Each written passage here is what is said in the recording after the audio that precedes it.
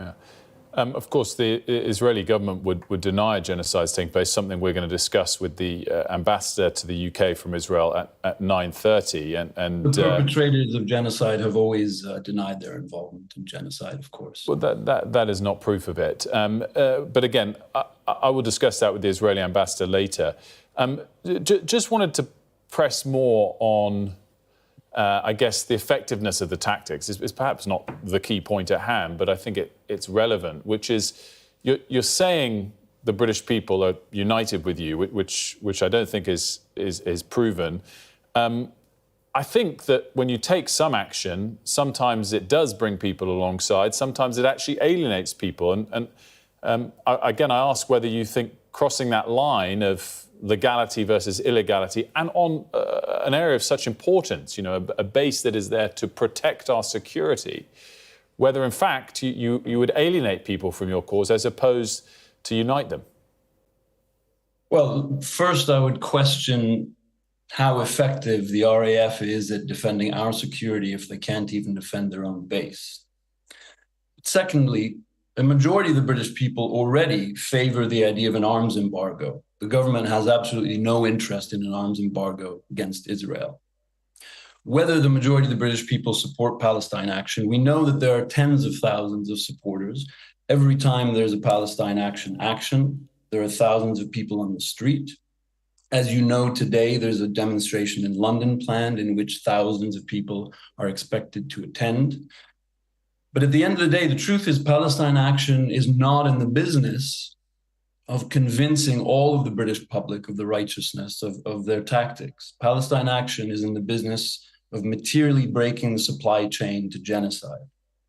And we know, look, Palestine Action is inspired by a very long tradition of direct action, a very long tradition of civil disobedience, a very long tradition and proud tradition in this country. We know that in the moment when these movements that we now consider heroes are operating, they're very often maligned by the government, they're very often maligned by the press, and they're very often maligned even by the public. But history proves that they are on the right side because this is one of the only groups in the country that's doing anything to materially end the genocide of the Palestinian people. Well, I mean, history sometimes proves that. And I guess what you just said is contrary to your earlier point that you think the British people are already united behind your cause. But again, I'll discuss the particular cause with the Israeli ambassador later. I guess my point comes back to whether, right or wrong, if the government prescribes you, what it leads to next, and what you expect to happen next. Would it be a huge swathe of your members being arrested? Well, the group hasn't been prescribed yet. So far, the tactics and strategies of Palestine Action remain the same. If it is prescribed, of course, the group will decide what to do then, but I can't speculate at this point what the plans are. Obviously, it's something that concerns Palestine Action, but I think it should also concern everyone, including journalists, because if it's prescribed, I mean, not only is it an absurd proposal, it would put Palestine Action, which is a Britain-based, civil society-based direct action group, it would put them on a list of people like ISIS and Al-Qaeda, which is totally irrational, no sense whatsoever. But it's also being rushed through Parliament extremely quickly. 10 seconds. These usually take months. Saeed Faruqi, thanks so much. I'm sorry that we are out of time, but really enjoyed the conversation. We thank you for joining us. Lots more still to come here on Sky News Breakfast. We'll be back after this short break with the day's top stories.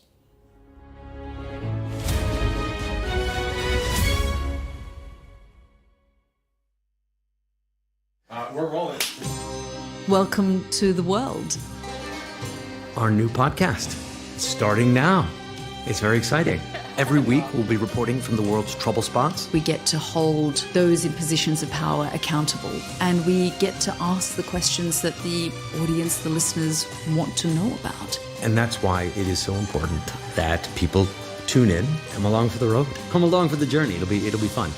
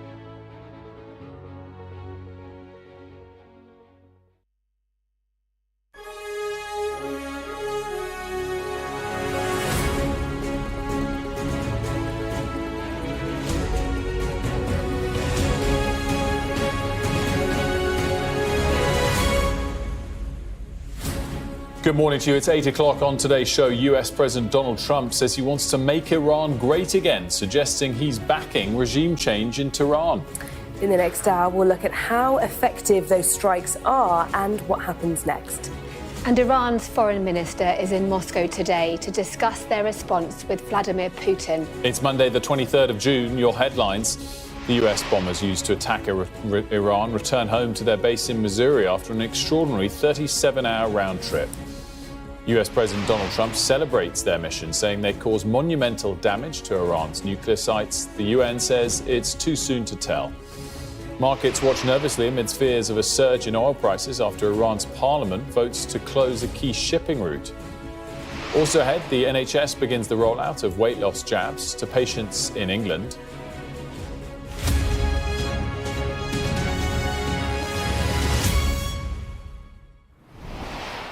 A very good morning to you. US President Donald Trump has suggested he wants to see a new government in Tehran to make Iran great again. He's celebrated the return of American bombers to their base in Missouri, saying they'd cause monumental damage to Iran's nuclear facilities. Meanwhile, the government has told us that plans are being made to repatriate British citizens who want to leave Israel. We've got full team coverage, as always. We're joined by Tom Cheshire, live in Jerusalem. Mari and Deb are both here in studio. Let's get to Tom first. For the very latest on not just what happened over the weekend, Tom, but what happened overnight. Yeah, overnight we actually heard the first we had from the supreme leader of Iran, Ayatollah Ali Khamenei. He was tweeting and he said that the punishment continues. He said the Zionist enemy has made a grave mistake and that punishment will continue. Well, that was accompanied by a salvo of ballistic missiles fired from Iran here into Israel. We received those alerts around 3 in the morning. Sirens went off in Tel Aviv, but that missile appears to have been intercepted.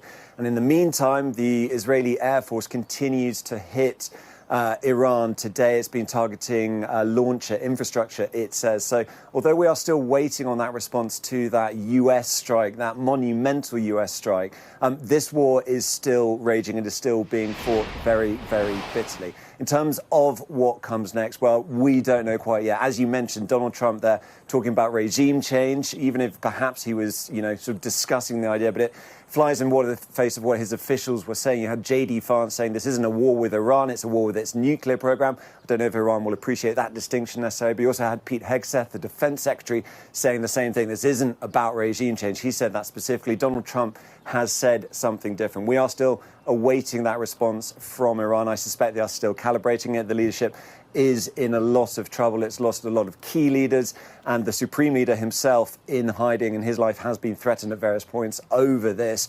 But we are still waiting for that Iranian response and whether it will be matching America or an escalation and what happens after that. Tom Cheshire, thanks so much for that. Deb, in terms of what the Iranian next step might be, I guess a lot depends on whether they've got big allies still to rely on. Yes, so the foreign minister was in Turkey yesterday and he gave a press conference where he said specifically about Russia that Russia is our friend, it's our strategic partner. He's going to be meeting with Vladimir Putin this morning in Moscow.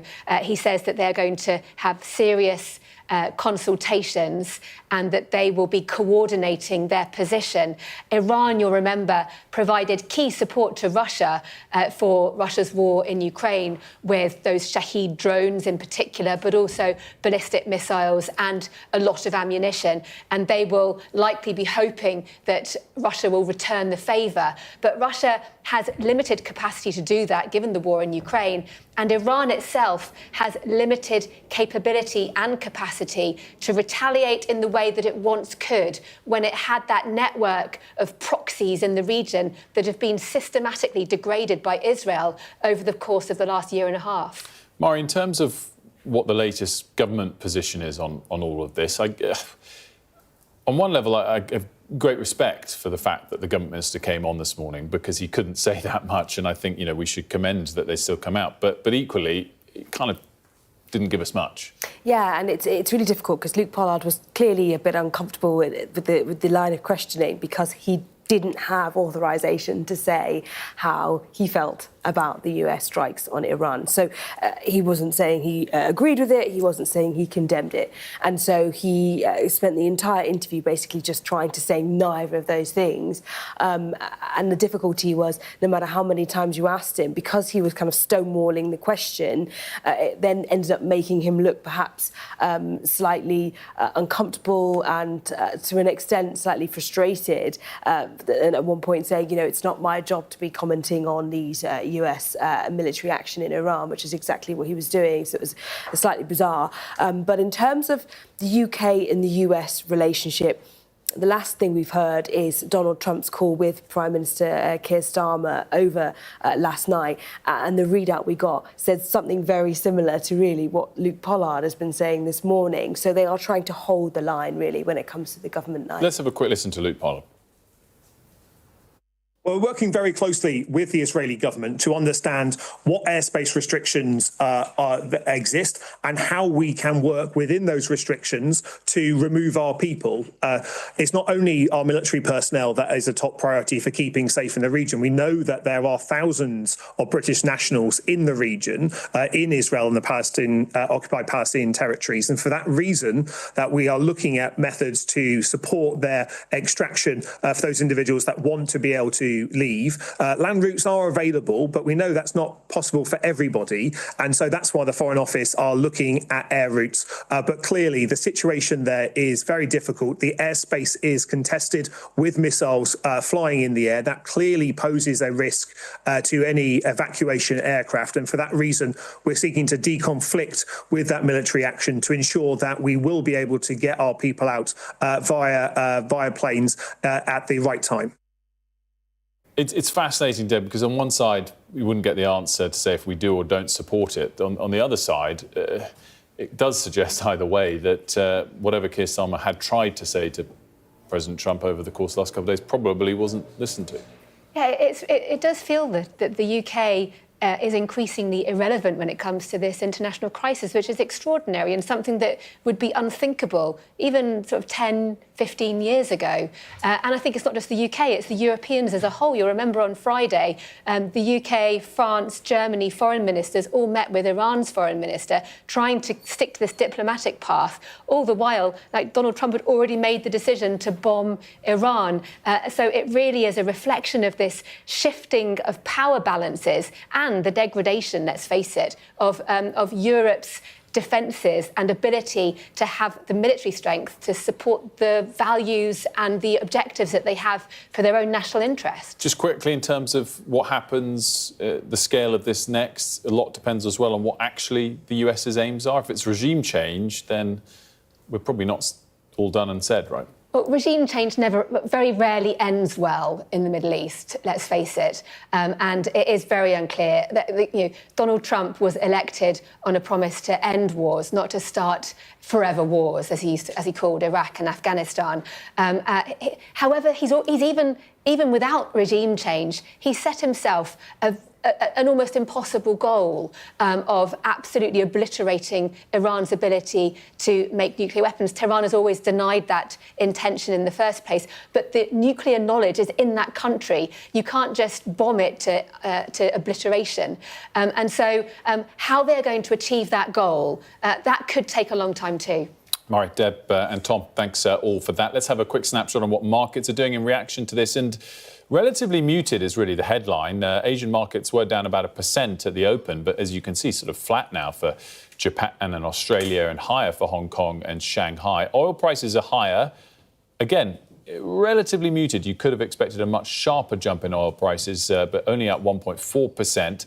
But worth noting through the month of June, of course, which has been captured by the Israeli action in Iran, oil prices are up over 20%. So a significant rise in recent weeks in oil prices, even if today, in reaction to the weekend's latest chapter of this Middle East conflict, only sees a further 1% increase.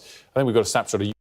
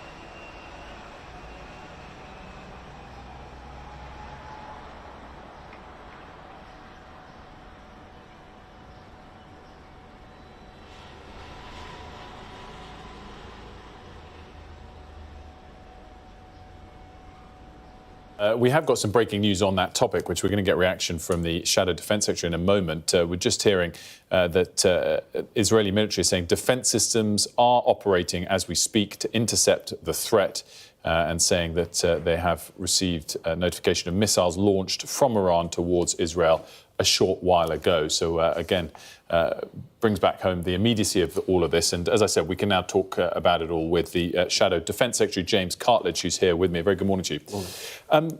Had a discussion with Luke Pollard from the Defence Ministry an hour ago.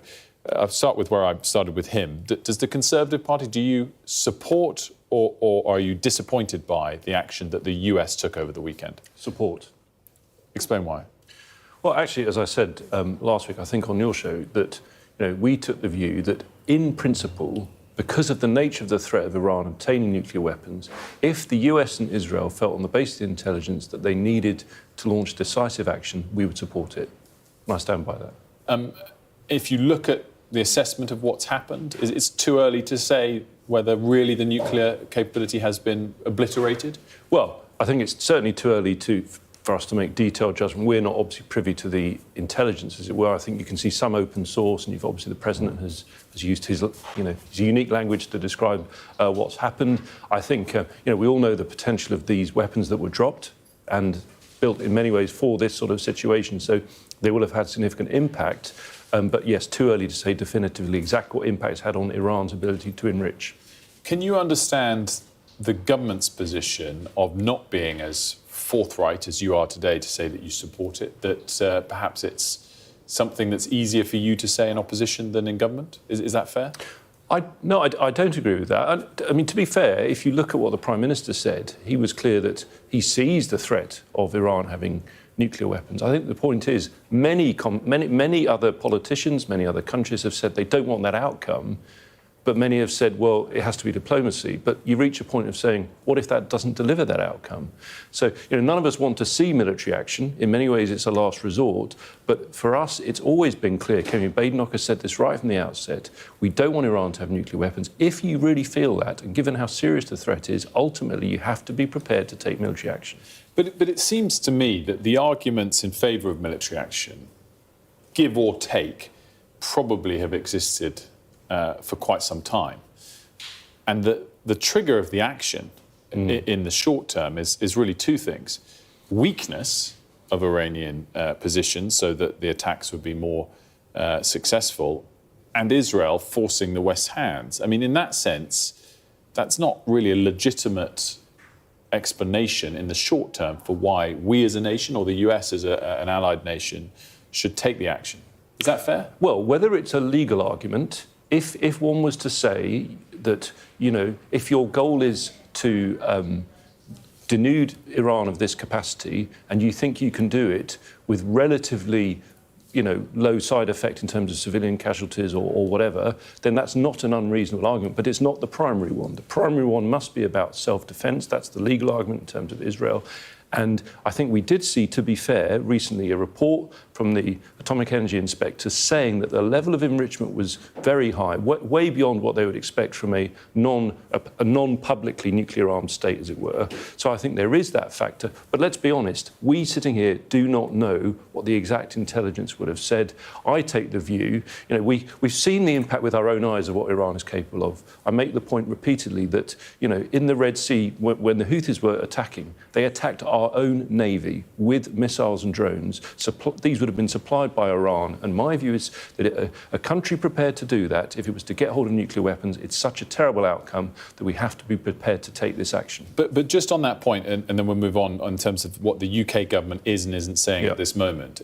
You're saying for the UK, for example, to either support this action or have been involved themselves, we have to be directly threatened in order for that to be the position. And if you and I aren't specifically up to speed on the precise details of the intelligence, maybe it's fair to say Israel was, maybe it's fair to say the US was. But if we weren't, and the intelligence doesn't say that, presumably it's fair to say that the government here shouldn't have been involved until that moment is met? I don't agree, because, look, I'm not a, if you like, expert in international law. I do understand that legal arguments about self-defence and the imminence of threat and so on, but ultimately you do have to make these judgments in the round about your ultimate public interest. I think from a UK point of view, the threat of Iran obtaining nuclear weapons is a threat to us, but also to our allies. And to your question, I think it's actually specifically the case in international law that it can be coming to the defence of an ally, not just a direct threat to yourself. So I think when you consider the intensity of the nature of the threat to Israel, which is an ally of the United Kingdom,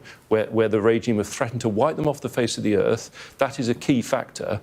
But also the United States is our closest military ally. So we support our allies in this because the threat is one that is shared with ourselves. It may be most intense for Israel, but I referred to what happened in the Red Sea. We see this as a threat to the United Kingdom. Does it make you uncomfortable to see the suggestion over the last 12 to 16 hours from President Trump on his social media that regime change might be a goal here, or is that a legitimate goal? Well, that's certainly something I haven't spoken about, or Kemi Badenoch or other Conservatives for that matter. Our focus has been on the threat, the nuclear weapons programme. It's not for me to comment on anything the President has said. That's his policy.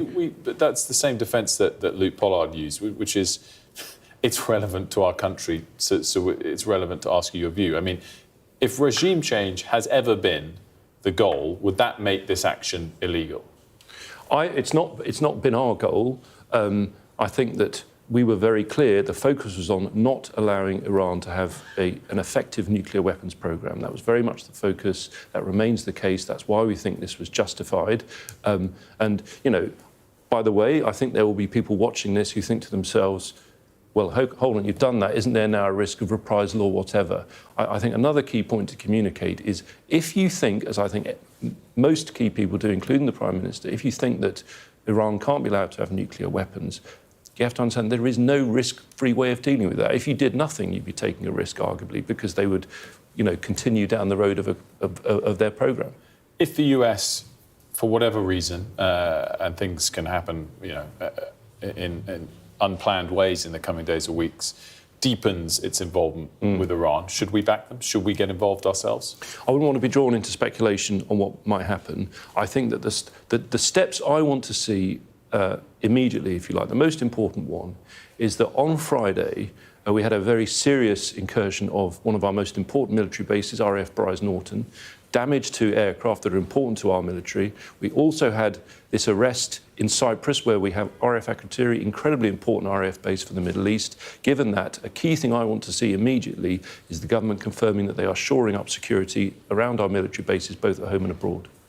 Which I guess is a sort of unrelated but important point, and the government did. Well, just because you asked about military, if you like, what steps could be taken next, for me, that is the critical one. Yeah, that's interesting. Just let's round off on that point. No one underestimates the significance of the fact that a base here was able to be broken into so easily. Is it right to use terrorism laws to respond to that rather than the rest of the legal structure? They clearly broke in. It's a military base. It's embarrassing for us. There's no doubt about that. But is it right to prescribe them? I agree with that. I think it's very serious indeed. It's not just the sabotage, which is... So you agree, you think they should be prescribed? Yes, I do. I think that just the seriousness of this is, remember what happened recently. The Ukrainians were able to destroy Russian planes on the ground. If you look at the way war is changing the use of drones, we have got to better protect our bases. And part of that is not just, if you like, physical security, the fencing, the wires, any electronic security or even use of counter-drone measures. Actually, if you have a deterrent through the law showing that people who do this will be dealt with appropriately, that is also a key part of your security. James Cartledge, thanks for joining us. Good to see you this morning. Thank you. We're going to have a quick look at the weather now. A bright start and always a warm welcome. The weather, sponsored by Qatar Airways. The weather is looking more unsettled over the next few days with cooler, fresher conditions for most. However, humidity likely to increase in the south, bringing the threat of thunderstorms later in the week. This morning, rain over the far north of Scotland will move through the Northern Isles before clearing away into the North Sea. There'll be showers for western Scotland, Northern Ireland and northwestern England. Elsewhere, it'll be a dry, bright start to the day with some good sunny spells in the south. Temperatures will be close to average for the time of the year, but it will still be warm in the south with a daytime high of 23 Celsius and 73 Fahrenheit. A bright start and always a warm welcome. Qatar Airways sponsors the weather. So to come here on The Breakfast Show, we'll be talking to Sam and Anne about all of the week's politics.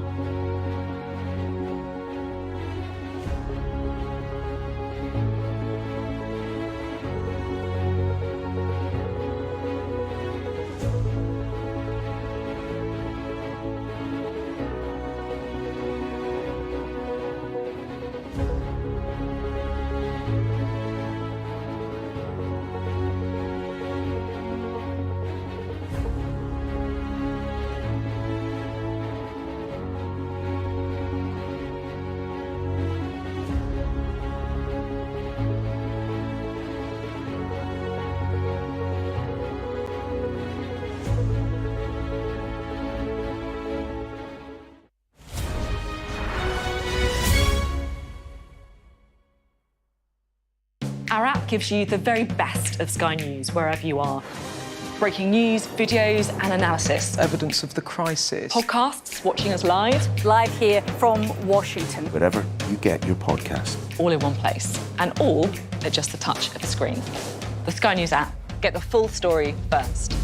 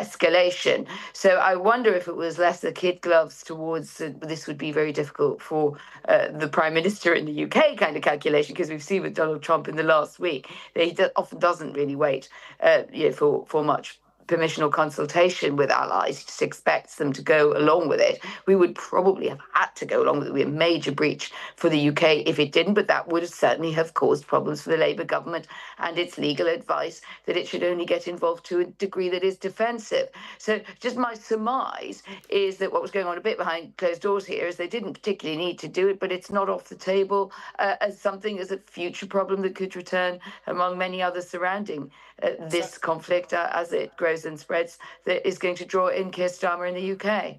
Sam, is there division of opinion within government, and I guess even within the smaller group that one guesses is involved with this? It's probably the Prime Minister, probably Peter Mandelson, probably David Lammy.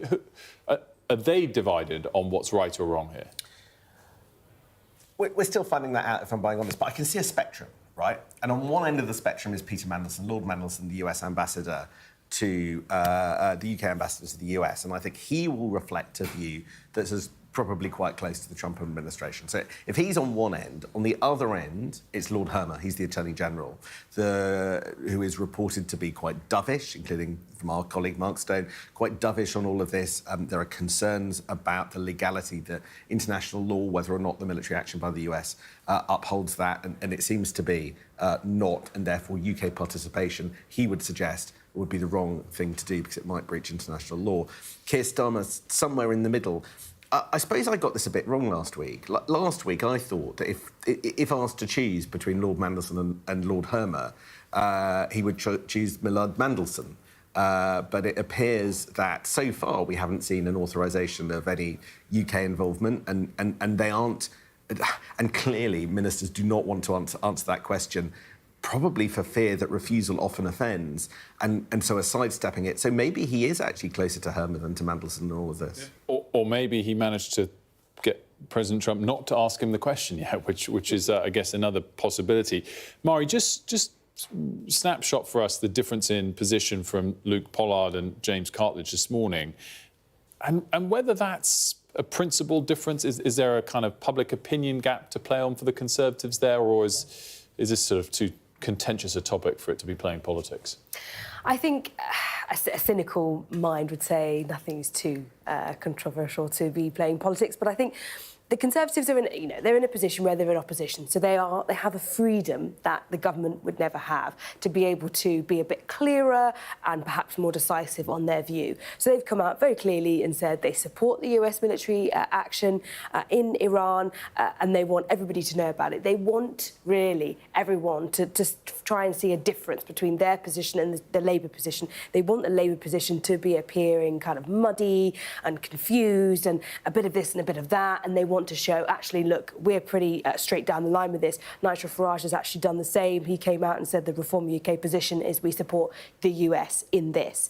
And so they are hoping that perhaps that will create a bit of a divide between their position and Labour's position, and that those who are perhaps a bit more sceptical about Iran or the Iranian regime might then look to them as perhaps a voice of wisdom, as it were, on this, in comparison to the Labour position. The difficulty is Labour's in government, and therefore they have to be much more careful about what they say, but also Labour are grappling with different factions of their own party, some of which will be incredibly uncomfortable with the possibility of military action in the Middle East. And snapshot for us the views around Europe. I mean, amazing, obviously, timing that we just had the G7. We're about to have NATO, so maybe we'll get more meat on the bones for this coming up. But is the position similar in Paris and Berlin, where maybe they just don't want to speak up and express a view either way, and indeed their view perhaps isn't that relevant?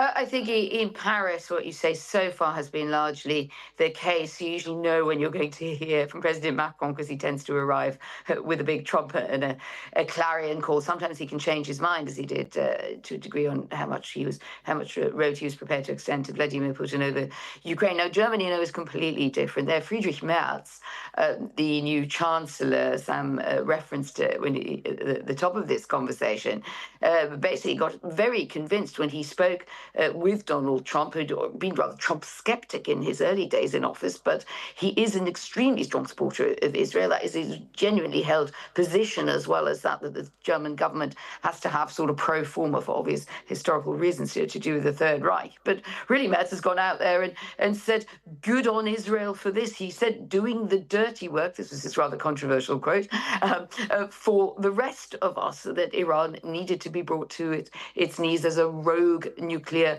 power. So no, Germany is really quite far out there. That is an unusual constellation if you think back to something like the Iraq crisis, where Germany was always very cautious under Angela Merkel about international military involvement. Of course, it was the Brits who were going along their side saddle with the US on that one. So I think this really has room to roll out. I do notice that in the statements that the UK has made towards Israel, there seems to be, David Lammy is trying to signal there, the Foreign Secretary, understanding that of the perturbation and the threat that Iran poses through this nuclear program to Israel. But when you go across, as we've described in the transatlantic conversation, we seem to be much more emphasizing, playing two ends of the piano, if you like. The other end of the piano is de-escalation. We support de-escalation. So there is a risk, and I don't think this is only a Conservative talking point, of a kind of Keir model emerging, in which one statement doesn't seem to entirely cohere with another. But my guess is that the British government thinks, well, this is going to play out pretty soon in the next days. They will keep their powder dry for when they have to actually decide which is the real tune, as opposed to these slightly. So they're not completely paradoxical, but they just feel like they're for different audiences at the moment. So, Sam, I'm interested the extent to which either this provides, I mean, again, being kind of cynical, political opportunity to get other stories out, or whether it provides something that you and I have talked about many, many times, the opportunity for the Chancellor or the Prime Minister to come out and say the world has changed, so our rules or our plans need to change. And again, I say this in light of reporting from Sky News that we might be about to pledge 5% of GDP on defence spending, albeit by 2035.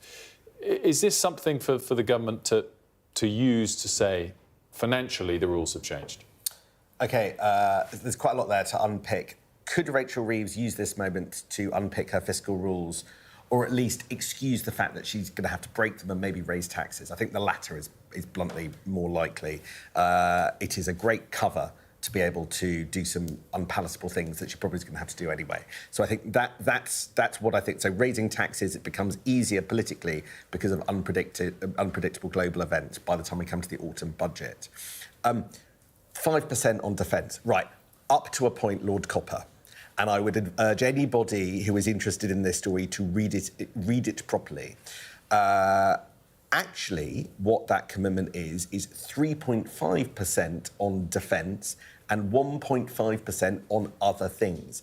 And those other things, frankly, are things that countries like Germany probably were going to do anyway. So, and we at the UK already wrap in things like pensions to our, 2.5, 2.75, we get. So it's not quite as much as it sounds, and it's a long way off. So I don't think that is going to trouble the fiscal calculations.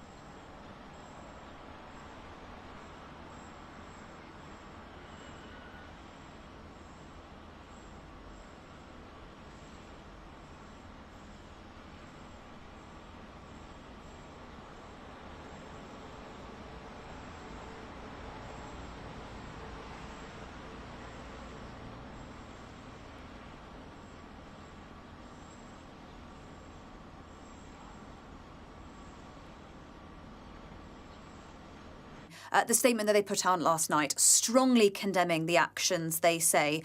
In that press conference, the Foreign Ministry spokesperson also talked about China's role in keeping communications open. This has often been quite important for the Chinese at moments of global conflict, such as the Ukraine war. They like to position themselves as a power that could help negotiate, that could help de-escalate. But importantly, I think in what was said today, the spokesperson specifically spoke about communications with Iran and specifically mentioned a phone call that went on last week between China's Foreign Minister Wang Yi and Iran's Foreign Minister. So I think no secrets there really about which side the Chinese are on in this. Crucially, there is a key way that this could escalate that China has a very strong interest in preventing, and that is the economic escalation, particularly. There's two things that could happen. Firstly, the Americans could theoretically target directly Iran's oil exports by bombing particular ports that would really bring those exports to a halt. But probably more problematic for the global community would be the closure of the Strait of Hormuz. That would be hugely detrimental to economies across the world, particularly here in Asia. 20% of the global oil and gas supply comes through that very narrow shipping passage that at its narrowest is only just over 20 miles wide. Many people say that would also be a lot of self-harm to the Iranians. Perhaps they wouldn't choose to do that. Perhaps they would choose more targeted sort of attacks to kind of destabilize supply but not bring it to a halt. But it's worth saying that China has a huge interest in this because China buys 90% of Iran's oil, 90% of it. So it will no doubt be using its huge diplomatic might to try and impact that. And this particular issue of the Strait of Hormuz was mentioned in that press conference as well. And in it, the spokesperson spoke about the important corridor for trade, this common interest, he said, for the international community in keeping it open and calling for that de-escalation again. So look, China has big economic interests in the sort of prevention of de-escalation here, but it has political interests too, because there are many ways in which the events of the last 48 hours or so really play into this narrative that China, along with its ally Russia, have been spending many years trying to perpetrate, and that is that America is not the good actor in the world, that if other countries want to look to a stable superpower, they should look east. And I think there are probably other ways in which the Chinese will be looking to make sure this whole situation does not disadvantage them and, in fact, perhaps potentially plays to their advantage. Helen Ann, as always, thanks so much. Helen Ann Smith for us there in Beijing. Still coming on The Breakfast Show, we're going to talk more about the situation in the Middle East, including with Matthew Saville, Director of Military Sciences at RUSU.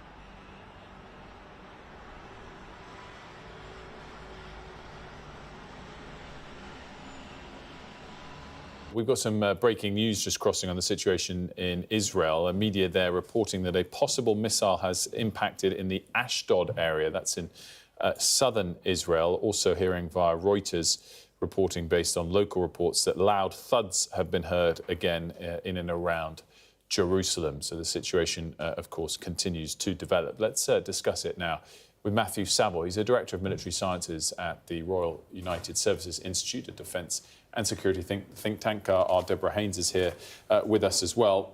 Matthew, first of all, just give us your snapshot on where we are of this, the significance of the US strikes, and I guess as we see, clearly Iran is still retaliating, the chances that this does lead to a sort of peaceful resolution from here. Morning. I mean, the initial reaction is that the whole operation, Midnight Hammer, is a demonstration of the kind of military capability that only the US really brings at the moment in terms of a kind of global strike operation with that much precision and preceded by an enormous wave of combat aircraft to suppress Iranian air defences and involving aircraft carriers and submarines and that sort of thing. So there's a demonstration of the firepower that they can bring to bear here. I think the question you're asking, though, is well, will that change Iranian calculations? The involvement of the US directly is something they've been looking to avoid. They are now in even more of a dilemma than they were before, and it's notable that we haven't yet seen a response directed at the US. They are continuing to fire at the Israelis, although in very small salvos. So I think the military situation is pretty poor for them, and a lot of this will depend on, does the regime think they can gamble with a response that won't result in the US toppling them? Matthew, in your assessment, could the Iranian regime easily hit a US or British asset for that matter, or are they not in fact able to? So their ballistic missile stockpile, it sounds like it's been severely depleted, and we're all kind of guessing at how big it is, but in terms of what the IDF has said about destroying launchers as well as missiles, you could see the salvos diminishing. The Iranians haven't used many of their cruise missiles, and they've probably got many more drones, and most of the targets they would aim at, US military facilities in the Middle East, many of which involve UK personnel, do have defences, but they are nowhere near as heavily defended as Israeli cities are. So they have the ability to at least throw an awful lot at those bases. Deborah, what do you think the trigger is for further US involvement? This sort of attack that we're seeing, which sounds like it's more of the same of the Iranian response that we've seen over the course of the last week, is that enough for President Trump to want to do more, do you think? Well, they've shaped their Operation Midnight Hammer around the intent of obliterating the Iranian nuclear program, and it's nobody that I've spoken to believes that they can do that from this one, albeit significant, strike alone. And so, if that is the intent, then they, either if Israel can't manage to achieve that with its military action, then presumably the Americans would need to do more. The trigger, though, in the immediate term for further American military forces striking against Iran would be a retaliatory response by the Iranians, which most people anticipate will happen. But clearly, like you've said, the Iranians are biding their time and choosing what to do. Matthew, you've got a minute left. My other big picture question is, we've talked for a long time about other countries, China in particular, catching up with US military capability. Have we seen over the weekend that that's not the case? Or in fact, in 5-10 years, would other countries be able to do the sort of thing they did? Well, I think it's worth noting that other countries are catching up in different areas. I mean, the first thing is the B-2, which is the stealth bomber the Americans used, they're already building the new version and are flying it, the B-21. So they have a better version of that already. But China is building aircraft carriers, it's building up a massive missile force and a large air force. What it's doing is configuring itself for the Indo-Pacific. So America can attempt almost anything, anywhere, but we should be concerned that countries like China are building up militaries configured for their, the things that they might use it for. Really, absolutely fascinating. Great to have you, as always, Matthew, and Deborah as well. Thank you very much. We are out of time, alas. So we're going to take a quick break here on Sky News Breakfast. When we come back, we'll have all of the day's top stories. We're also building up to that interview at 9:30 with the Israeli ambassador to the UK. Don't go anywhere.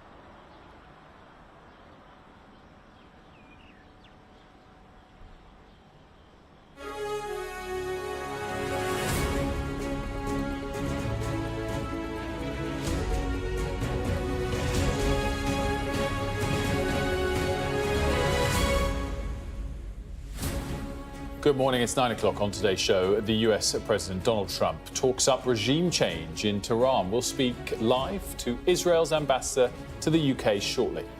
Iran's foreign minister will meet Vladimir Putin in Moscow. We'll look at the role Russia might play in this conflict. And we've just learnt that Ukraine's President Zelenskyy is here in the UK and will meet with the Prime Minister later today. It is Monday, the 23rd of June. Your headlines: the US bombers used to attack Iran return home to their base in Missouri after an extraordinary 37-hour round trip. US President Donald Trump celebrates their mission, saying they caused monumental damage to Iran's nuclear sites. The UN says it's too soon to tell. Also ahead, at least 5 people are killed in Russian strikes on Kiev. President Zelenskyy is here in the UK. And the NHS begins the rollout of weight loss jabs to patients in England and Wales.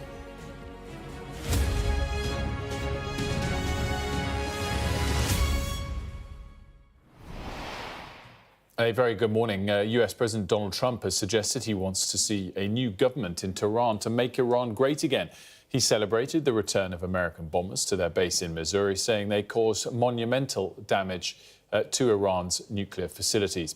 Meanwhile, the government has told that US plans are being made to repatriate British citizens who want to leave Israel. Well, at 5:30 this hour, we'll be speaking live to Israel's ambassador here in London. But first, we've got full team coverage for you of this unfolding situation. Tom Cheshire's live in Jerusalem for us, Ivor Bennett in Moscow, Deborah and Sam here, as they have been over the course of the last hour for the reaction here. Let's go first to Tom Cheshire. Tom, bring us up to speed with the latest, I guess, not just over the weekend, but what has been happening overnight and this morning. Well, just in the last few minutes, Wilfred, actually, we've had a wave of missiles, ballistic missiles fired from Iran. We heard the thud of interceptors overhead as those missiles were intercepted. We don't know the extent of any damage, whether there is any damage so far. But clearly this is continuing. There was an alert last night to another wave of ballistic missiles. We actually heard from the supreme leader of Iran for the first time since that stunning US strike on Iranian nuclear infrastructure. He said that punishment would continue, but he was referring to the Zionist regime. So speaking out Israel, perhaps including the US, but certainly not singling America out. So it seems like that response to that US strike, it hasn't been decided yet, and that level of retaliation. Now, American officials, including the Vice President, J.D. Vance, the Defense Secretary, Pete Hegseth, they were very keen to say this wasn't about war with Iran. It was a war on Iran's nuclear program, as J.D. Vance said it, and this wasn't about regime change specifically. But then we had Donald Trump posting on social media saying, well, maybe there will be regime change. There's been a lot of back and forth, a lot of guessing about intentions, and that strike, of course, was a huge surprise. But mixed messaging comes from the US, and that may influence Iran's reaction. We haven't had that specific reaction yet, that retaliation yet to come. Tom, great stuff. Thanks so much for that. Well, a big factor, of course, in what Iran's reaction will be depends on how much support they have from their allies. Let's bring in our Moscow correspondent, Ivor Bennett. Ivor, talk us through what's happening there in Moscow today. Yeah, all eyes diplomatically, at least today, are going to be on Moscow, where this is a meeting between Iran's Foreign Minister Abbas Araghchi and Vladimir Putin. Russia and Iran have very close ties, of course. They signed this strategic partnership deal in January. And the question being asked is, of course, how will Moscow support Tehran in all this? If Araghchi is hoping for military support from Vladimir Putin, though, I think he's going to be disappointed, because all of Russia's resources and attention right now are focused on Ukraine, and they don't want to be dragged into another conflict. And more than that, they're also pursuing warmer ties with the US, of course, and those would be jeopardized if they start helping out their ally in Iran. On the other hand, though, they're very wary of things progressing towards regime change there. They lost an important strategic ally in Syria when the Bashar al-Assad regime fell in December. They don't want the same thing to happen here. So they are working very hard to find a diplomatic solution to all this, working behind the scenes to talk everyone down. And they're uniquely placed to do that because, as well as these strong ties with Iran, they've got historical warm relations with Israel. And then there's this budding personal relationship between Vladimir Putin and Donald Trump. So I think Putin today will be trying to play peacemaker. He knows that Tehran has to respond, but he will hope to persuade them, I think, to limit that response to a symbolic one and hope that everyone then can draw a line underneath all of this. Ivor, great stuff. Thanks very much for that. Well, as I said, Sam and Deborah here in studio with me. Sam, talk us through your sort of assessment of the UK government position on all of this, what they have and haven't said, and who's listening. The government is really walking a tightrope today. It's basically saying it backs the ends, stopping Iran having a nuclear missile. So it appears they differ on the assessment of just how close Iran was to achieving that goal. But it does not appear to back the means. David Lammy, quite upfront this morning, he's saying this is not the UK's conflict. We did not take part in it. Slightly different tonally from the Prime Minister yesterday, who was keener to emphasise the support the US has for the support the UK has for the US's ends and the determination not to allow Iran to get a nuclear weapon. So there is a difference. And all the way along, there have been differences. It was 6 days ago that Keir Starmer appeared to misread the US president, saying there were no plans for the US to bomb Iran, just as his German counterpart was saying that there were. So same sets of information, but different conclusions by different world leaders. That was odd. There was no requirement for the US to ask the UK to use Diego Garcia, which may have prompted a rejection from the UK. We don't know, but that awkward diplomatic moment avoided. I think the tanker's potentially refuelling in midair in order to avoid some of that diplomatic awkwardness. So if Britain's role globally at moments like this is to hug the US close, there are definitely fissures in that in a way that there wasn't over, for instance, the war in Iraq 20 years ago. So that is interesting. We'll hear a lot from David Lammy today, 3:30 probably. It'll be him up in the Commons to talk about what's going on. He's played a pretty pivotal role, David Lammy has, meeting American counterparts last week, then flying to Geneva to hold face-to-face talks with the Iranians themselves. The UK, France and Germany are part of this caucus urging de-escalation and a return to the negotiating table. It's hard to see anybody particularly being keen to negotiate, though, just so few hours after the bombs fell. It's interesting to have I mean, it's one way you could say, and not trying to be blunt about this, David Lammy has played a pivotal role. On another level, has his role been totally irrelevant? Yeah, I mean, unfortunately, the British and the European voices in this crisis have had no bearing on the actual actions. I mean, when you had David Lammy and his French and German counterparts in Geneva, as Sam was saying, meeting the Iranian foreign minister on Friday, by that moment, Donald Trump had already made up his mind to bomb Iran. And so all these calls for de-escalation are not being listened to in Washington. And so in terms of the hopes for diplomacy, it really were, as we were hearing from Ivor in Moscow, it comes down to the traditional big powers. We're back to a kind of almost Cold War kind of era where you have the US and potentially Russia having to come up with some sort of arrangement, because if the two of them can come up with an arrangement for what happens in Iran, then maybe that will contain the crisis. But fundamentally, the big point to remember is that Iran's ability to respond has been severely degraded by Israel's actions in the region over the last year and a half. And so while, yes, it will want to and need to retaliate, whether or not that's effective is it remains to be seen. Deborah, Sam, as always, thank you so much for that fascinating perspective. Our thanks to Ivor and Tom in Jerusalem and Moscow themselves. Let's tell you what this is doing to markets. Asian markets, in fact, relatively muted the response there, as we've seen the Nikkei and Asian stock markets did close down, but hardly, having been down much more earlier in the session. Hong Kong and Shanghai, in fact, closed higher. European markets also relatively muted response. We can have a quick look at those for you. We are seeing European markets lower, but fractionally. The FTSE's down 0.1%. And oil prices for you paired their jump earlier as well. We were up 1.5% earlier in the session, now only up 0.5%.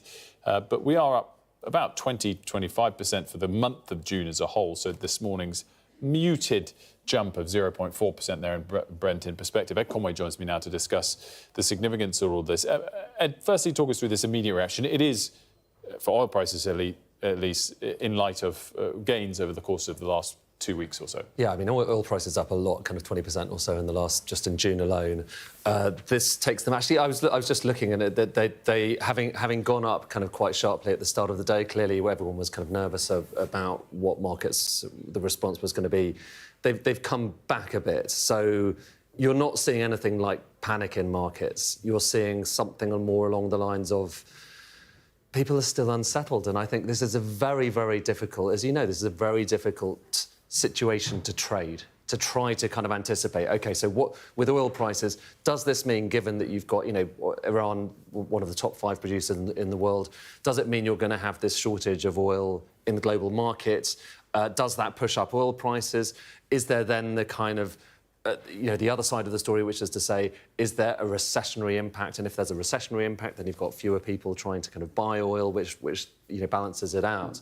But broadly speaking, when you look at the degree of instability that this, on top of a trade war, on top of uncertainty about what's happening in, you know, Europe, on top of concern about, you know, the energy transition and industrial energy prices, the whole you know, caboodle now comes together, and I think is desperately unsettling for traders and for businesses trying to understand what this means for them. One of the other sort of more niche aspects of this is, as we were reporting earlier, Iranian parliament voting to close the Straits of Hormuz. Whether they actually really affect that in a meaningful way or not, we shall see. But that is hugely significant, probably not yet reflected in oil prices, if that happens, because it is it's a sort of main artery for lots of Middle Eastern countries, Qatar as well and others, to get their oil and gas out to the rest of the world. It's one of the, so there are a few choke points around the world, these points through which a lot of shipping has to travel, and the Straits of Hormuz is one of them, and particularly important for energy, given, as you said, you know, that's a lot of energy coming out of the Gulf. Particularly important, you know, for Europe, because that's a lot of shipping for Europe that's usually kind of expected to go around there.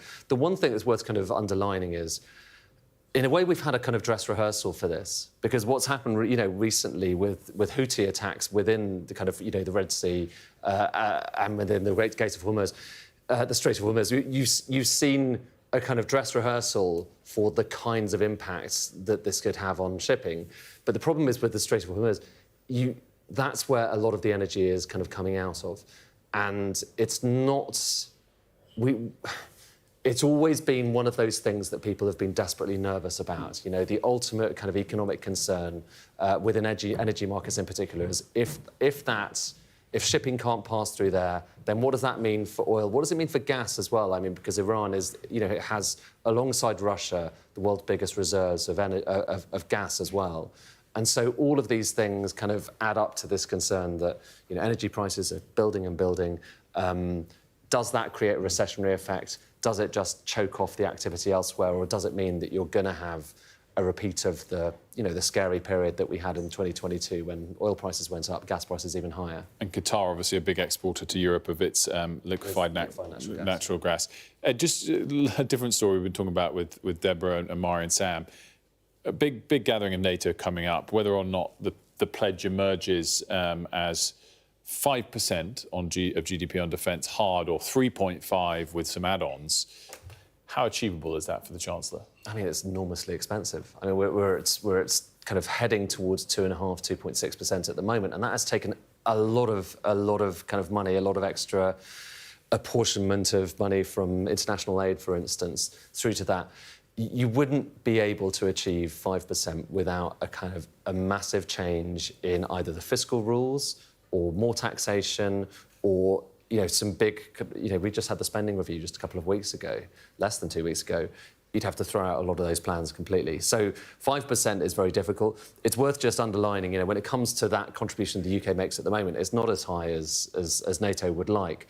But the proportion of kind of equipment, if you kind of break it down, because that 2.5% actually includes a lot of other stuff that people might think that doesn't have much to do with actual military capacity, things like pensions. If you break it down to things like, you know, equipment purchases, the UK actually one of the biggest, but the US obviously is way ahead of everyone else. And what this comes back to again is, you know, here we are with the US having intervened. That was the complete game changer on this conflict that's going on right now.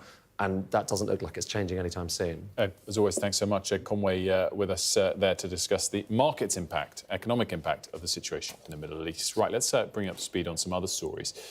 Well, the UK and its NATO allies have agreed, as we just mentioned, to increase spending on defence to 5% of GDP by 2035, according to sources with knowledge of the deal. Sky News has been told ambassadors of all 32 alliance member states signed off on new spending ahead of a summit of leaders at The Hague on Tuesday. The government will today inform Parliament about moves to proscribe the group Palestine Action under the Terrorism Act after activists vandalised 2 planes at RAF Brize Norton last week. The move would make it a criminal offence to belong to or invite support for the group. One member of the group, Saeed Farouqi, told this programme earlier that they didn't regret the protest. I think it's completely irrational, without precedent. I mean, it's a knee-jerk reaction from the government. And it seems like they're trying to rush through this legislation based on the fact that Palestine Action was able to humiliate them and show serious flaws in the defences of the RAF base itself. Cutting electricity costs for 7,000 energy-intensive businesses will be a key part of the government's 10-year industrial strategy to be unveiled today. From 2027, manufacturing firms will be exempt from paying green levies on their energy bills, cutting costs by up to 25%. Manufacturers have previously warned crippling power costs are far higher for UK businesses than competitors overseas. Ukraine's President Volodymyr Zelenskyy is travelling to the UK today to hold talks with Prime Minister Sir Keir Starmer. These are live pictures from Kiev, where at least 5 people were killed in Russian attacks overnight and over a dozen people injured. Mari's here with us. Mari, we just learned of this, in the last hour or so?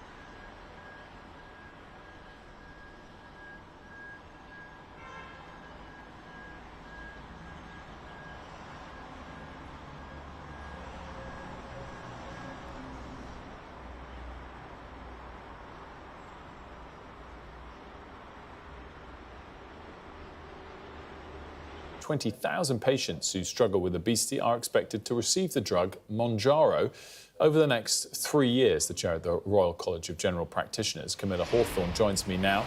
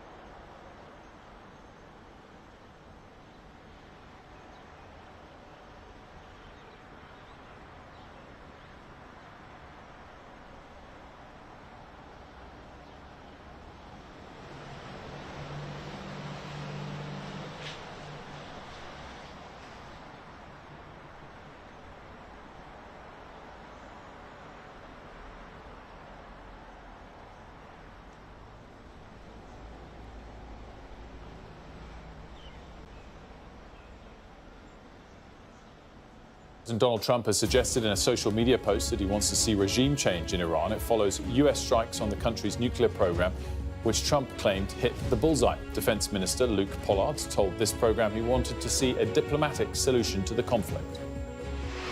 The government also told this program that they're working with the Israeli government to arrange flights out of Israel to bring British nationals out of harm's way once the airspace is opened. There's also fears about rising oil prices after Iran's parliament voted to shut the Strait of Hormuz, a major shipping route. The EU's top diplomat has warned that would be extremely dangerous. The Prime Minister is set to host Ukraine's President Volodymyr Zelenskyy for talks today in London. It comes after at least 5 people were killed in Russian attacks in Ukraine overnight and over a dozen people injured. Well, there have been reports of further explosions over Jerusalem this morning and the Iranian capital, Tehran, as well. Let's get reaction from the Israeli ambassador to the UK, Tzipi Hotovely. Good morning to you, Ambassador. Thanks so much for joining us. Good morning, What is the latest overnight, the last 12 hours? First of all, there is the latest coming from the last hour because Israelis are now in shelters. There was a severe attack on Israeli center cities. And we've seen also yesterday that Tel Aviv was attacked. We saw children coming out of totally destroyed houses. So they're targeting our civilians. They're targeting innocent families. That the only reason why they're saved is because we have a very good air defense systems, together with very disciplined people going to the shelters. But Israel's been suffering from over 500 ballistic missiles being directed to very populated areas in the center of Israel, which is something no country in the world can tolerate. Ballistic missile is something that is like a double-decker. Think about the London Red Bus, full of explosions being exploded in the center of London. No country in the world can accept that. And this is why part of our mission is not just the nuclear sites, but also the ballistic missile program of Iran. They were accelerating this program. They were creating mass production of the ballistic missiles. And our Air Force is striking again and again ballistic missile launchers and all the factories that are producing them. Are they striking this morning, your Air Force, or is there a pause? There is ongoing operation. And let me, first of all, start with something a little bit positive. The world is a much safer place after what happened Saturday night, the American attack on Fordo, Natanz and Isfahan. This American attack is a game changer in the Middle East. Together, of course, with our military operation that has been going on for over 10 days in Iran. Iran, without nuclear capabilities, the world is a much safer place. And you know, for the UK, it's been a threat for a long time. Prime Minister Keir Starmer said it just yesterday after the American strikes. He said Iran's nuclear program has been a threat for international security. So this is a threat for your country as well. How grateful are you to the United States? Oh, we're very grateful for our American friends. I think this is one of the most brilliant cooperations between our armies, between the leaders. You've seen Trump and Netanyahu, President Trump, Prime Minister Netanyahu, speaking so closely with each other the last few weeks. The coordination was intimate, really, to achieve this goal of preventing from Iran having nuclear power. Are you disappointed that the UK, I guess, either weren't directly involved or since these attacks, and I asked Luke Pollard, the government minister, explicitly whether he would in support of the US involvement or disappointed about it, and he wouldn't give an answer. Would you have liked to have seen a more clear level of support from the UK? Well, I think it's clear that we are making a great service for your country as well. We're doing a great service to the whole world. We heard the opposition leader saying that. I read a great article by former Prime Minister Boris Johnson saying that clearly. This is a service not just for Israel. We are obviously fighting existential threat for our country, but at the same time, we are fighting a regime that was spreading death and terrorism for all around the world. They killed over 900 Americans. Your own MI5 and MI6 were saying that Iran is a great threat for UK people, for UK soul, for Jewish communities in this country. So this is a regime that was really spreading death in the last decades, and it's time for the world to say to the Iranian regime, you must stop, you must stop. And I think by operating and by not letting the Iranians keep on fooling the world and lying to the world like they did for so many years, over 20 years of diplomatic efforts that in the end of the day finished with 60% enrichment of uranium. No country in the world is enriching uranium to this level. This is a military level, only for military purposes. It's enough to have 3.7 for civilian purposes. So it's obviously they were moving forward, accelerating to get nuclear weapons. And I think we made the world a much safer place. Is regime change something that Prime Minister Netanyahu and President Trump have spoken about over the last few weeks? Obviously, this is not part of the aims. This is for the Iranian people to decide if they want to change the regime. But clearly that those type of things, like the ambition to have nuclear weapons, is weakening the regime very much. And again, we're not targeting the regime. We are targeting the nuclear capabilities, the ballistic missile capabilities. But if, in the end of the day, this regime, the Iranian people will decide they want a better regime, I think the world and Iran will have better life and better future. So you would welcome regime change ultimately? Only if the Iranian people will do it, because this is not part of our aims. There was a report over the last week that Israel wanted to take out the Ayatollah personally. Is that not true? We didn't try, and it's quite obvious to me that the IRGC in general, they're all under the way we see it, prescribed by the Americans, and this is a terror organization. They're operating the way terror organization is operating. So they're all part of this very, very dangerous regime, and we're not targeting at the moment the leader. But we are clearly saying that in the end of this operation, Iran won't have capabilities to hurt Israel and to destroy Israel. In terms of the nuclear capabilities, how certain are you that it has, in President Trump's words, been obliterated? I imagine there's great destruction on the ground, and satellite imagery, for example, can only gather so much. I guess what I'm getting to is, will it require at some point ground troops to investigate the extent to which their nuclear capabilities have been diminished? At the moment, we can say that there is a severe damage to the nuclear site in Fordo, and this is exactly what we wanted to achieve, because as long as this site is totally useless in terms of the ability to produce nuclear weapons out of it, and as long as the enriched uranium that was in Natanz and in other nuclear sites is totally not being available to the regime to create nuclear weapons, then we are in a different place. And this was our commitment. This was the Prime Minister's commitment. He said to the people of Israel, after we finish this operation, Iran won't have nuclear capabilities to destroy the state of Israel. And I think he made his word and he's made his promise. How under threat, I know we touched on this at the top, how under threat do you think Israel is right now from an Iranian response? Or does the last 9 or so days give you confidence that Israel, with its allies, has the ability to resist the vast majority of Iranian capability? Well, first of all, it's up to the Iranians how much they want to continue and to create a bigger problem, because so far we have a very clear plan about what we want to achieve, and we're going by the plan. Every day we're achieving more to reduce the capabilities of the regime to hurt us.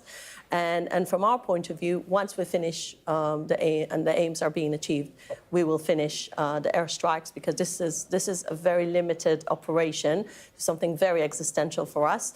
And it's up to the Iranian regime. Now, they've been firing on our people for the last 10 days, and it didn't start in the last 10 days. Last April, they were firing 300 ballistic missiles and UAVs also on the Israeli people. So this is going on for a long time, and I believe that it's time for the Iranian regime to decide if they want to keep on escalation and keep on firing, then of course we will operate to prevent for them to do that. Do you think British assets in the region, or indeed British citizens in Israel, are under threat? I believe they're not, and we didn't ask any help from the British government, and we're not expecting to any involvement of the British government in this. We're very grateful to American friends, and this is an Israeli operation that, being supported by the American president. And I think the reason they were operating is because it was a direct threat to America as well. For 40 years, the regime is calling death to America, death to Israel, and we're stopping this regime to do what it was planning to do. wanted to move on, Ambassador, and talk about the situation in Gaza. Sky News recently released a documentary, Gaza Doctors. Did you catch that documentary? No, I didn't. And see it? I haven't. It's a very powerful piece, and if you have time, I'd highly recommend it. But it followed two doctors over a number of weeks in Gaza, Dr. Tom Potoka and Dr. Victoria Rose, and they documented extensively what they were witnessing. And as I said, it's very powerful, but it was very revealing. And I would say the central claim in the documentary from two people on the ground there was that there is an unacceptable number of children being hit by your government's attempts to hit Hamas. What is your response to that? Well, a war is a horrible thing, but we didn't choose this war. At the 6th of October, there was a complete ceasefire. We let the Palestinians live their life peacefully. It was Hamas' decision to attack our cities, our children, to rape our women, to kill and butcher innocent children in their bed.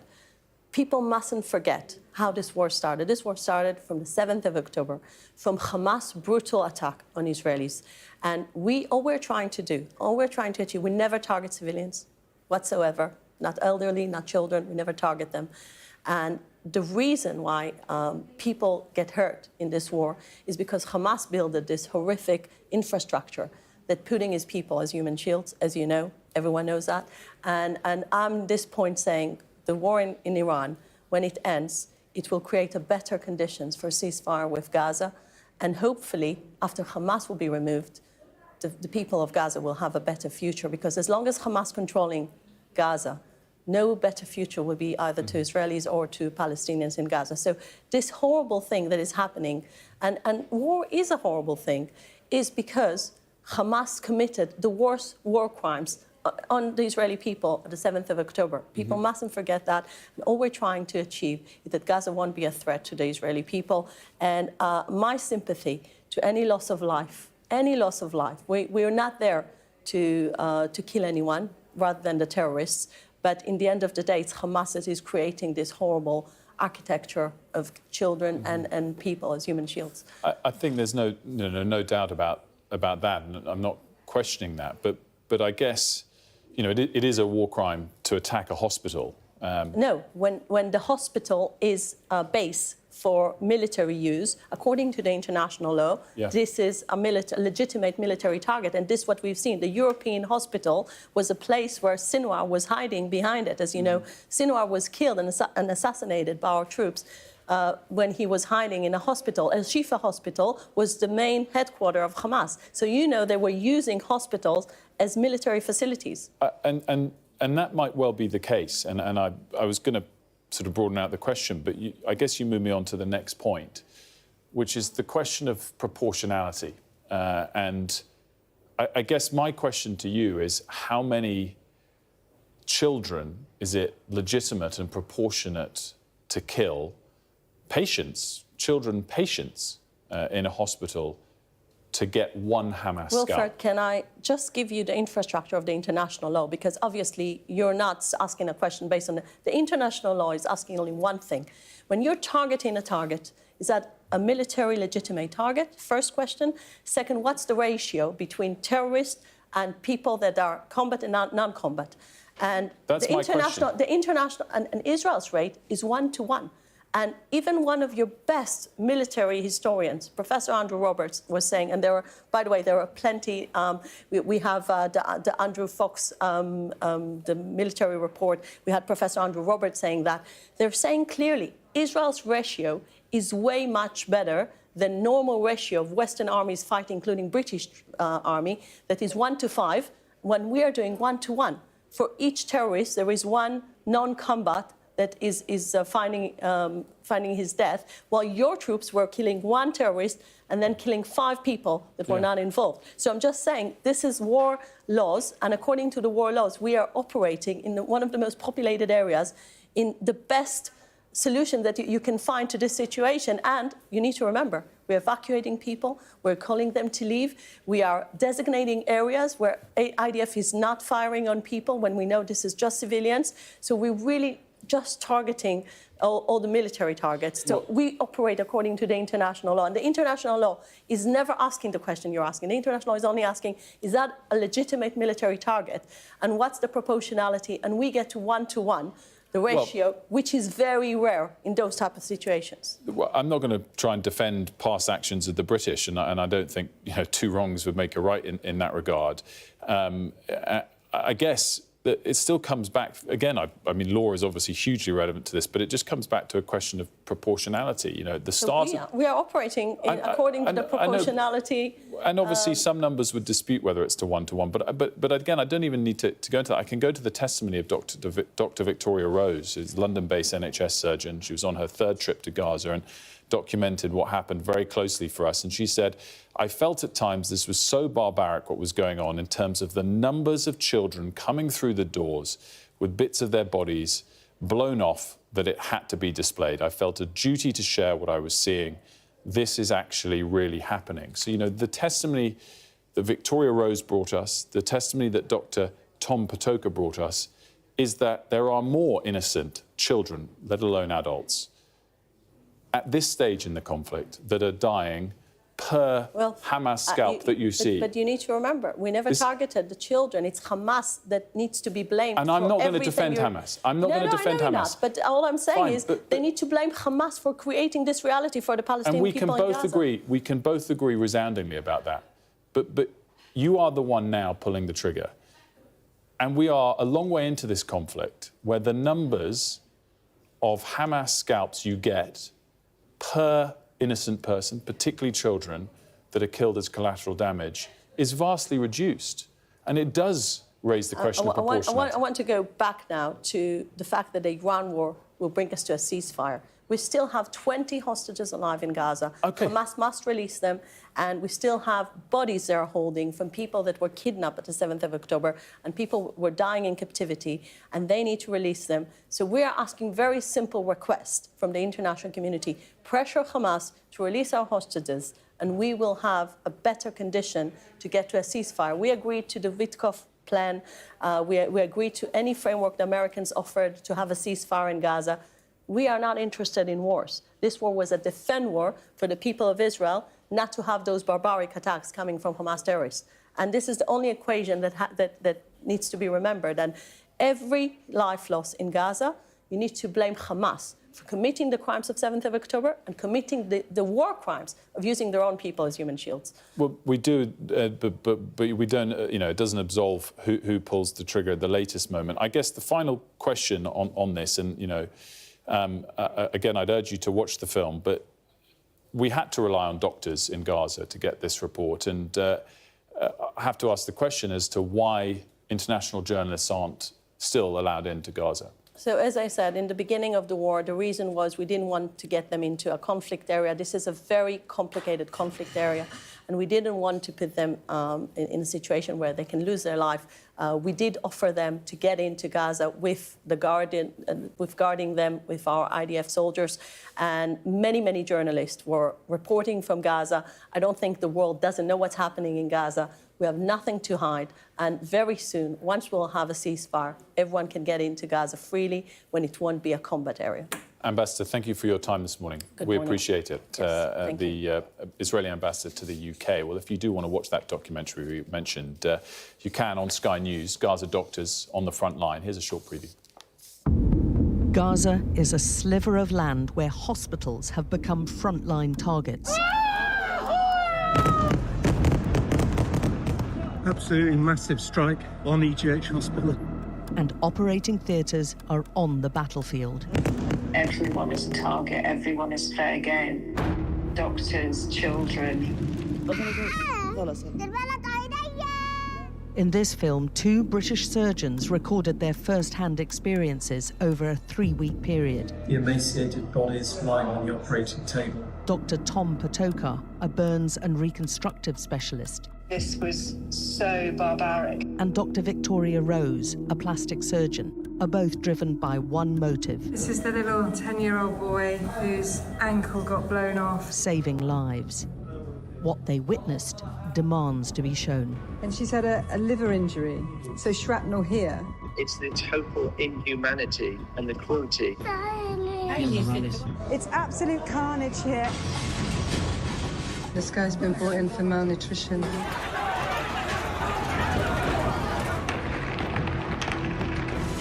The sound of rockets and shelling, this is the daily life in Gaza.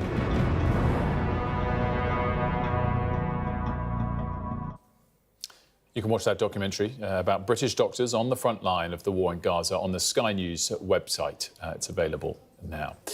We'll take a quick break here on Sky News Breakfast. We'll be back with all of the day's top stories shortly.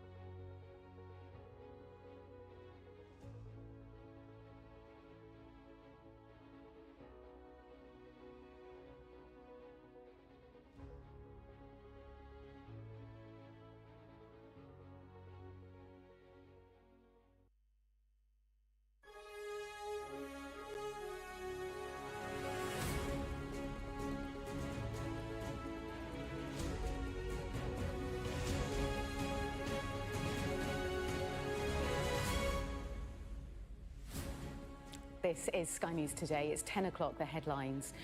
President Trump suggests regime change in Iran after claiming Iranian nuclear sites were obliterated by US strikes. It comes as Iran fires missiles at Israel and threatens the US with a decisive response. Also today, at least 10 are killed and dozens injured in Russian attacks on Ukraine as the Prime Minister prepares to meet President Zelenskyy in London later. Health Secretary Wes Streeting announces the launch of a national investigation into NHS maternity services. Protesters in support of Palestine Action prepare to demonstrate in London as the government moves to ban the group.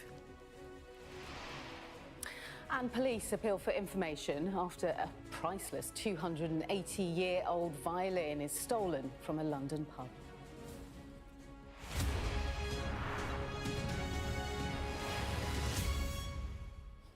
Good morning. US President Donald Trump has suggested he wants to see a new government in Tehran to make Iran great again. He celebrated the return of American bombers to their base in Missouri, saying they had caused momentous damage to Iran's nuclear facilities. Well, this morning, Iran has fired more missiles at Israel after threatening a decisive response to those US airstrikes. And the Israeli military says it's begun a series of strikes towards military targets in the capital, Tehran. Well, writing on his Truth social media platform, Mr. Trump said this: monumental damage was done to all nuclear sites in Iran, as shown by satellite images. Obliteration is an accurate term. The white structure shown is deeply embedded into the rock, with even its roof well blown below ground level and completely shielded from flame. Now, the biggest damage took place far below ground level. Bullseye, the president says. Well, let's go to our US correspondent, Mark Stone. He has some details for you from Washington. Well, a few updates overnight. The first is imagery of the B-2 bombers returning to their home base in Missouri after an extraordinary 37-hour round trip. These are the stealth bombers which carried the bunker-busting bombs that were dropped on the nuclear sites in Iran. They are now back at their home base, and President Trump has issued a post on Truth Social, says the great B-2 pilots have just landed safely in Missouri. Thank you for a job well done. It was an extraordinary military operation, but what will the fallout be? I think that is the key question. How will Iran respond to this? The Americans are framing this as a quick hit, in and out, one night of strikes, and then drawing a line under it and hoping that Iran either doesn't have the guts or the capability to strike back and attack American targets in the region. But late yesterday afternoon, Donald Trump posted on social media, flirting with the first time with the prospect of regime change in Iran. He wrote, "It is not politically correct to use the term regime change, but if the current Iranian regime is unable to make Iran great again, capital letters, why wouldn't there be a regime change?" And then he wrote MIGA, a play on words there of his own slogan, "Make America Great Again, make Iran great again." So that the first hint from Donald Trump, whether he's serious or not, that down the line, perhaps if Iran doesn't play ball, then regime change could be something that the Americans are interested in. What is interesting about that statement is it does not align with what the Vice President J.D. Vance said to NBC News on Sunday, making clear that this, from an American perspective, is not about regime change. So let's see where that goes. That is an interesting tweet an interesting post from the president, perhaps designed to exert significant pressure on the Iranians to play ball. Now, the other question, which may become clear over the course of the day, is the extent to which the Americans were successful with their strikes with these bunker busters. Donald Trump, in his address to the nation, said it was an overwhelming success that Iran's nuclear capabilities had been completely destroyed. Now, over the course of Sunday, I think different administration officials were kind of rowing back a bit on that, saying, look, it'll take some time to work it out. The vice president saying, over time, we will dismantle Iran's nuclear capability. And to that, Donald Trump posted yesterday The damage to the nuclear sites in Iran is said to be monumental. The hits were hard and accurate. Great skill was shown by our military. But only when the IAEA inspectors are able to reach those sites will it become independently clear just how successful from an American perspective, how disastrous from an Iranian perspective those strikes actually were. Donald Trump will now focus on the NATO summit. That begins tomorrow in The Hague. He is due to go there. The focus, of course, for that would just a few weeks ago have been wholly on Ukraine. Now it will be yes on Ukraine, but also, of course, on Iran and the Middle East.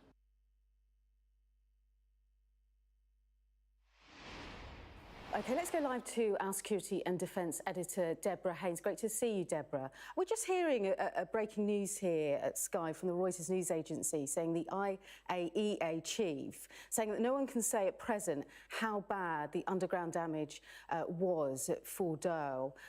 What's your take on what might happen next from Iran and who their allies are? But that really interesting bit of news there, so much speculation, particularly from Donald Trump, saying the sites were obliterated. Yes, and yesterday the IAEA came out saying that the site at Isfahan, which was one of the other targets of the American strikes, it was hit by TLAM cruise missiles fired from a submarine, that there was no or only limited nuclear material at that site. So it really is going to be vital, the independent verification of the actual effect of the strikes. Donald Trump and his top team have said that they have been successful and that they were intended to obliterate Iran's ability to make a nuclear bomb. It's a claim that the Americans and the Israelis have been making. Britain too, and other Western allies very concerned about Iran's nuclear ambitions, but the regime in Tehran has always maintained that its nuclear facilities are purely for civilian purposes, even though the enrichment levels they've been doing with their uranium is way beyond what would be necessary if it really only had a civil use. In terms of what next, you've obviously got the Iranian foreign minister.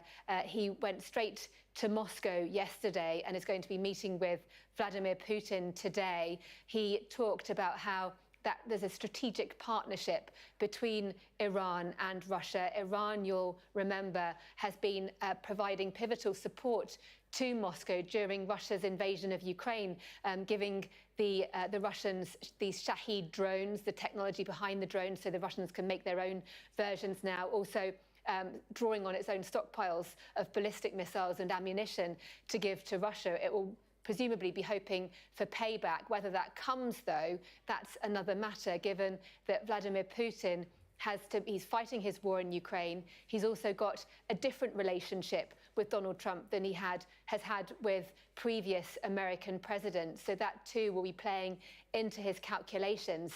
And for the Iranians, they've made very clear that they will retaliate to what they see as America's act of unlawful aggression against their country. But their ability to strike America decisively, not that they had that ability anyway, but their ability to ignite a regional war has been severely degraded over the last 18 months, with Israel going after Iranian proxies in the region, including Hezbollah in Lebanon, the Houthi militants in Yemen, and also Hamas, of course, in Gaza, and as well directly over the last 10 days against Iranian targets themselves, taking out senior Iranian military leadership, senior scientists, ballistic missile capabilities, air defences. And so for Iran to strike against America, it will know that that would trigger an even greater military response. And that's going to be a calculation that the Iranian leadership will be making right now. OK, for now, Deborah, thank you so much. OK, we just want to bring you some of the latest pictures now. This is near southern Israel and the city of Ashdod. We believe it's dashcam footage of the impact from an Iranian missile that we told you about earlier this morning. Take a look at these pictures.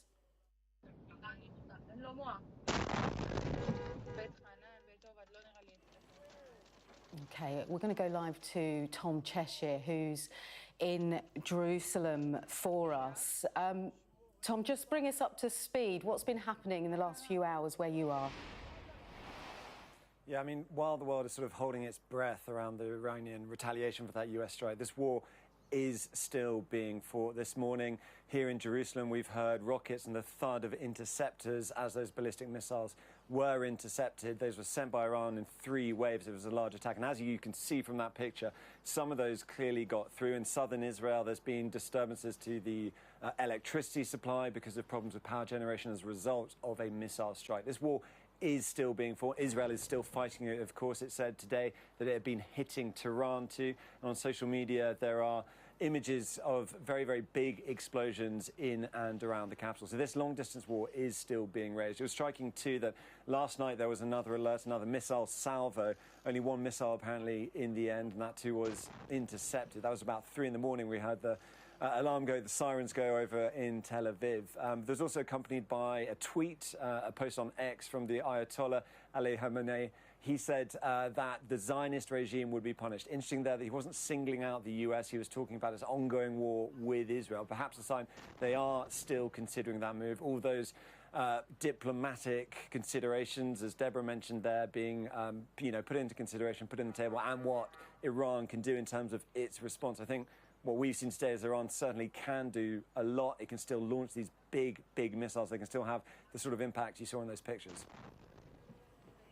All right, Tom, for now, thanks for that update. Just want to bring you a couple of lines we're getting in now from the IAEA chief, Rafael Grossi.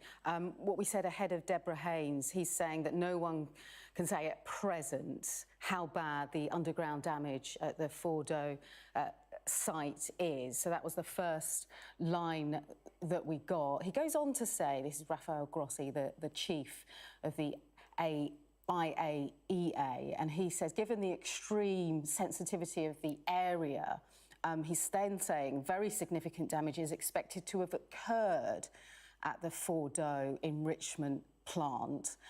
So lines are dropping currently. He goes on to say that I call for maximum restraint and we must return to negotiations, so pushing diplomacy at this point. But just to reiterate, the latest lines coming from the IAEA is that the Fordo enrichment plant, they're saying that there would have been very significant damage there and that diplomacy and negotiations are the way forward. We'll keep an eye on those latest lines as the morning goes on, but that's the latest there. Meanwhile, the Israeli ambassador to the UK spoke to Sky News earlier this morning, claiming Israel is not looking for regime change in Iran. We're not targeting the regime. We are targeting the nuclear capabilities, the ballistic missile capabilities.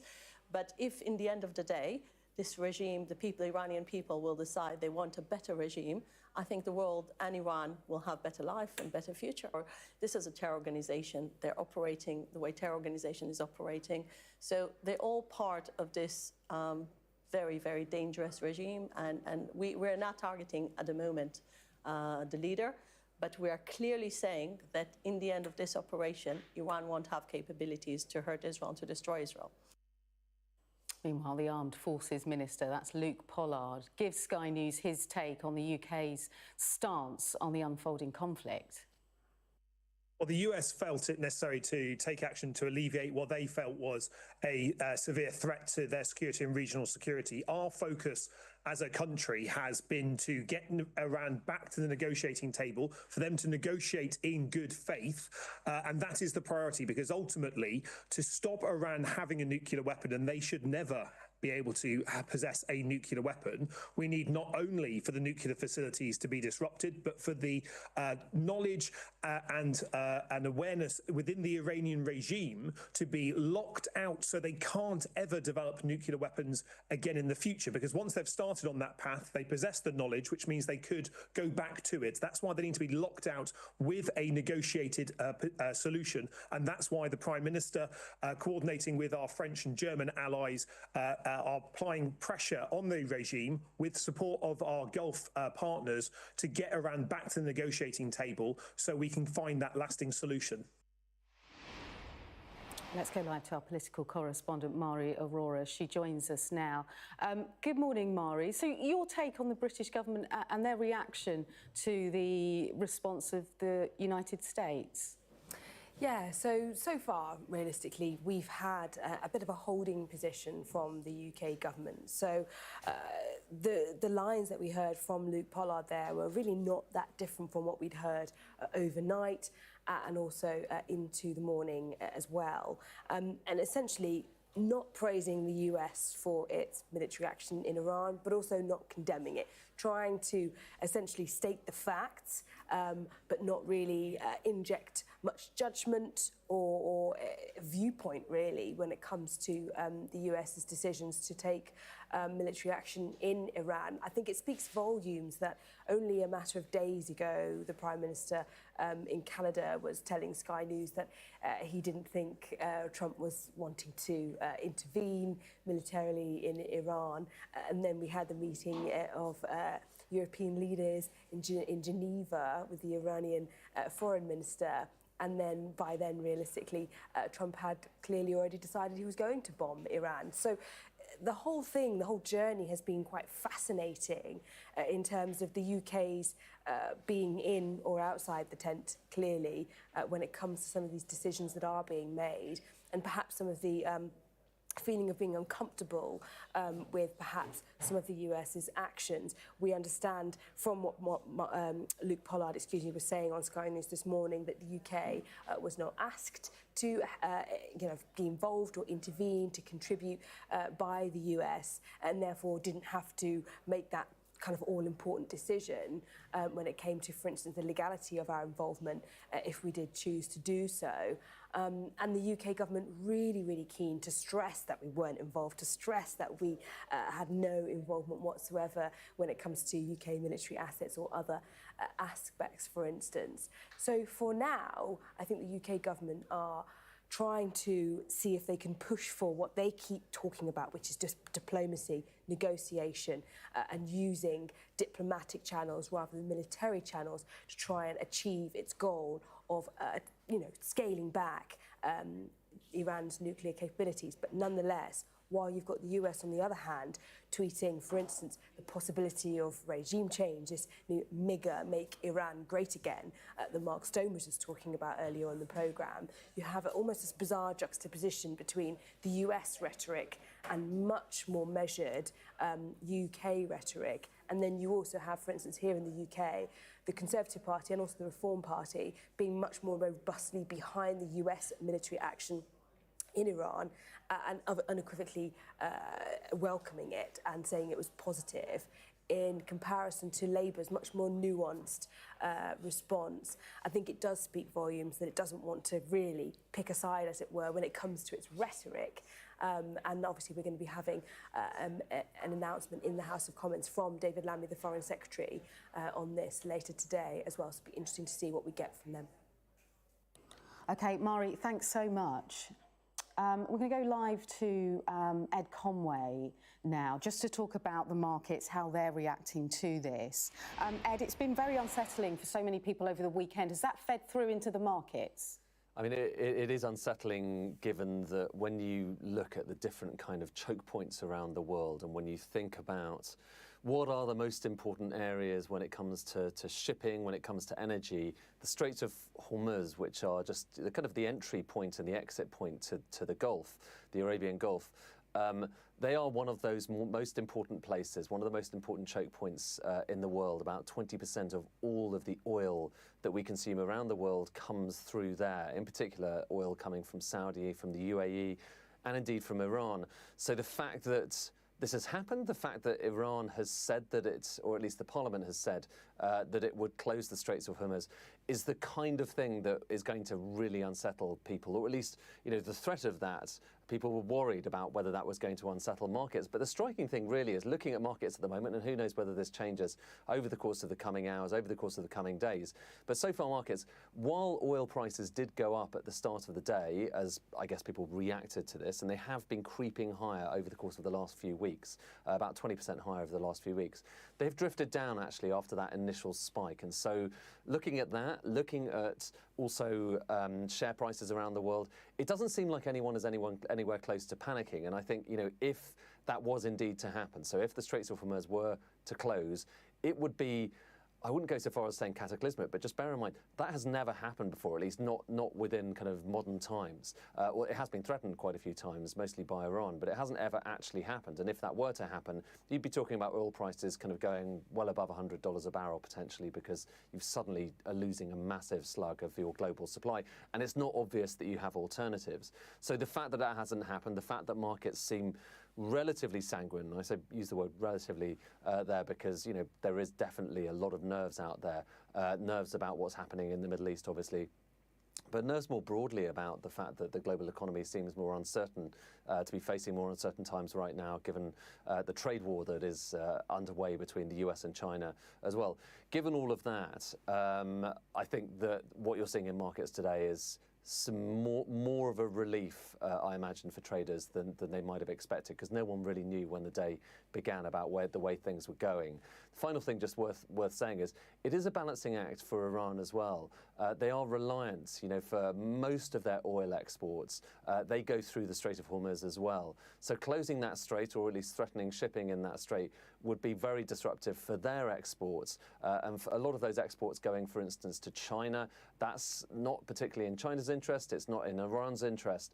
So it's something I think a lot of people are looking towards their actual actions rather than towards the rhetoric. And so far those actions haven't really crystallized in the scary financial moment that some people were worried about. All right, Ed, thank you so much for that. We just want to bring viewers some breaking news now. We're hearing from Iranian state media that the Fordow enrichment nuclear site in Iran has been hit again. That's the latest line that we're having there. The IAEA chief just moments ago had said that they were unsure of potentially the damage that had been done to that site. And of course, that site is deeper than many of the other enrichment sites across Iran. But we're hearing from Iranian state media that the Fordow enrichment site in Iran has been hit once more. We're going to go to the Iranian IAEA. An unlawful aggression. Let's listen in. The present situation has reaffirmed the troubling reality that the IAEA and broader non-proliferation regime established under the NPT is no longer considered functioning effectively by some in upholding its foundational objective and legal responsibilities.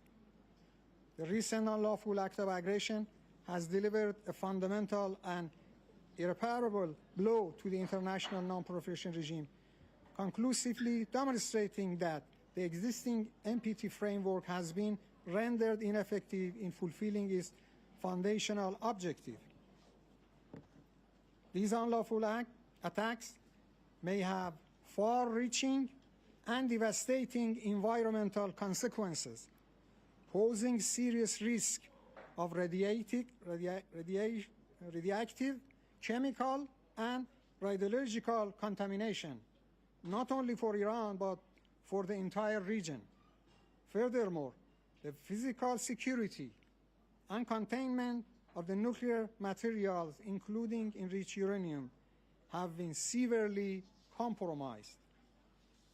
In accordance with the UN Charter and NPT, Iran reaffirms its inherent right to self-defense and will strongly defend its great nation, its sovereignty, and its supreme national interests by all necessary means.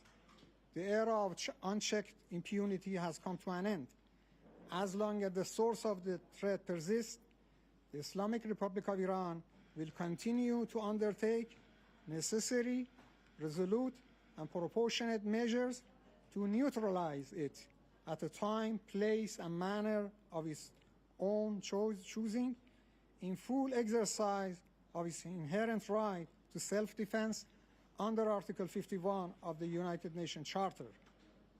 Our measures are proportionate, targeted, precise, and designed to neutralize the source of continued aggression. I thank you very much. I should come back to the meeting because it continues. OK, let's go live to our security and defence analyst, Professor Michael Clarke, who joins me now. Michael, what a morning it's been already. So the IAEA chief warning that very significant damage at Iran's Fordow site, but also reports from Iranian state TV that the site has in fact been hit again. Your reaction? Yeah, I mean, Rafael Grossi, the IAEA chief, is very concerned, of course. I mean, they've got monitoring units inside these enrichment halls, generally speaking, and they can detect how much damage. So he said originally that there didn't seem to be any fundamental damage at Natanz deep down, for instance, but there would be some damage to the centrifuges, and obviously they're worried about damage at Fordow. And people worry about the escape of radiation, but that's not really a problem as such, because this is highly enriched uranium, this U-235, enriched, up to maybe 60% in some cases. But until fission or fusion takes place, until it's used in some sort of interaction, then although it's very toxic, it's not particularly dangerous, and certainly not dangerous in a wider area. It's dangerous within the plant and maybe around the plant. So we're not talking here about a Chernobyl or a major leakage like Fukushima or something like that. But it is dangerous, and it's certainly a problem for the Americans if they're going to try to assess how much damage they've really done to Fordow. Now, who may have attacked Fordow this morning? I don't know. I mean, it could be an attack by the Israelis, perhaps on more of the infrastructure, because it's a very big site, and they certainly want to take down not just the enrichment centrifuges deep underground, but all of the infrastructure that feeds it, the power supply. If you cut off the power to the centrifuges, then the whole process stops and it wrecks it, so it can't be started again. I mean, they need constant power, so it may be that. Or it's possible that the Americans might have launched another attack. I mean, they've got enough assets in place with cruise missiles. They were firing Tomahawk missiles, probably from the USS Georgia, on Saturday night, which is one of their Ohio-class submarines. They fired apparently about 30 or 40. Some said up to 70. Well, they've got 150 on board. So it could have been an American attack as well. I suspect it was probably a follow-up Israeli attack. Just the politics of it suggest that it's more likely to be the Israelis attacking the infrastructure. But undoubtedly, the IAEA is very worried about the effects of attacking nuclear sites, because this has never really been done before on this scale. The Israelis attacked the Asyric reactor in Iraq in 1981, and they attacked the Al-Kibair reactor in Syria in 2007. In both cases, there was minimal other danger because they were much smaller reactors, but this is a big one. And going for it in the way that the Americans and the Israelis are is really unknowable. Nobody quite knows what the ultimate effects will be. So it's going to be a big week. And as I keep reminding people, the NATO summit begins tomorrow, and this will overshadow the summit, may well wreck the whole thing. This is really, really bad news for the transatlantic relationship in general. Michael, we know that Iran's foreign minister is in Russia today, and there's just a couple of lines from the Kremlin too, saying that it wasn't informed in detail by the US of these advanced US strikes. What does that say about perhaps Iran's allies, or is it out there as a lone wolf at the moment? Well, it doesn't want to be a lone wolf, but it probably is. Arachi, yes, is in Moscow because the Russians had this strategic partnership with Iran that was concluded only months ago. And of course, it's full of warm words, but it doesn't really mean anything. I think we can be fairly clear. The Russians are not going to stick their necks out for the Iranians. Now, the Iranians are really in the firing line, although the Iranians might have hoped that they would, but they probably won't. And neither will China. So Iran's two biggest friends are Russia and China. And I think both of them are holding back. Interestingly, the Israelis reassured the Russians. They said, look, we won't attack the Bushehr reactor. That was the Russian-built research reactor that's been going for years, and there were Russian personnel around Bushehr. And according to the Russians, according to Putin's office, they had been reassured by the Israelis that they wouldn't go for Bushehr in order to safeguard Russian interests and maybe Russian lives. But somebody, the Israelis, have gone for Bushehr. And that seems to have undercut some of the tense relationship or the delicate relationship between Tel Aviv and Moscow. So although the Russians are caught by this, I mean, their major ally in the Middle East, the power Iran, from whom they get drones and ballistic missiles, is now under real pressure. I think the Russians will go along with the UN line. We've got to talk about this. We've got to stop this attack. This attack is illegal. Exactly as the Iranian minister was saying there. I mean, he's talking about Article 51 of the UN Charter, the self-defense article. Iran will claim that it can now invoke that article. The Russians will get in behind that. But in terms of real help to the Iranians, I don't think there will be any. OK, just before we go, Michael, the Strait of Hormuz, what do you see happening there, just briefly? Briefly, well, it's as Ed Conway was saying, it's a major choke point. So 20% of oil, 20% of the world's gas comes from the Strait of Hormuz. If you close the Strait of Hormuz, the major loser is China, because most of the tankers that come out of the Strait of Hormuz, they turn left. They used to turn right, going to Europe and America. But now they don't. They turn left because they're all going to Asia. And the biggest loser from a closure of the Strait of Hormuz would be China. And for that reason, the Iranians would be really rather reluctant to do it or to try it.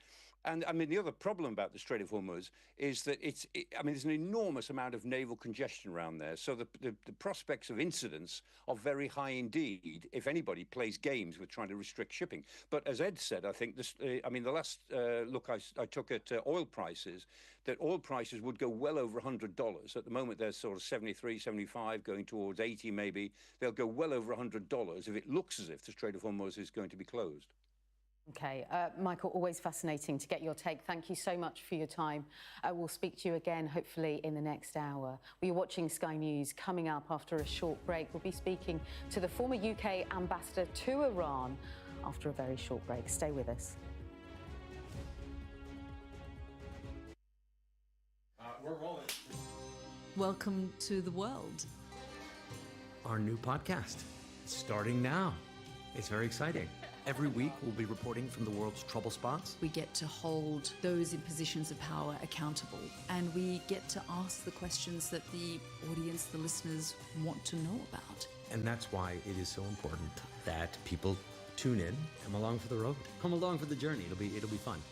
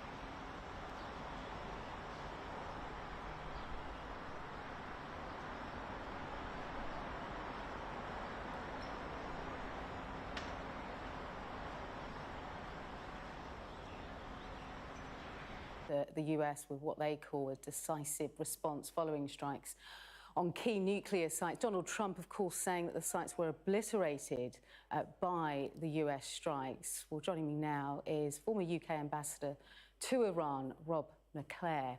Rob, great to have you with us this morning, a fast-moving morning, of course. Just get your reaction to what you saw develop over the weekend. Very good morning. Good morning, Leah. Yeah, well, as your programme has so well shown, it's a very, very fast-moving situation. There's a lot of things happening, and I guess everyone is trying to make sense of that. There are one or two things, I think, of the most recent developments that are worth looking at. One is that if you look at the Supreme Leader's comments, Khamenei's comments after the US strikes on Iran, he talked about retaliation being ongoing against the Zionist enemy. In other words, potentially implying that Iran's response, at least in the immediate term, to these attacks will be directed at Israel, not directly at the US. Now, if that's the case, obviously that's good news in terms of avoiding potential escalation, but also potentially it could allow President Trump, if he chooses to pick up the phone to Israel and say, okay, you know, we've dropped the big bombs, you know, the program, the nuclear program has been really significantly taken down, taken back. So let's draw an end to this now, and that might allow a US brokered end to this conflict. What's your thoughts in terms of an Iran retaliation, when we could see that, what it might look like? Because we're hearing differing theories, aren't we, Rob, about the damage to the site, particularly in Fordow, the president saying it's been obliterated, the IAEA saying actually it's significantly damaged, but Iran holding back, pushing back a bit on that. And is that their way out, to kind of say, look, the damage is minimal? I think it's not surprising they'd say that. I have no idea, no way of knowing, none of us really, I think, have any way of knowing what's really happened under the ground there in that deep, deep site at Fordow. It was clearly will have been damaged, whether it's been destroyed or not, may take some time to emerge. But the cumulative impact of the Israeli attacks and the US attacks on Iran's nuclear program has obviously been massive. There's been a huge damage to the program, and the question, I think, is whether Iran comes out of this determined to rebuild that program and to try to get towards nuclear weapon as a result of this, or whether it comes out of it recognizing that's not going to be an option and that there is a negotiated route for them, which might give them an incentive to behave better in the region and in terms of their capabilities. So that's what is to play for now.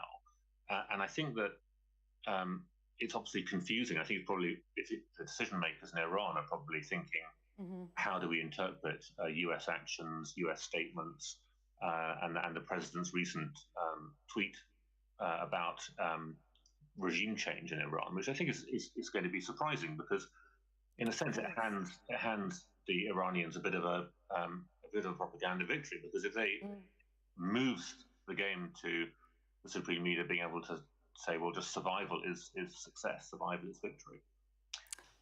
Rob, we're just seeing latest pictures now of Iran's foreign minister meeting with Putin. And it brings up questions, doesn't it, about who are Iran's allies. We haven't heard much from China, but Putin's saying that they'll try and help the Iranian people, which is quite an interesting line, really. You'll remember that Iran provided Russia with support with its invasion in Ukraine. Will they be hoping from this meeting today that Russia will return the favour? Well, Iran and Russia have had a close relationship for a long time. I think the Ukraine war brought them closer because of the importance of those military supplies and because of Russia's isolation as a result of that. But I think the two countries view each other with some distrust, and it's a marriage of convenience. And I think that Russia appears to be treading quite carefully in how it deals with this situation, because it obviously, in a way, I guess Putin would like to see the US getting embroiled in a war in the Middle East, but he wouldn't want to see another ally in the region after Assad falling. He wouldn't want to see this regime going. But neither will he be at all enthusiastic about the idea of Iran getting near to a nuclear weapon. So I think that the Russian position is quite nuanced. Thank you, Rob. We're going to try and listen in. Stay where you are to this meeting. The relation between Russia and Iran is a very close and friendly relation.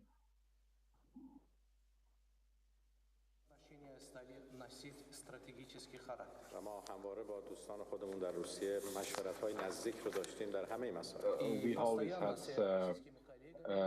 a close contact in terms of exchanging our opinion and advice with each other.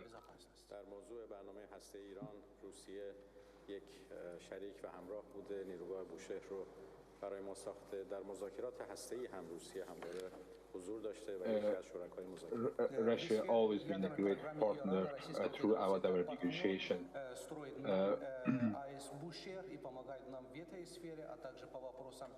Достижения ядерных соглашений Российская Федерация сыграла позитивную роль, чтобы мы смогли достичь хороших договоренностей.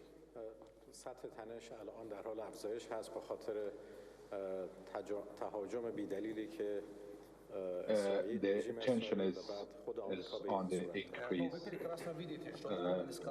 because of the attack on Iran by Israel. Они решились нападать на наши объекты, не только Израиль, но и затем американцы решили нападать на наши объекты. این تهاجم‌ها خلاف منشور ملل متحد هست. These attacks are a violation of UN Convention. Действия со стороны Израиля и США совершенно нелегитимны и нарушают международные правила и международные нормы. И мы сейчас защищаем свой суверенитет и страну, и наша защита носит легитимный характер. ما از مواضع بسیار محکم و درست روسیه در محکوم کردن این تهاجم تشکر. Мы также хотели поблагодарить Russia for their position and tackling this issue.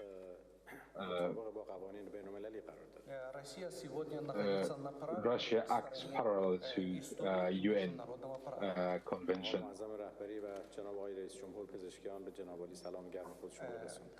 I'd like to express my warm greeting to Mr. Vladimir Putin, the President. I would like to have a good meeting today. Thank you.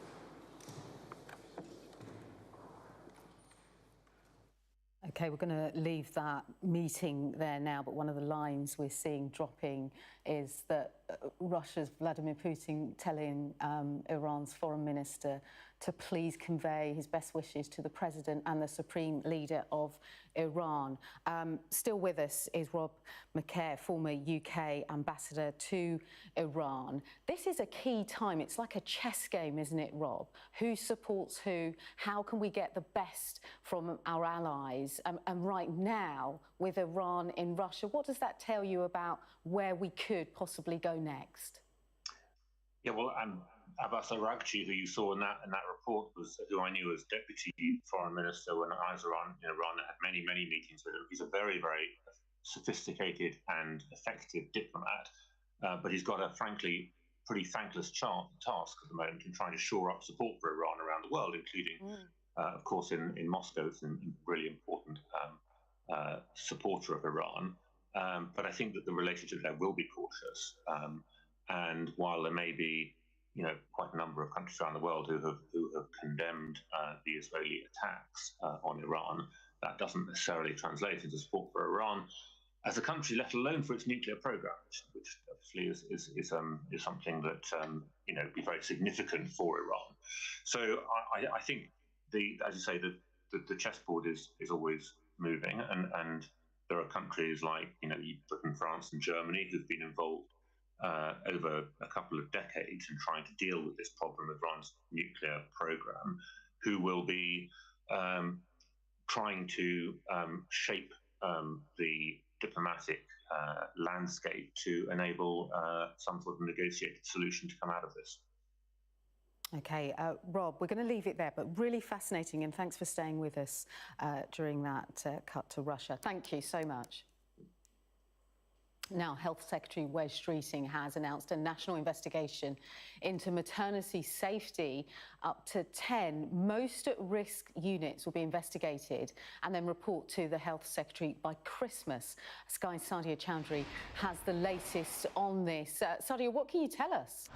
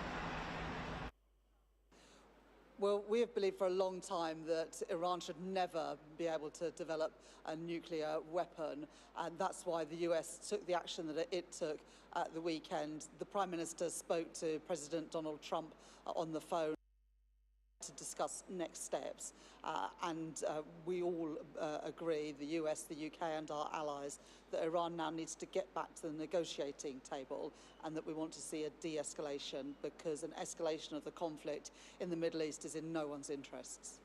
Was America's attack on Iran illegal?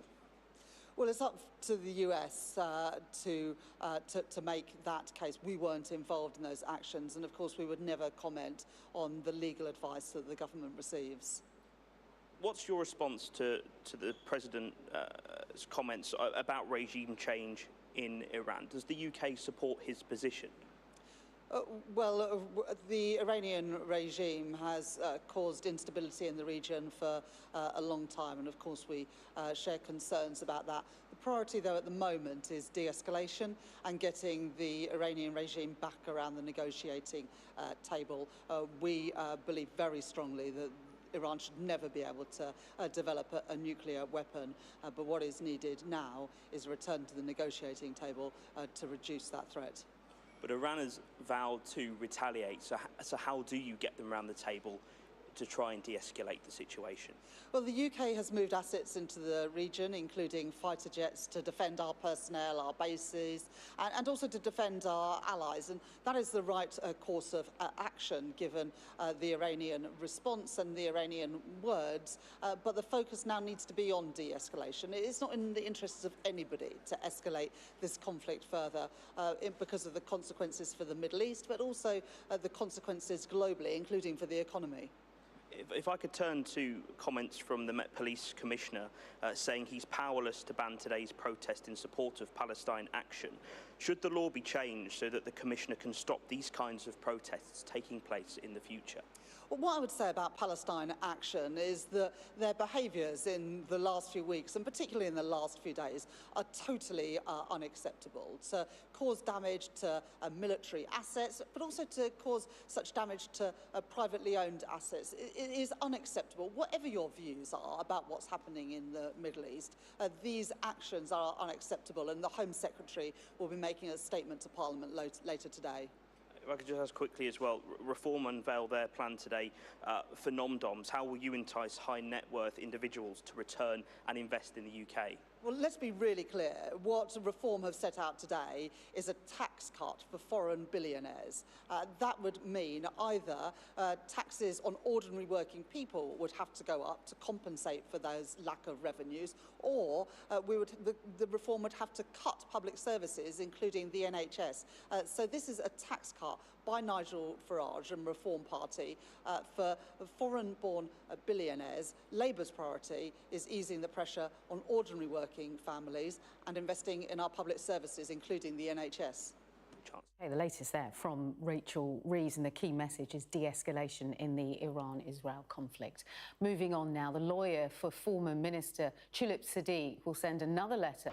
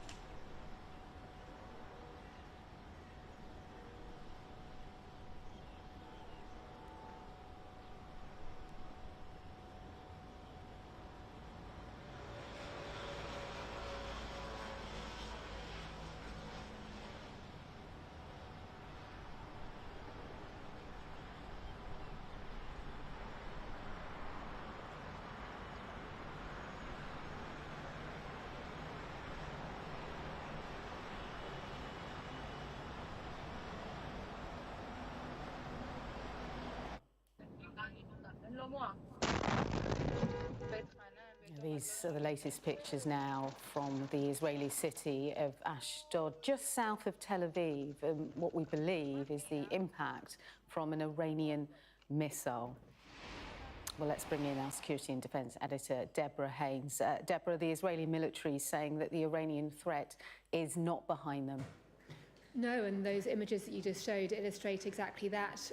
While we had this very serious escalation in the conflict yesterday with Donald Trump's decision to strike targets inside Iran, clearly the Iranians are still striking against Israel. Israel is also continuing its campaign.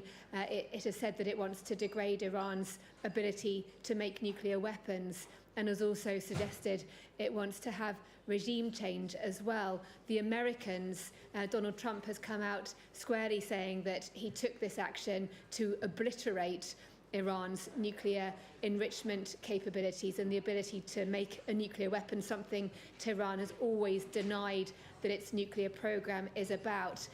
Interestingly, we've heard this morning from the head of the IAEA, which is the UN's atomic energy agency, and he has been giving his assessment, which is crucial, on what we know so far of the extent of the damage at the sites that were targeted by the Americans. Let's listen to what he's got to say.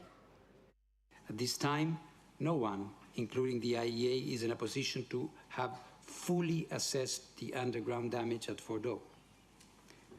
Given the explosive payload utilized and the extreme vibration-sensitive nature of centrifuges, very significant damage is expected to have occurred. At the Isfahan nuclear site, additional buildings were hit, with the US confirming their use of cruise missiles. Affected buildings include some related to the uranium conversion process.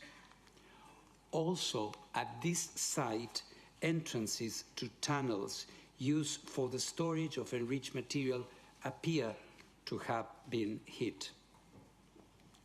At the Natanz enrichment site, the fuel enrichment plant was hit, with the US confirming that it used ground-penetrating munitions. So that was the head of the IAEA listing the 3 sites that were targeted by the Americans in their operation, which they've called Midnight Hammer. They launched this attack using B-2 stealth bombers that dropped 14 in total, 30,000-pound bombs on both Fordow and the Natanz nuclear facilities, targeting sites deep underground, in particular at Fordow. And the IAEA chief was saying there that it's going to take a lot of time, to be able to assess fully the extent of the damage. But given, as he was describing, the implications of an explosion like that to centrifuges that are very sensitive, he believes that the damage would be significant. But there has been reporting that the Iranians, predicting that such an attack might happen, have moved a lot of the sensitive material to other locations. And the head of the IAEA was also asking about where the location for a quantity of enriched uranium that the Iranians have enriched to 60%, which is well beyond the measure that would be needed for any civil use. So there is a sense that this attack, while it has caused huge damage, it has also upended the UN's nuclear watchdog's ability to be able to keep track on the extent of Iran's nuclear capabilities. And as you've said at the beginning, this is not over. We're waiting to see what the Iranians are going to do in response to the American strike on their country. Donald Trump has made very clear to Iran to come to the negotiating tables and not to try to attack them, saying that a further retaliation from America would be even greater.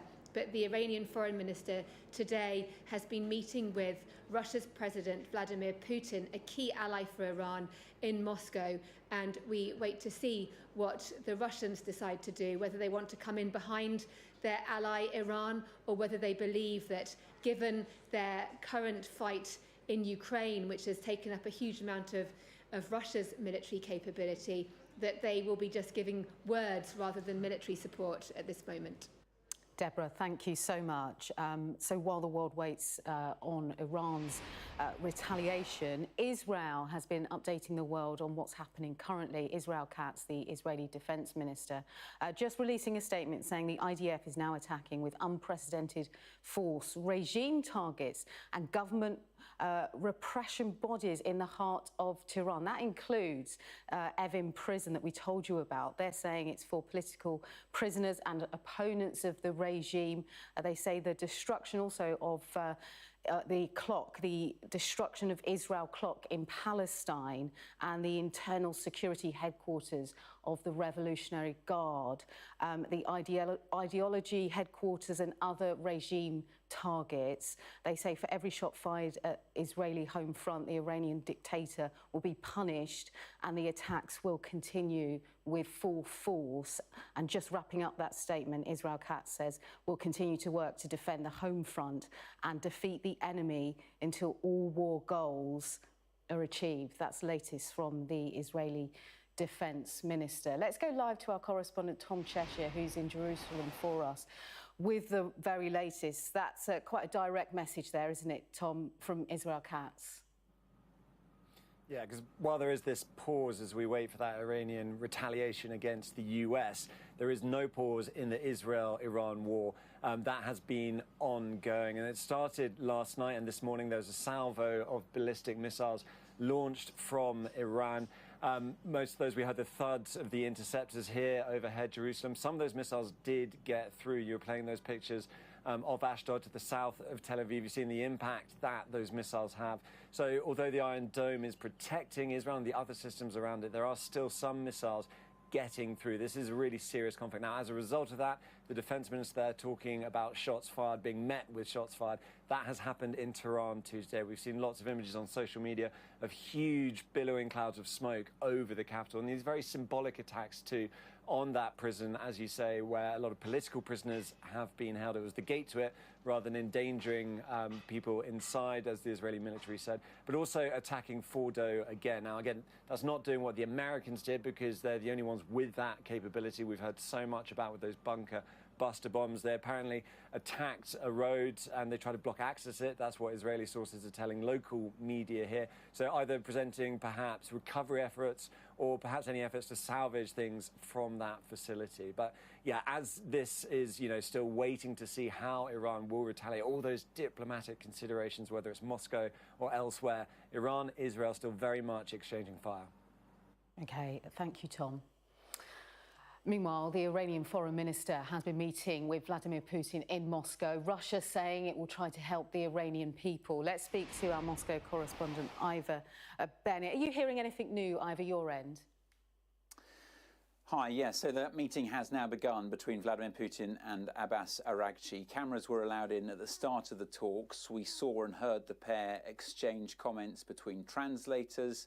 Vladimir Putin called the aggression against Iran groundless. He said that their meeting will give them the chance to find ways out of the current situation. And he added, most importantly perhaps, that Russia was ready to help the Iranian people. But the question everyone wants to know the answer to is, what kind of help will that constitute from Russia? If Tehran is seeking military help from Moscow, I think Araghchi is going to be leaving here empty-handed, leaving here disappointed. And I say that for a number of reasons. Firstly, assuming things stay as they are, by the way. Firstly, although the countries have this strategic partnership deal that they signed in January that sought to deepen their military cooperation, there's no mutual defence clause contained within it, so there's no legal obligation for Moscow to step in and provide military aid to Tehran. And the second reason is that all of Russia's attention and resources right now are focused on Ukraine, and so I think they're reluctant to be dragged into another conflict. And I think they might be hard-pressed to as well. And the third reason is that this comes at a time when Moscow is trying to get closer to Washington and improve relations there. If they back Iran militarily now, then I think, of course, that will derail that kind of warming relationship there. So I don't think we're going to see at this stage any material support from Moscow for Tehran. At the same time, though, Moscow is very wary of things progressing towards regime change in Iran. They lost an important strategic ally in Syria when the Bashar al-Assad regime fell there in December, and they don't want the same thing happening right now. So for now, I think Moscow is going to be pursuing and working very hard to achieve a diplomatic resolution. They're uniquely placed to do that. They've got these strong ties with Iran. They've got warm relations historically with Israel, and there's this budding personal relationship between Vladimir Putin and Donald Trump. So I think the Kremlin is going to be trying to talk everyone down.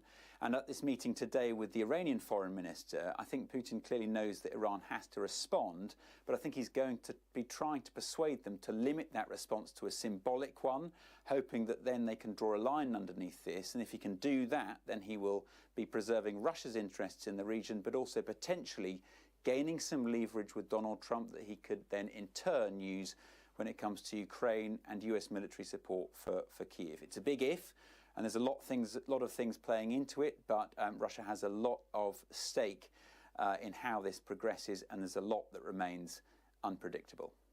OK, as always, fantastic stuff. Ivor, thank you. Meanwhile, US President Donald Trump has suggested he wants to see a new government in Tehran to make Iran great again. He celebrated the return of American bombers to their base in Missouri, saying they had caused monumental damage to Iran's nuclear facilities. So writing on his Truth Social platform, Mr. Trump said monumental damage was done to all nuclear sites in Iran, as shown by satellite images. Obliteration is an accurate term, he said. The white structure shown is deeply embedded into the rock, with even its roof well below ground level and completely shielded from flame. The biggest damage took place far below ground level. Bullseye, he says. Well, our US correspondent Mark Stone has more details for you from Washington. Well, a few updates overnight. The first is imagery of the B-2 bombers returning to their home base in Missouri after an extraordinary 37-hour round trip. These are the stealth bombers which carried the bunker-busting bombs that were dropped on the nuclear sites in Iran.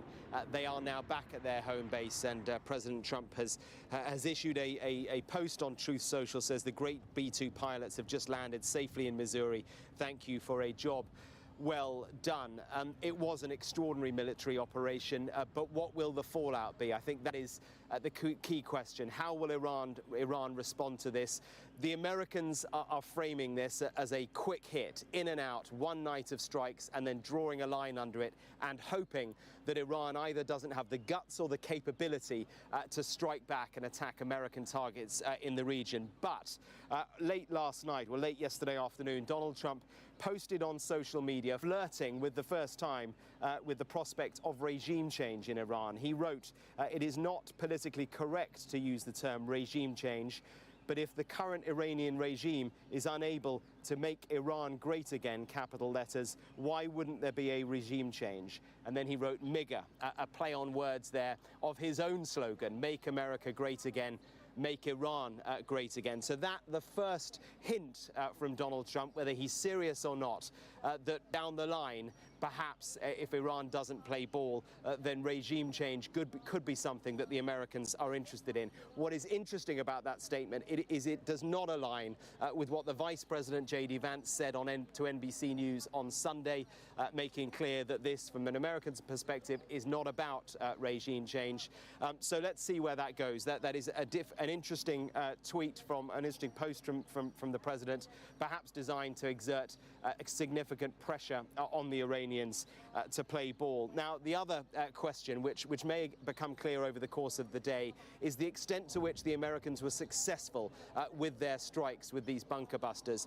Donald Trump, in his address to the nation, said it was an overwhelming success that Iran's nuclear capabilities had been completely destroyed. Now, over the course of Sunday, I think different administration officials were kind of rowing back a bit on that, saying, look, it'll take some time to work it out.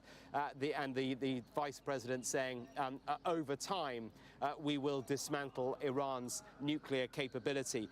And to that, Donald Trump posted yesterday, the damage to the nuclear sites in Iran Iran is said to be monumental. The hits were hard and accurate. Great skill was shown by our military. But only when the IAEA inspectors are able to reach those sites will it become independently clear just how successful from an American perspective, how disastrous from an Iranian perspective those strikes actually were. Donald Trump will now focus on the NATO summit. That begins tomorrow in The Hague. He is due to go there. The focus, of course, for that would just a few weeks ago have been wholly on Ukraine. Now it will be, yes, on Ukraine, but also, of course, on Iran and the Middle East. Still to come here on Sky News Today, we'll have the latest on government plans to prescribe the Palestine Action group, effectively branding it as a terrorist organisation.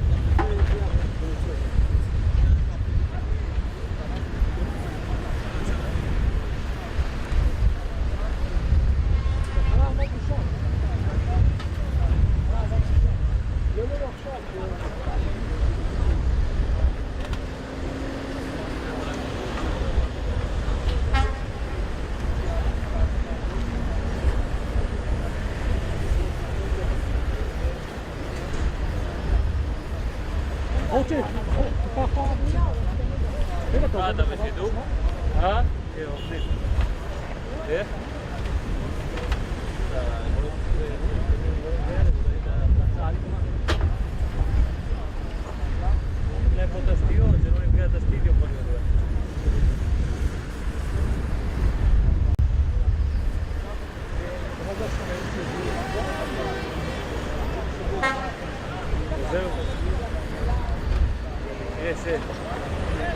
מכוונים לפה, מה זה המטרה? כל השניים הגדולים. כל זה הספקה, זה כל הסדות. זה נפט, זה הכל.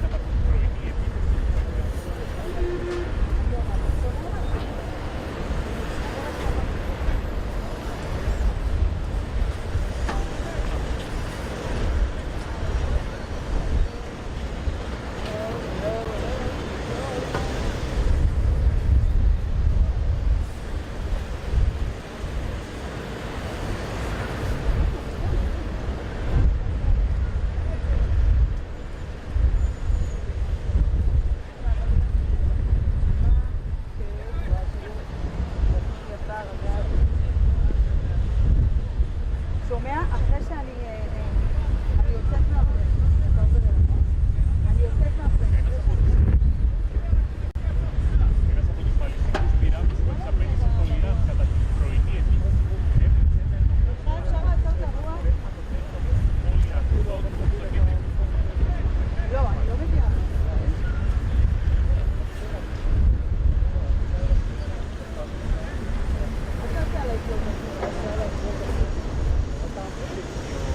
אני לא יכולה, אבל תראה, יש כאן נהנו.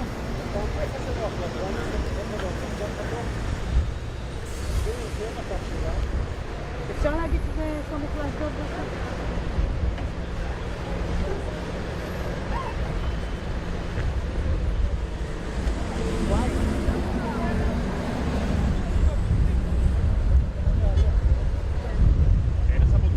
אבל אני לא יכולה, שיער בא לי על הפנים.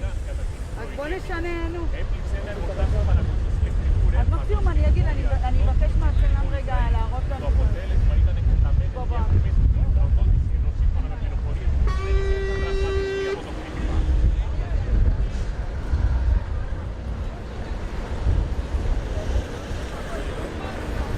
יש לכם ויזואליות בסדר? אם יש להם ויזואליות?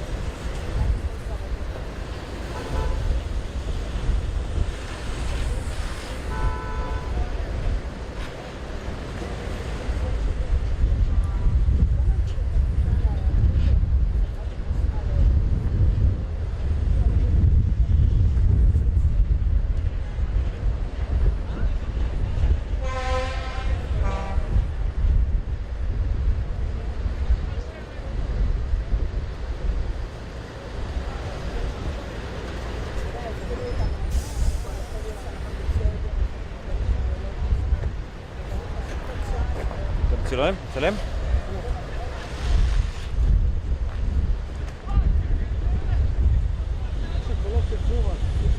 מה? מה? שלא יראו שזה חשמל. לא לרוץ שם. לא הבנתי גם? לא הבדרות, הפתיר של הבניין. כן. לא, בוא, קצת אנשים, אבל לא... אמרו לנו את זה? אוקיי.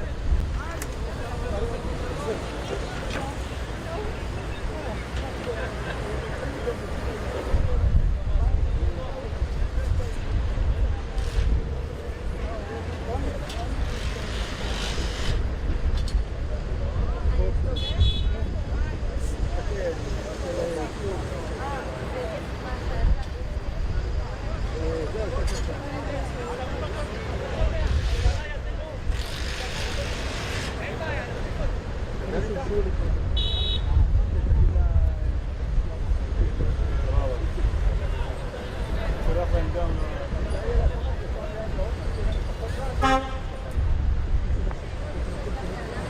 לא, ברור, אני גם לא... אתה יודע, אנחנו... זה לא רוצה לסגור. קרן, אני רוצה לסגור, אני לא רוצה לצלם את הדברים ש... לפגוע בנו, אז... אני יכול לצלם, אני לא יכול לצלם.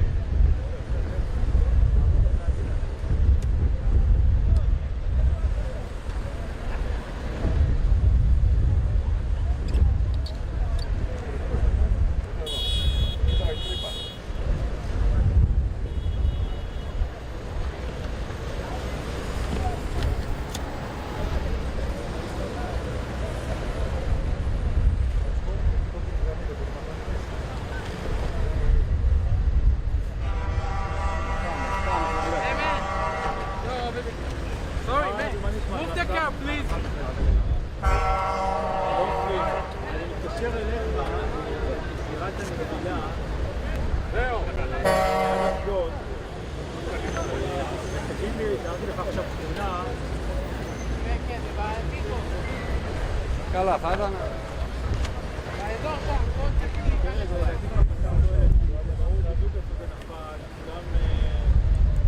מה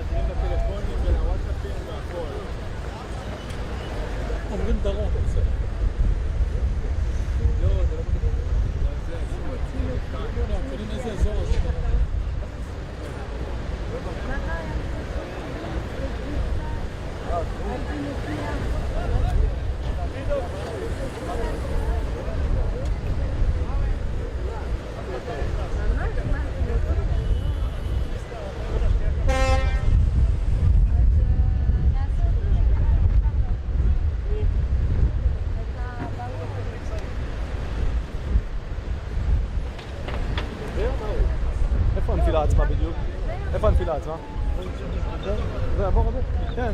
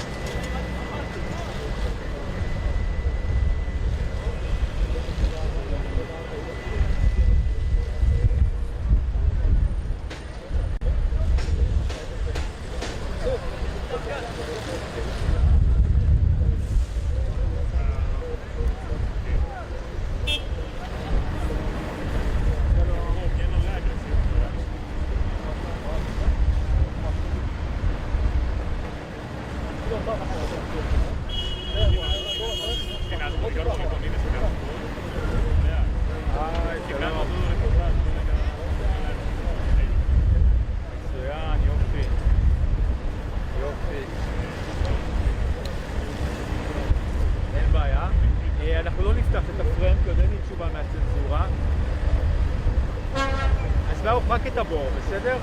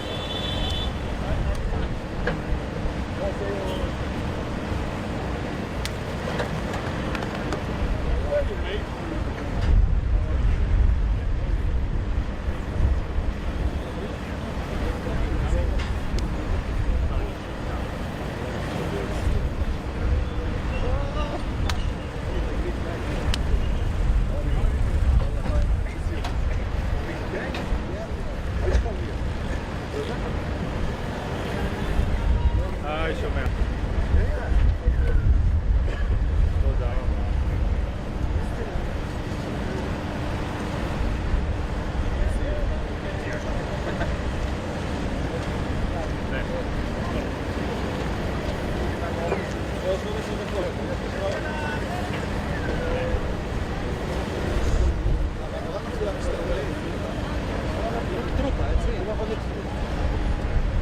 כן, מובנים.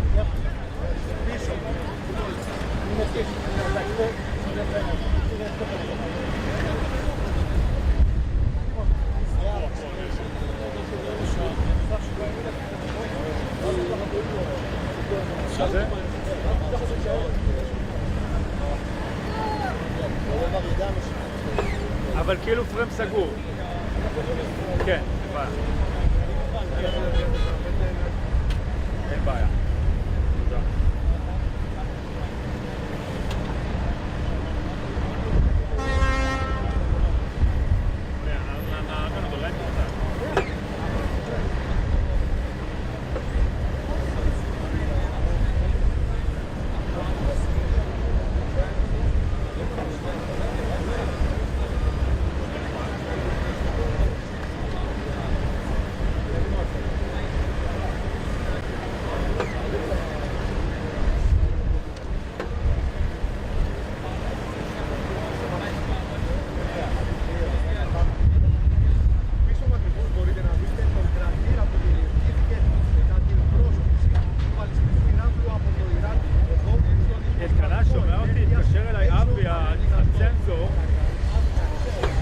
כתבתי לו שיסמס, אבל אתה יכול לסמס. אני רואה שהוא כותב.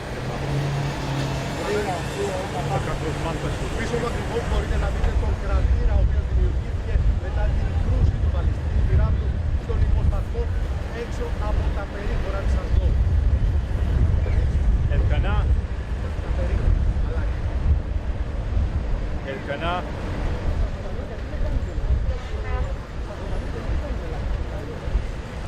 אתה יכול להתקשר לאבי ולשאול אותו מה הוא רוצה להגיד, הוא לא מוכן לסמס.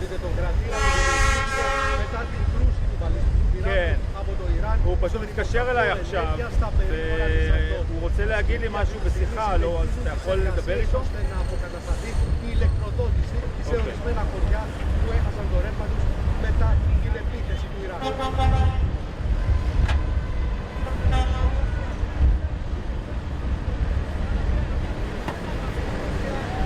ברוך, אז אני אזיז ככה.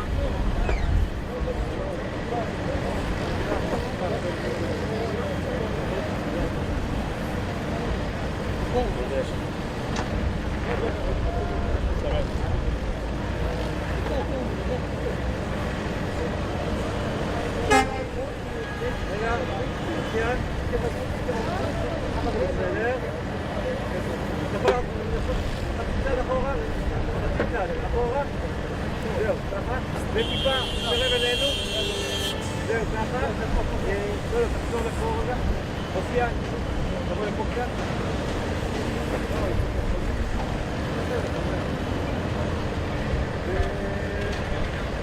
רק להגיד דרום ולא אשדוד, ומה עוד?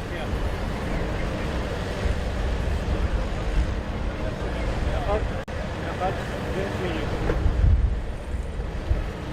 כן.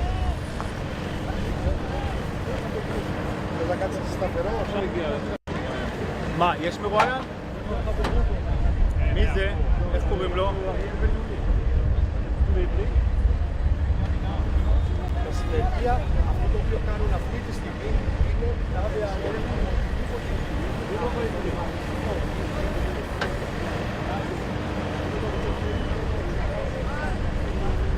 לא יודע, מה שמו?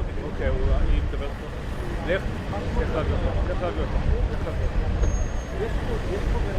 אנחנו כבר גם מראיינים. נכון, שלום לכם, מאחוריי בעצם המכתש שיצר הטיל הזה שהתפוצץ.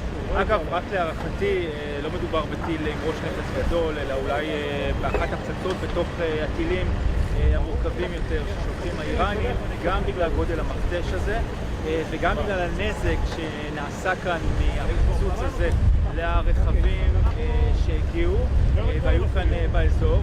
ונראה עכשיו סרטון מדהים שצולם ממש כאן לפני כשעתיים וחצי בזמן פיצוץ הטיל הזה, כאשר בני זוג נוסעים יחד ברכב אחד ממש כאן בכביש שמולי במרחק של אולי 15-20 מטר ממקום הפיצוץ הזה, בזמן שהוא נוהג והיא מדברת בטלפון ומספרת למישהי אחרת על האזעקות באזור, פתאום מתפוצץ הטיל סמוך מאוד עליהם בענן עשן גדול מאוד, בפטריית להבות. הוא מבין מה קורה, בהלם, היא ממשיכה לדבר בטלפון, לא שמה לב בכלל לפיצוץ הזה שקורה צמוד אליה. הנה נראה את הסרטון ונשמע את השיחה המדהימה הזאת.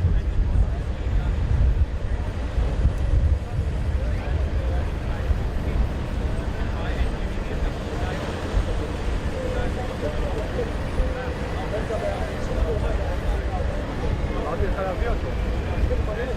לא נכון.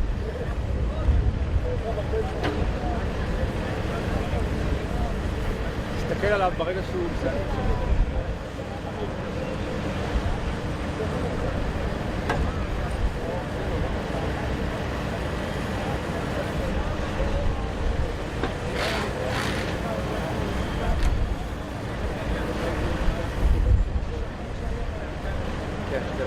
זה כאילו לקוח מאיזשהו סרט הוליוודי שנעשה באולפן עם פילים ועם בובות, זה הכל אמיתי, זה היה יכול להסתיים אחרת לחלוטין.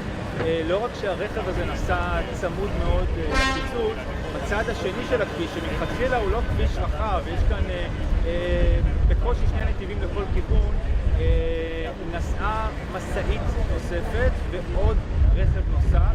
הם לא עמדו בצדי הדרך כמו הרבה מאוד רכבים ומשאיות אחרות שאנחנו רואים בסרטון הזה עומדים ומחכים כמו שהם אמורים לעשות, וככה בעצם כל נושא הרכבים האלה ניצלו. אם הטיל הזה היה מתפוצץ לא כאן מאחוריי אלא ממש על הכביש שכמעט עליו אנחנו עומדים, אתם איכשהו יכולים להבין את המרחק, זה היה נגמר אחרת לחלוטין במטח הזה. אבל בסופו של דבר, למרות המטח והירי הזה שנמשך כ-35 דקות, אין בכלל ישראל, בכלל הזירות נפגעים, יש רק מעט מאוד נזק. הנזק שאפשר לראות מאחוריי, נזק לתשתית החשמל כאן באזור. חברת החשמל נמצאת כאן עדיין בשעתיים האחרונות ומנסה לתקן את הנזק, וכבר מגיע אלינו נציג חברת החשמל לשיחה. זה בסדר, אתה יכול להגיע, יש לנו אישור לראיין אותך. כן. אנחנו עכשיו בשידור, יש אישור, אתה יכול להגיע.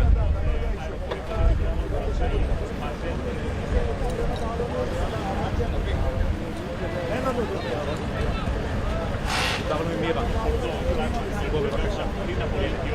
אז כן, יש להם כאן לחלוטין משמעת, אחרי שהם שידור איתנו.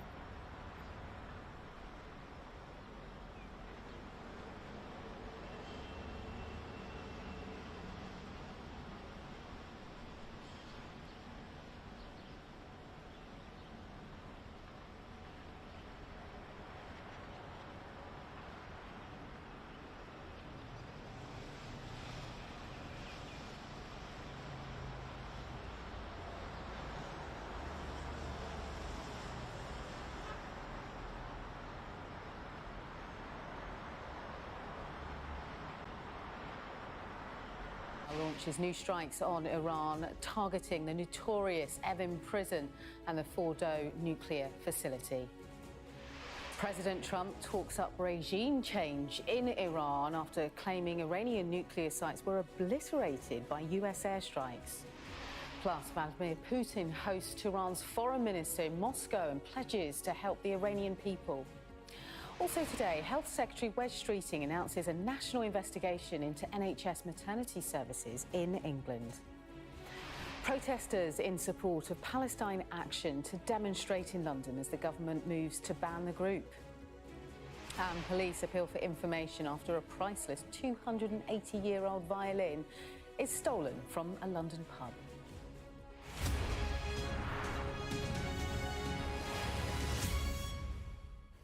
Hello, good afternoon. Israel has begun attacking what it says are Iranian government targets, including the notorious Evin prison in Tehran and the headquarters of the paramilitary Revolutionary Guards. It follows earlier Israeli strikes on the Fordow nuclear facility, which was hit over the weekend by US strikes. Well, since then, President Trump has talked up the idea of regime change in Iran. Later this hour, we're expecting to hear live from the exiled Crown Prince of Iran and he was the main opposition figure, wasn't he, to the supreme leader. We'll bring you that news conference live. It's happening in Paris. We'll take you to these pictures, though, which show the moments of Evin prison in Tehran and when it was struck. It's the notorious facility that houses political prisoners. Well, Israel's Defence Minister, Israel Katz, has said this in the last hour or so, in accordance with directives of Prime Minister Benjamin Netanyahu and myself. The IDF is now attacking with unprecedented force regime targets and the government repression bodies in the heart of Tehran, including the Basji headquarters, Evin prison for political prisoners and opponents of the regime. The destruction of Israel clock in Palestine Square, the internal security headquarters of the Revolutionary Guards, the ideology headquarters and other regime targets.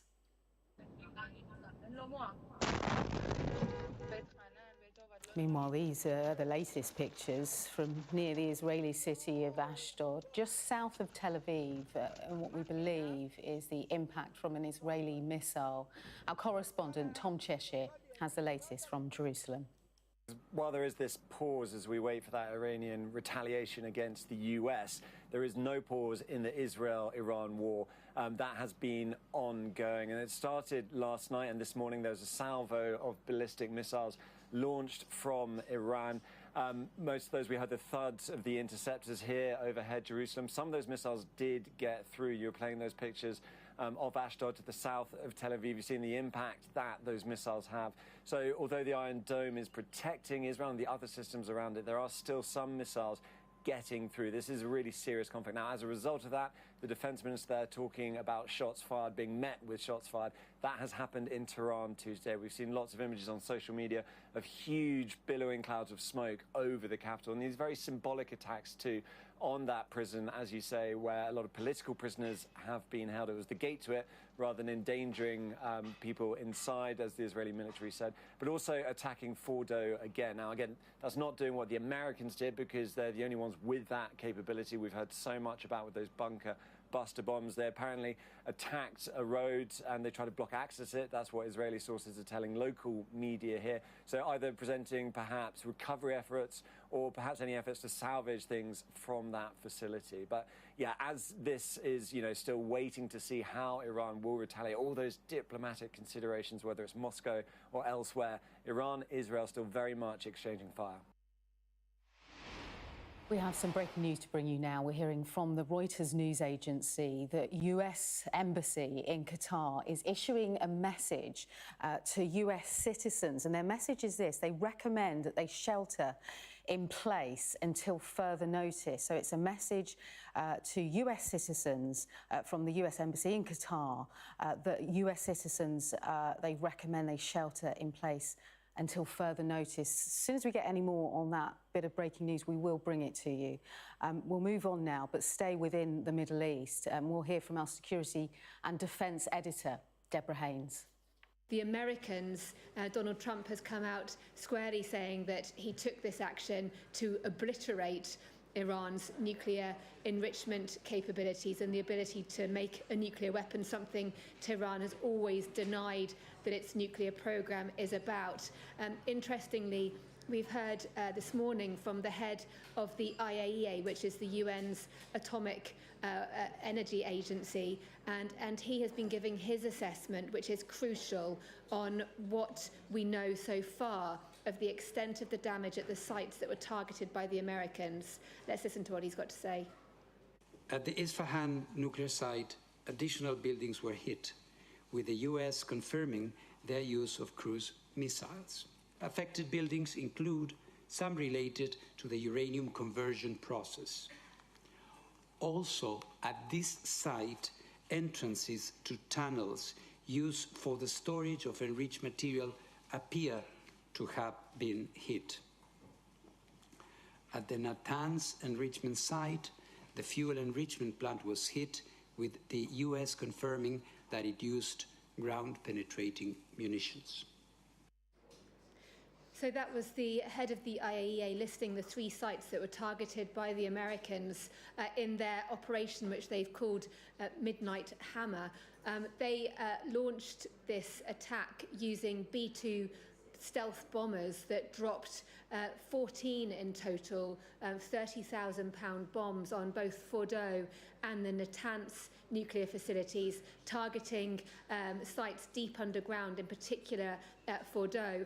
And the IAEA chief was saying there that it's going to take a lot of time, to be able to assess fully the extent of the damage. But given, as he was describing, the implications of an explosion like that to centrifuges that are very sensitive, he believes that the damage would be significant. But there has been reporting that the Iranians, predicting that such an attack might happen, have moved a lot of the sensitive material to other locations. And the head of the IAEA was also asking about where the location for a quantity of enriched uranium that the Iranians have enriched to 60%, which is well beyond the measure that would be needed for any civil use. So there is a sense that this attack, while it has caused huge damage, it has also upended the UN's nuclear watchdog's ability to be able to keep track on the extent of Iran's nuclear capabilities. Meanwhile, the Iranian foreign minister has been meeting Vladimir Putin in Moscow. Russia says it will try to help the Iranian people. Our Moscow correspondent, Ivor Bennett, has the latest. The meeting has now begun between Vladimir Putin and Abbas Araghchi. Cameras were allowed in at the start of the talks. We saw and heard the pair exchange comments between translators. Vladimir Putin called the aggression against Iran groundless. He said that their meeting will give them the chance to find ways out of the current situation, and he added, most importantly perhaps, that Russia was ready to help the Iranian people. But the question everyone wants to know the answer to is, what kind of help will that constitute from Russia? If Tehran is seeking military help from Moscow, I think Araghchi is going to be leaving here empty-handed, leaving here disappointed. And I say that for a number of reasons. Firstly, assuming things stay as they are, by the way. Firstly, although the countries have this strategic partnership deal that they signed in January that sought to deepen their military cooperation, there's no mutual defence clause contained within it. So there's no legal obligation for Moscow to step in and provide military aid to Tehran. And the second reason is that all of Russia's attention and resources right now are focused on Ukraine, and so I think they're reluctant to be dragged into another conflict. And I think they might be hard-pressed to as well. And the third reason is that this comes at a time when Moscow is trying to get closer to Washington and improve relations there. If they back Iran militarily now, then I think, of course, that will derail that kind of warming relationship there. So I don't think we're going to see at this stage any material support from Moscow for Tehran. At the same time, though, Moscow is very wary of things progressing towards regime change in Iran. They lost an important strategic ally in Syria when the Bashar al-Assad regime fell there in December, and they don't want the same thing happening right now.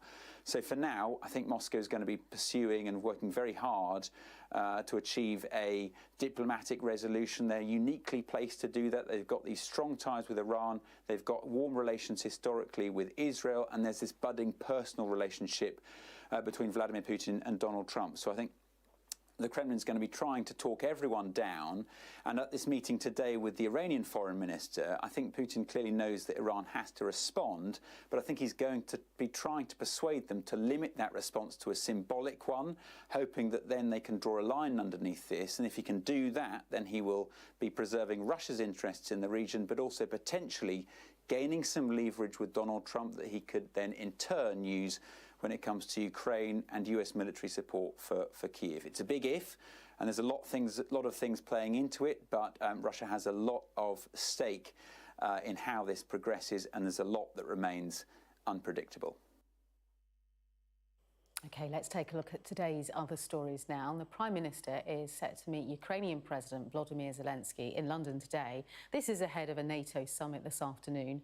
Number 10 also said Sir Keir Starmer and his Ukrainian counterpart hope to convene a meeting of the so-called coalition of the willing in the coming weeks.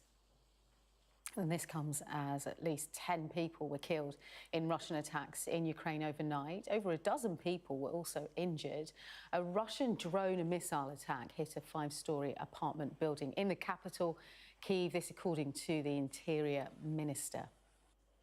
The UK and its NATO allies have agreed to increase spending on defence to 5% of GDP by 2035. According to sources with knowledge of the deal, Sky News has been told ambassadors of all 32 alliance member states signed off the new spending pledge ahead of the summit of leaders at The Hague tomorrow.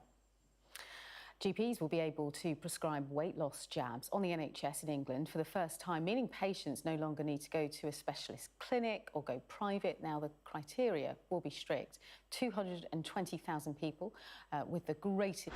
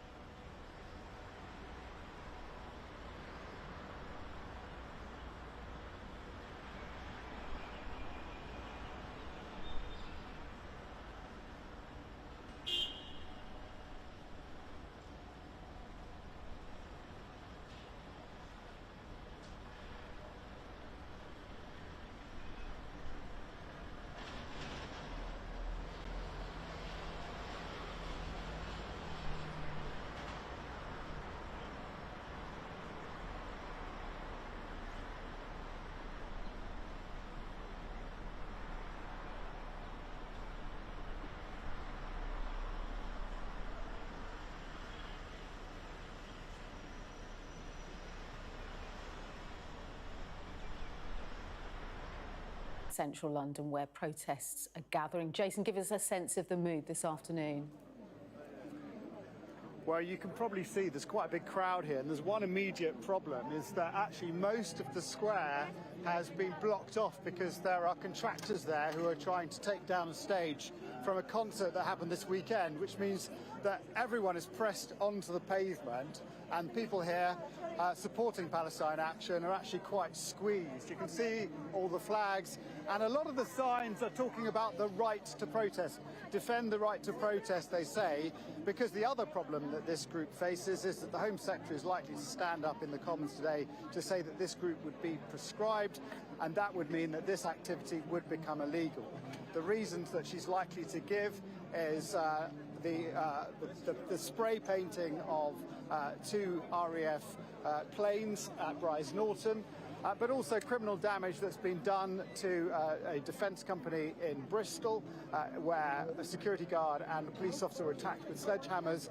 And I suspect that she will list a number of things that she feels this group has done in order to get that title of being proscribed.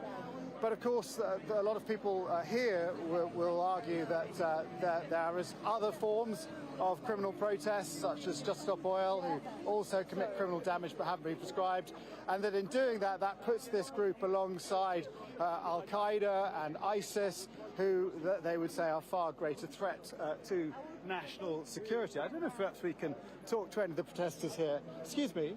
I'm on Sky News. I just wondered if you would talk to us about why you're here today and how you feel about this group. I'm Jason Farrell. I'm from Sky News. Well, I'm here because I think it's inappropriate to designate people as a terrorist group when they're just demonstrating, and I feel strongly about that. I'm not going to go on very much. Yeah, just quickly though, do you worry that, you know, if they do things like spray paint into the engine of a plane on an RAF base, that they're crossing the line, if you like, into... No, I'm not worried. I think if you compare that with what's going on in Gaza, it's absolutely minimal, and I think it's very important to protest. I'm a member of JVL. I'm a Jewish protester, critic of Israel. But even if that's damaging British military equipment, you think that's okay? Listen, I didn't come here to be interviewed. No, okay, no, fair enough. Thank you very much for talking to us.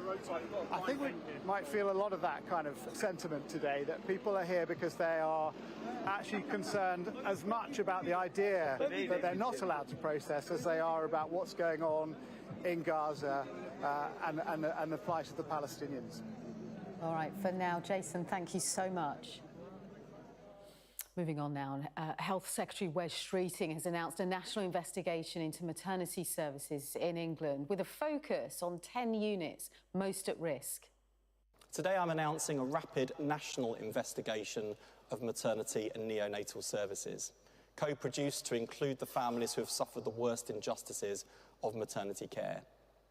Modelled on the Darzi investigation into the state of the NHS, this will be an evidence-based investigation setting out what's going wrong and priorities for action.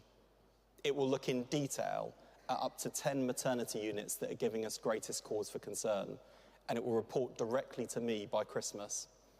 Crucially, the investigation team, in terms of reference, will be co-produced with the victims of maternity scandals.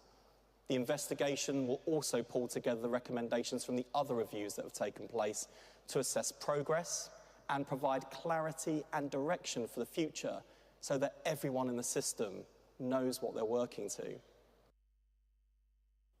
Our correspondent Sadia Chowdhury has more. This comes a year after a parliamentary report found that there was shockingly poor quality in maternity services and that good care was the exception rather than the rule. You may remember that report from last year about new mums being left in blood-soaked sheets for hours, being berated by midwives and treated as an inconvenience. In fact, every year around 30,000 women will suffer some negative experiences when it comes to either before, during or after delivery.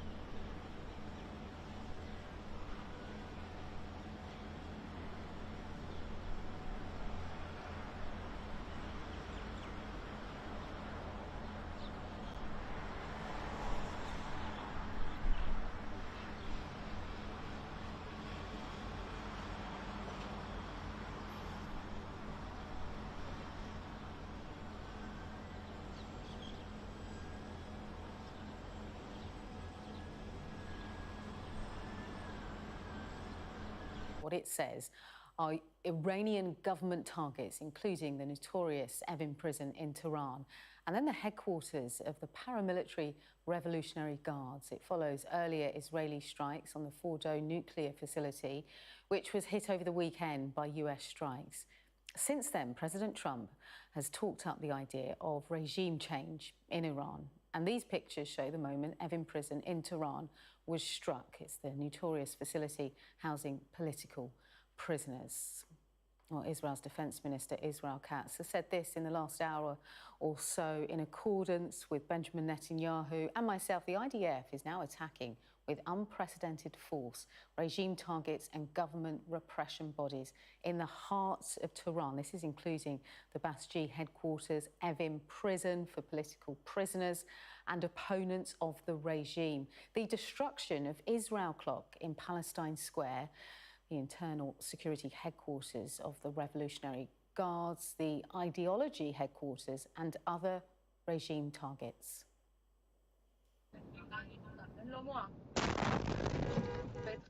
Meanwhile, these are the latest pictures from near the Israeli city of Ashdod, just south of Tel Aviv, and what we believe is the impact from an Iranian missile. Well, the Armed Forces Minister, Luke Pollard, gave us his take on the UK government's stance on the unfolding conflict. Well, the US felt it necessary to take action to alleviate what they felt was a severe threat to their security and regional security. Our focus as a country has been to get Iran back to the negotiating table, for them to negotiate in good faith. And that is the priority, because ultimately, to stop Iran having a nuclear weapon, and they should never be able to possess a nuclear weapon, we need not only for the nuclear facilities to be disrupted, but for the knowledge and awareness within the Iranian regime to be locked out so they can't ever develop nuclear weapons again in the future. Because once they've started on that path, they possess the knowledge, which means they could go back to it. That's why they need to be locked out with a negotiated solution. And that's why the Prime Minister, coordinating with our French and German allies, are applying pressure on the regime with support of our Gulf partners to get Iran back to the negotiating table so we can find that lasting solution. President Trump claims that the US strikes on Iran's 3 nuclear facilities were monumental. Bullseye was the word he used to describe their success. But how correct is that? Our science and technology editor, Tom Clark, explains what we know so far. It was a massive display of force and a series of firsts.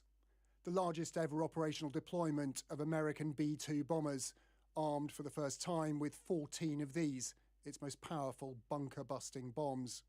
Operation Midnight Hammer involved 7 B-2 bombers, 125 warplanes in total, as well as warships and submarines that hurled as many as 75 precision weapons at Iran's nuclear facilities in just 25 minutes.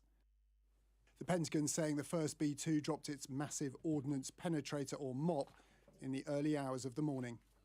As the president stated last night, the remaining bombers then hit their targets as well, with a total of 14 MOPs dropped against 2 nuclear target areas. One was the Natanz uranium enrichment facility, its underground centrifuge halls targeted that Israeli raids couldn't reach last week.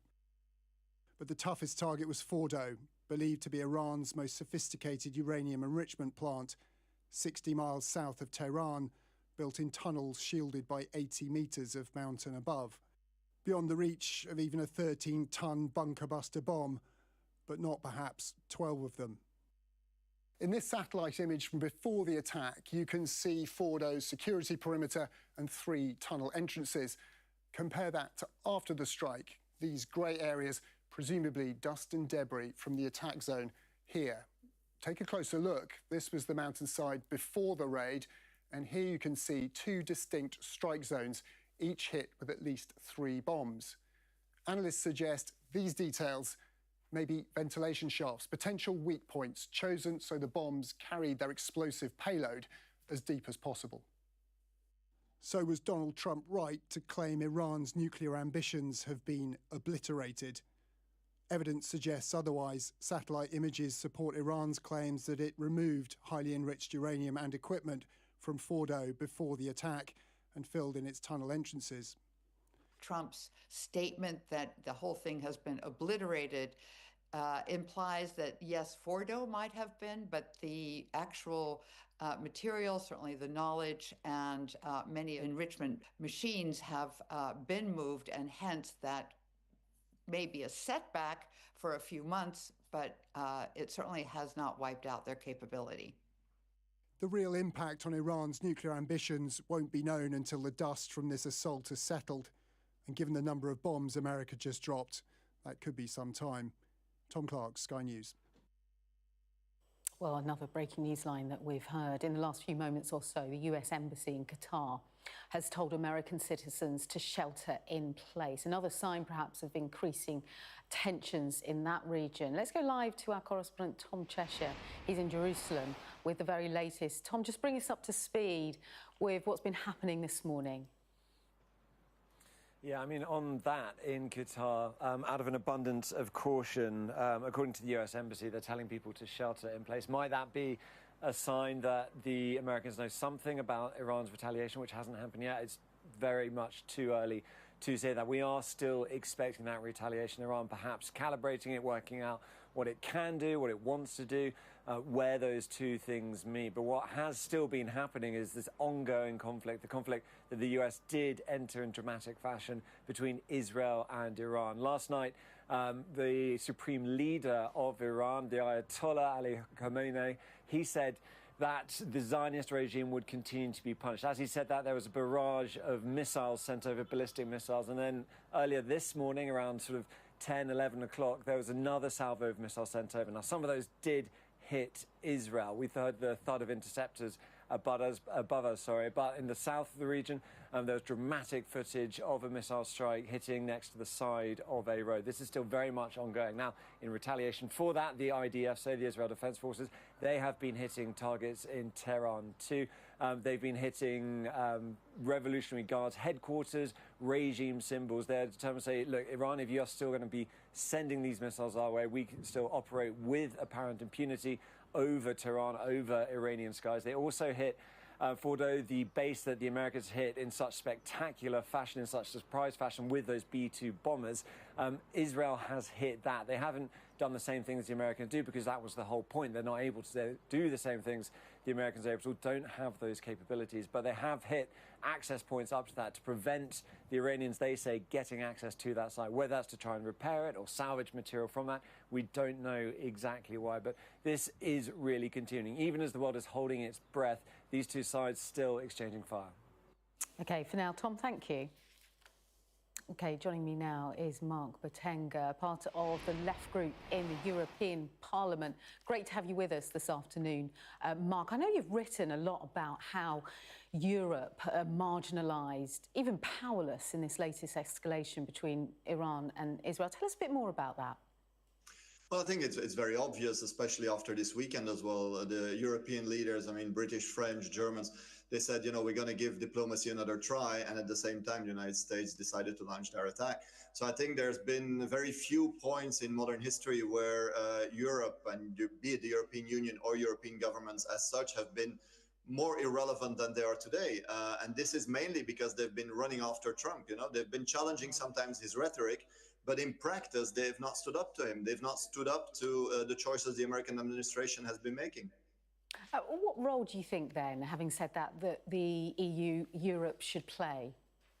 Well, I think the EU has always been very vocal about international law, human rights. Mm-hmm. And I think they should finally, you know, kind of act upon it because we have seen massive violations by Israel of international law. That is not disputed. Also, international legal scholars are very clear about the attack Israel executed against Iran being illegal under international law. So if, as a European Union, you are serious about international law, then you should act upon it. And you should say, well, I mean, Israel has violated international law. We've seen that. We're going to act upon it. We're going to sanction Israel, or at least we're going to suspend our privileged partnership, the association agreement that links the EU to Israel.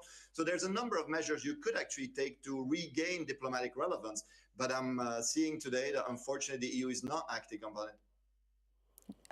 To be fair, if diplomacy has failed, Israel may say, and they feel under threat by a neighbour with nuclear weapons, Legally, what other routes do you think they could have taken? Well, first of all, diplomacy hadn't failed when Israel attacked. Let's be very, very clear about this. There was talks scheduled for the Sunday after the attack. So making the claim that diplomacy had failed is just utterly false. The other claim about it was self-defense we had to is also utterly false, because there's no proof of any Iranian nuclear weapon, or even, as the International Atomic Energy Agency confirmed, of even a military program by Iran. So basically what the Israelis are saying makes no sense whatsoever in international law. So what other routes were there? Well, first of all, I think we've got a very great experience with the 2015 deal, a deal on the Iranian nuclear program, where the Iranians even accepted to limit their civilian nuclear program by saying, okay, in order to, build confidence, we will even limit that.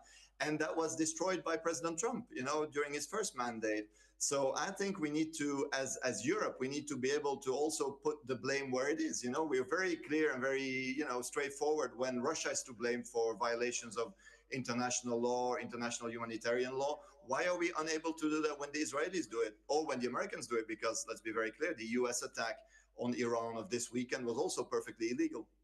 What do you want to see from Europe? Because if we look back to, say, the 2003 invasion of Iraq, America didn't really need its allies, but it brought them along. What we're seeing here, that Trump is going it alone as a lone wolf with Israel, not really including the EU. I wonder whether that leaves them feeling weakened and sidelined. Oh, I'm sure they objectively should be feeling weakened and sidelined, because they are marginal, they're very weak. But the only way to kind of change that is to, stand up for what you're supposed to stand for. Hence, international law, human rights, by saying some very basic truths and by acting upon them. Very basic truth: Israeli-American attack on Iran are violating international law. Hence, we will take sanctions. This is what the EU does on so many countries. There's tens of countries throughout the world. So you think, Mark, that the EU is being too passive then? You're not hearing what you want? Not only passive, it's just following. It's very difficult today to say, what does the EU really act upon? What is it actually doing? And if it were serious 1 second on its rhetoric in regard to international law, which the EU has used a lot, and rightly so, in regard to the Russian invasion of Ukraine, then we would have to say, Israel, you've got this genocide ongoing in Gaza. We've not acted. We've not suspended in any way the preferential treatment we give to Israel. Now you have clear violation of Iranian sovereignty and the UN Charter. If you want to be relevant on the international and the global, in the global arena, then you need to say, we can act. And the EU has a lot of tools, a lot of instruments to act, but is not using them and is being kind of, reverential towards Donald Trump. And this is a strategic mistake. What do you think then steps should be put in place to move forward? Because I know you posted on TikTok that speech that you did within European Parliament. What's been the reaction to that in particular? And do you feel you can take those comments and influence what happens next? Well, I think the reaction's been extremely positive outside, because you have seen that many people are indeed, scared of war. Scared of the fact that international law, basically the post-Second World War order that we have been constructing with a number of important principles in order to avoid international anarchy, to avoid that we get into a situation of where everyone just kills each other, bombs each other, that this is being systematically undermined, that some basic tenets of this international law, international order have been destroyed, including by their own governments. And, people are very scared and angry about this, and rightly so. Now, what we need to have today, for example, there's an important EU summit on what to do with the relations with Israel. Now, it's a very basic step today to say, listen, at least we don't want to be complicit in these crimes, so we're going to stop arms exports. A second step could be, we have this association agreement with Israel, that gives preferential treatment to Israel in regard, for example, to market access in Europe, but that also basically creates a framework for Israel getting European subsidies, so European public money, taxpayers' money, going from ordinary Europeans to Israel, to the Israeli Ministry of Defense even, we're going to suspend that. So these are very basic, very simple tools and instruments that also, would be in line with what the International Court of Justice has asked member states and basically the entire global community to do. So that would be quick, to the point, and would have immediate effect in showing that Europe stands ready to act. OK, we'll leave it there. Mark Butanga, the Left European Parliament. Thank you so much for your time. Thank you very much. Well, in response to the US strikes, Iran will be calculating how they'll respond and when.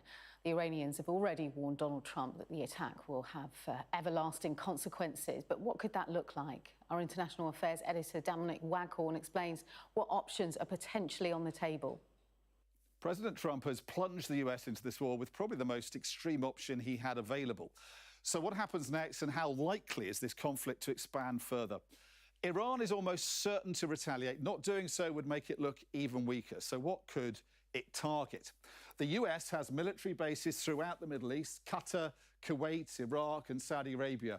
Killing Americans might be a priority for Iran to try and drive a wedge between Trump and his MAGA supporters back home, who say America is getting drawn into yet another Middle Eastern war, risking US lives.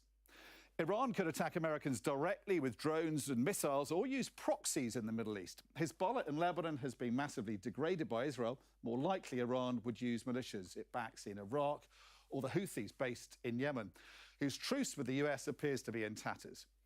All that would invite massive retaliation, of course, from America, so Iran might prefer asymmetrical options. In that case, Britain could also be a target. Could all this lead to terror attacks in the UK? In the region, there are two stretches of water to worry about, both strategically vital. The Houthis could threaten shipping in the Red Sea, while Iran could directly target vessels in the Persian Gulf, as they've done before, harassing ships with smaller boats, firing rockets at them and seizing them. Now, if the Gulf goes up in flames, expect a big hit to the global economy and the price of oil too. The Iranians have threatened to shut off the Strait of Hormuz, this choke point through which a third of the world's seaborne oil passes. All this would send shockwaves through the world's financial markets. The US has massively increased its presence to retaliate to any retaliation, with no less than 3 aircraft carrier battle groups in the region.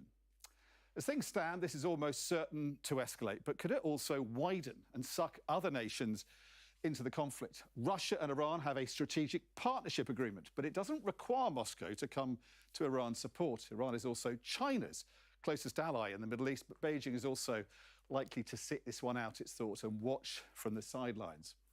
The priority for Iran's leadership is to survive, to fight another day, and redouble efforts eventually to build the bomb. If Israel can't change the regime in Iran, which isn't easy, it'll have to manage the Iranian threat and cut it down to size from time to time. That could mean years more military action and could be hugely costly for both Israel and its American backers. So Iran is in a very tight spot, but the future could be challenging for both Israel and America too. Well, let's get more on the story we broke a little earlier. Health Secretary Wes Streeting has announced a national investigation into maternity services in England with a focus on 10 units most at risk. Let's speak to our health correspondent now, Ashish Joshi. This is quite striking, isn't it, Ashish? Wes Streeting saying that up and down the country, maternity units are failing. What more do you know on this? We've known about failing maternity services for some time. We've had investigations across the country from Morecambe, Shrewsbury, Nottingham, East Kent. These are historical, but nevertheless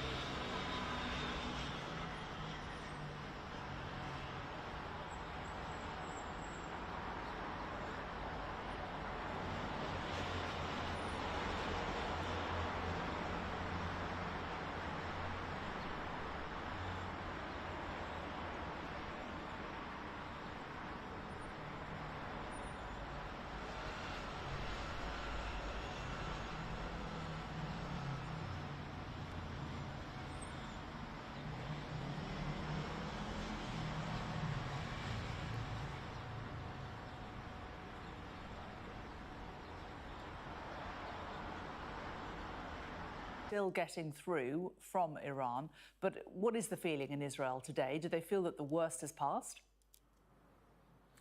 Yeah, I mean, after that extraordinary US strike, perhaps the world's holding its breath slightly to see how Iran will retaliate. But the exchange of fire has been continuing between Israel and Iran. This war is ongoing. It's a war that the US has entered and escalated. But this war has been continuing. It continued with 2 barrages, one in the early hours this morning and one a bit later this morning. Around 15 missiles, maybe more, came over. Many of those were intercepted. We heard the thuds above us here in Jerusalem. But as you can see from those pictures, that really dramatic impact, they do occasionally get through. That wasn't too near a population centre, but also the electricity here in the south, has been disrupted thanks to those strikes. So the Iranians are not entirely without capabilities. But as you're hearing from the defense minister, the Israel Defense Forces, the Israeli Air Force is striking back in the heart of Tehran. They said it was their largest to date. As you mentioned, they also went to hit again the Fordo reactor. Now, the nuclear site. Now, that wasn't the same thing that the Americans had done. They don't have that capability. That's why the Americans had to do it. It's why Israelis are so happy that they did do it. They had American flags projected onto the old city and onto the government walls in celebration of that. They hit an access road to that to prevent Iranians getting access to that. We don't know exactly why. Maybe prevent salvage operations or perhaps moving things from the side. But this is a demonstration from Israel that even as the world waits for that retaliation from Iran, which it has promised, we don't know what form it will take, they will continue to hit Iran and to try and continue to degrade that launch capacity. So it might still have missiles, but it'll be less able to launch them in the future, and there'll be less sirens sounding here in Jerusalem and in other cities around Israel. Tom, thank you very much. Follow Security and Defence editor Deborah Haynes has more on the impact of the US strikes on Iranian nuclear facilities. The Americans, Donald Trump has come out squarely saying that he took this action to obliterate Iran's nuclear enrichment capabilities and the ability to make a nuclear weapon, something Tehran has always denied that its nuclear program is about.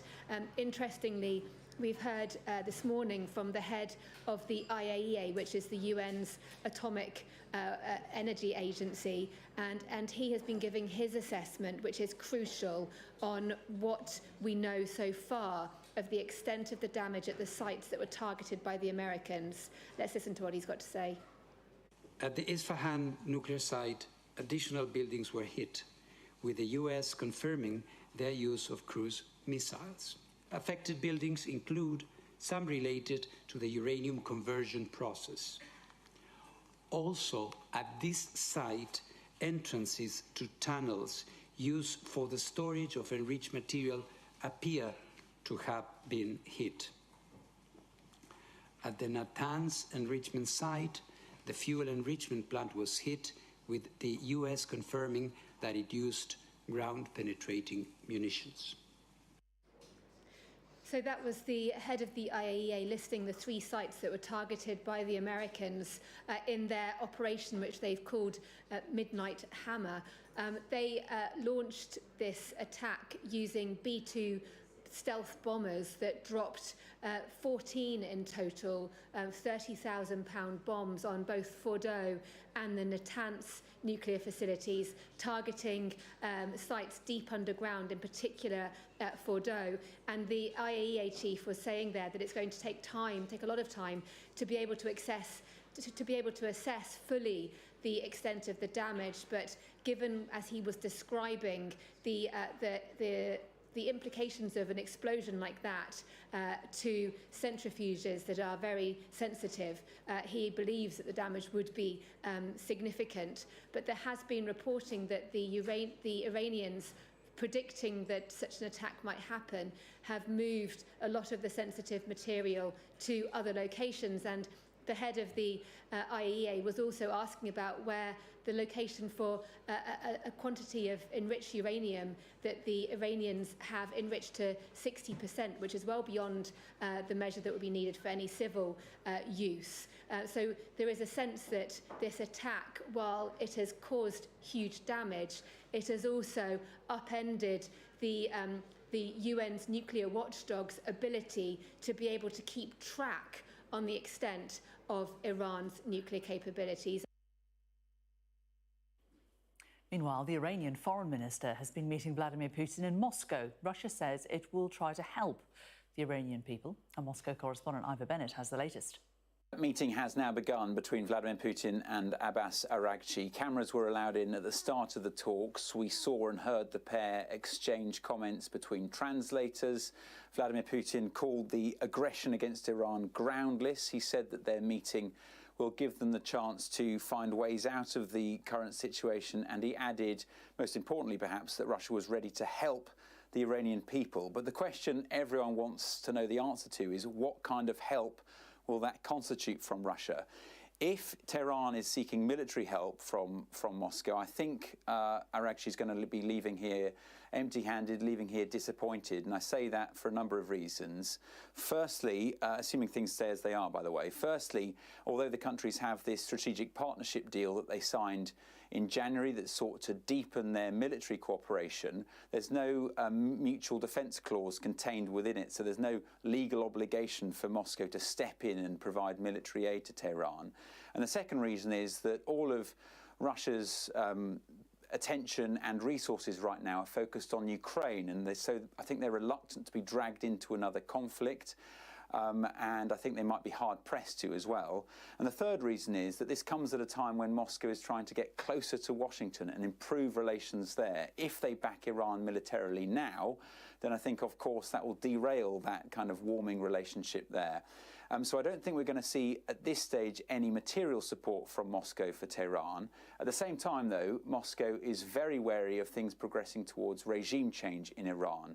They lost an important strategic ally in Syria when the Bashar al-Assad regime fell there in December, and they don't want the same thing happening right now.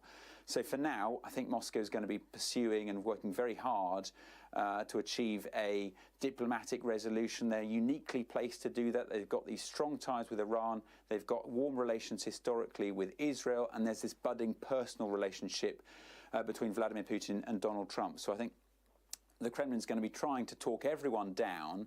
And at this meeting today with the Iranian foreign minister, I think Putin clearly knows that Iran has to respond, but I think he's going to be trying to persuade them to limit that response to a symbolic one, hoping that then they can draw a line underneath this. And if he can do that, then he will be preserving Russia's interests in the region, but also potentially gaining some leverage with Donald Trump that he could then in turn use when it comes to Ukraine and US military support for Kyiv. It's a big if, and there's a lot of things playing into it, but Russia has a lot of stake in how this progresses, and there's a lot that remains unpredictable.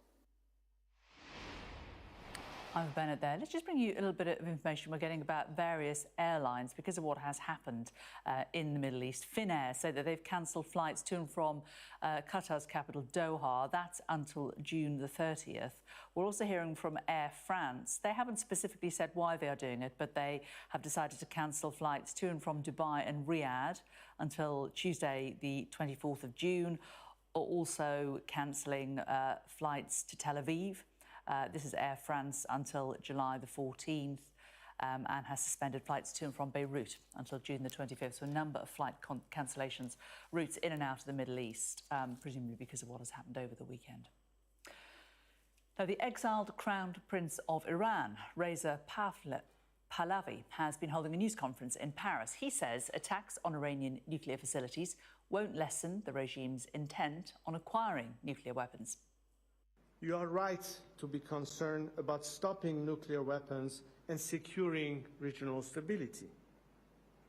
Only a democratic transition in Iran can ensure these goals are achieved and are lasting.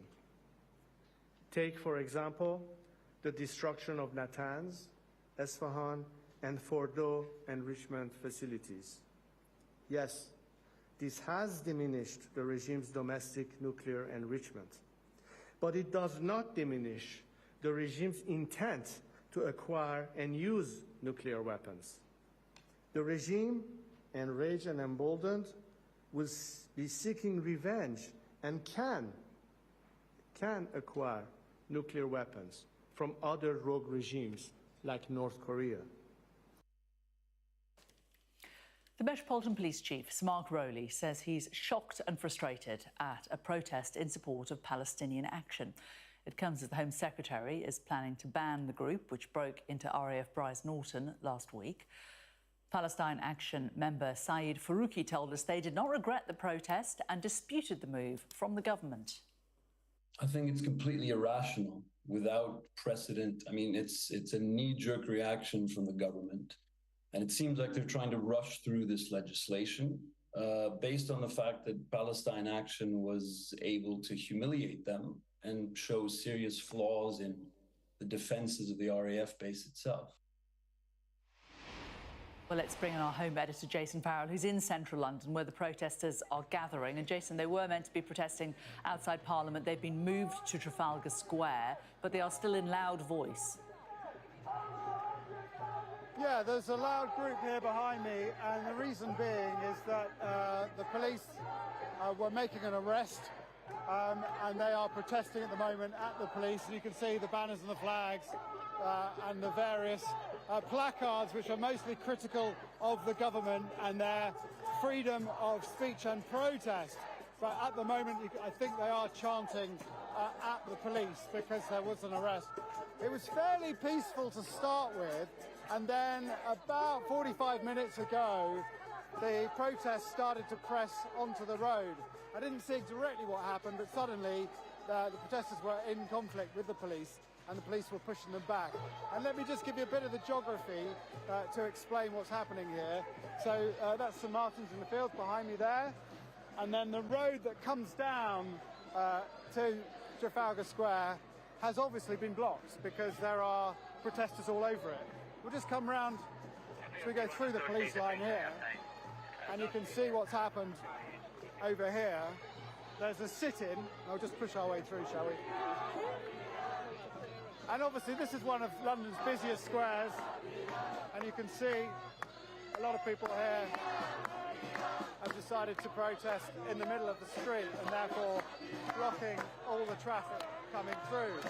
And one of the problems as well is that Trafalgar Square is currently having a lot of stages taken down from it. So it's completely blocked off. So the protesters had to be on the side of the road, and it's just kind of spread onto the road. I've spoken to a lot of people here about their feelings about what Yvette Cooper has had to say, is going to say in the Commons about prescribing this group, and obviously there's a lot of anger about that. These people feel that what they're doing, even if it is criminal, it is not terrorist activity. Actually, come on, let's have a chat with one of them. This is Alec. We spoke earlier, didn't we? Yes. How do you feel about what Yvette Cooper's said? It's outrageous. My name's Alex from Movement for Justice. The real people that need to be prescribed and prosecuted for terrorist activity is Starmer and his government, because they are colluding with genocide in Gaza. Now, obviously, the reason it's happening is because of the criminal damage that's been exacted on British military equipment. Do you think that that was a perhaps not smart move from Palestine?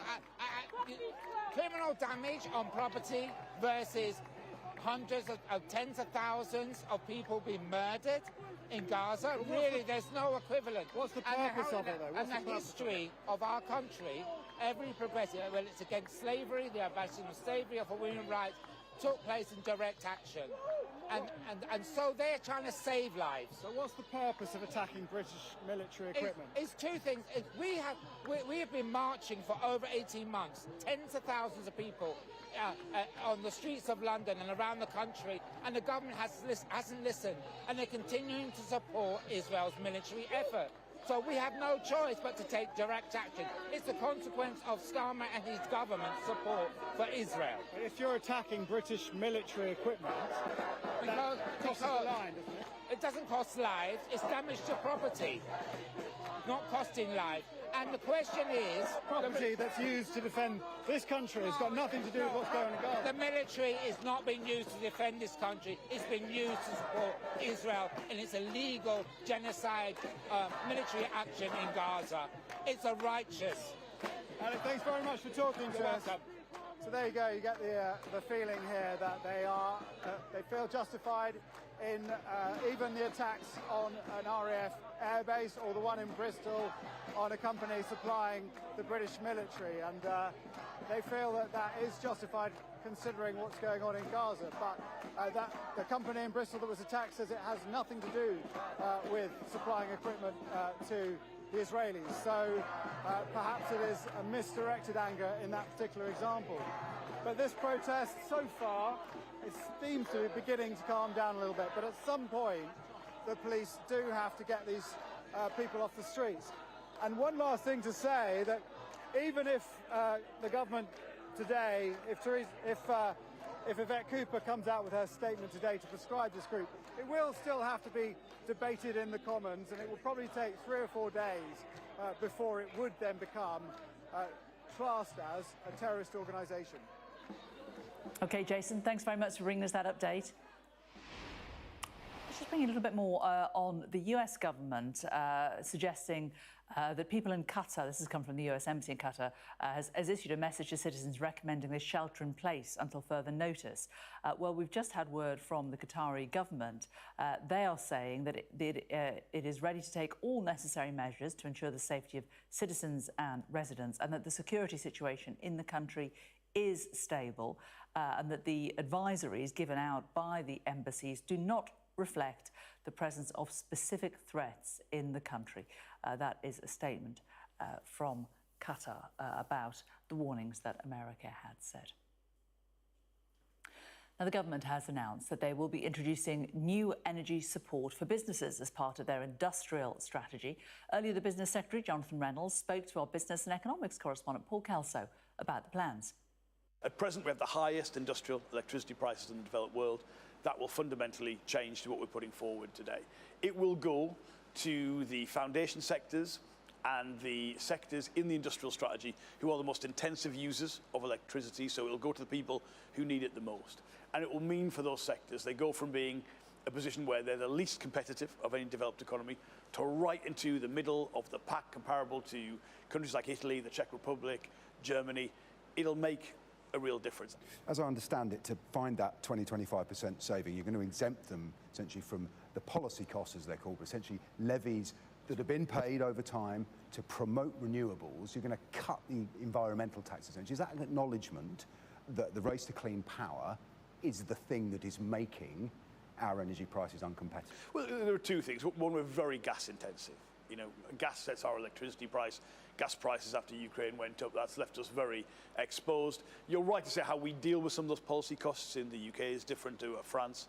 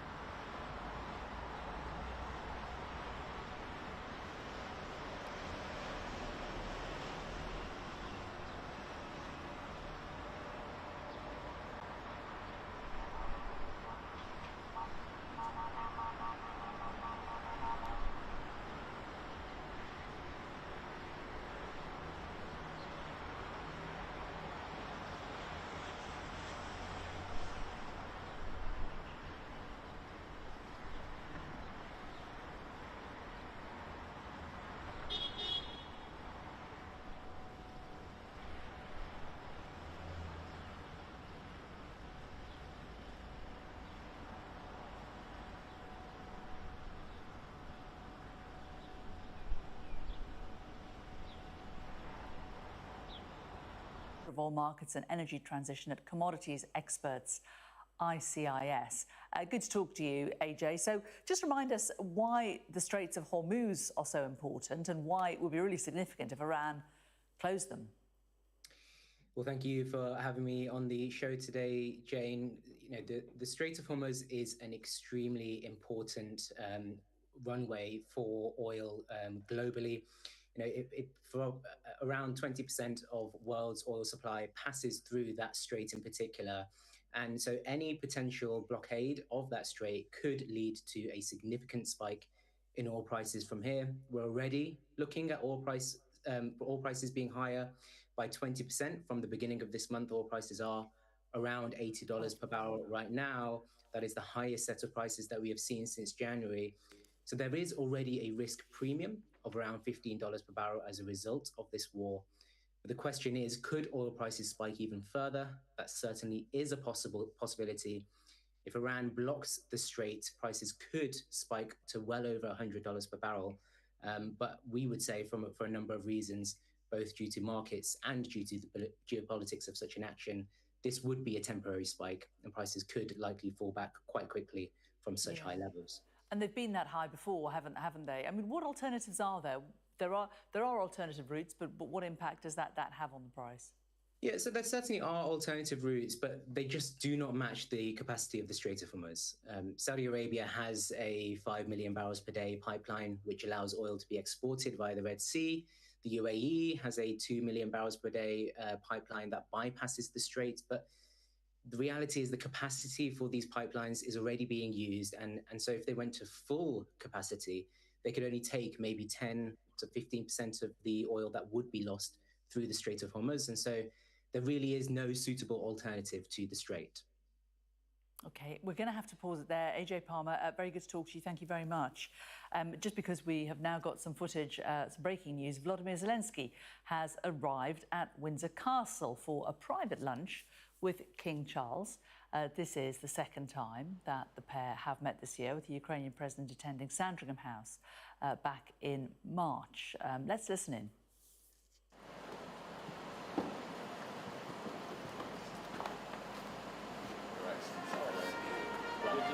Thank you so much. Thank you so much. Love you, please.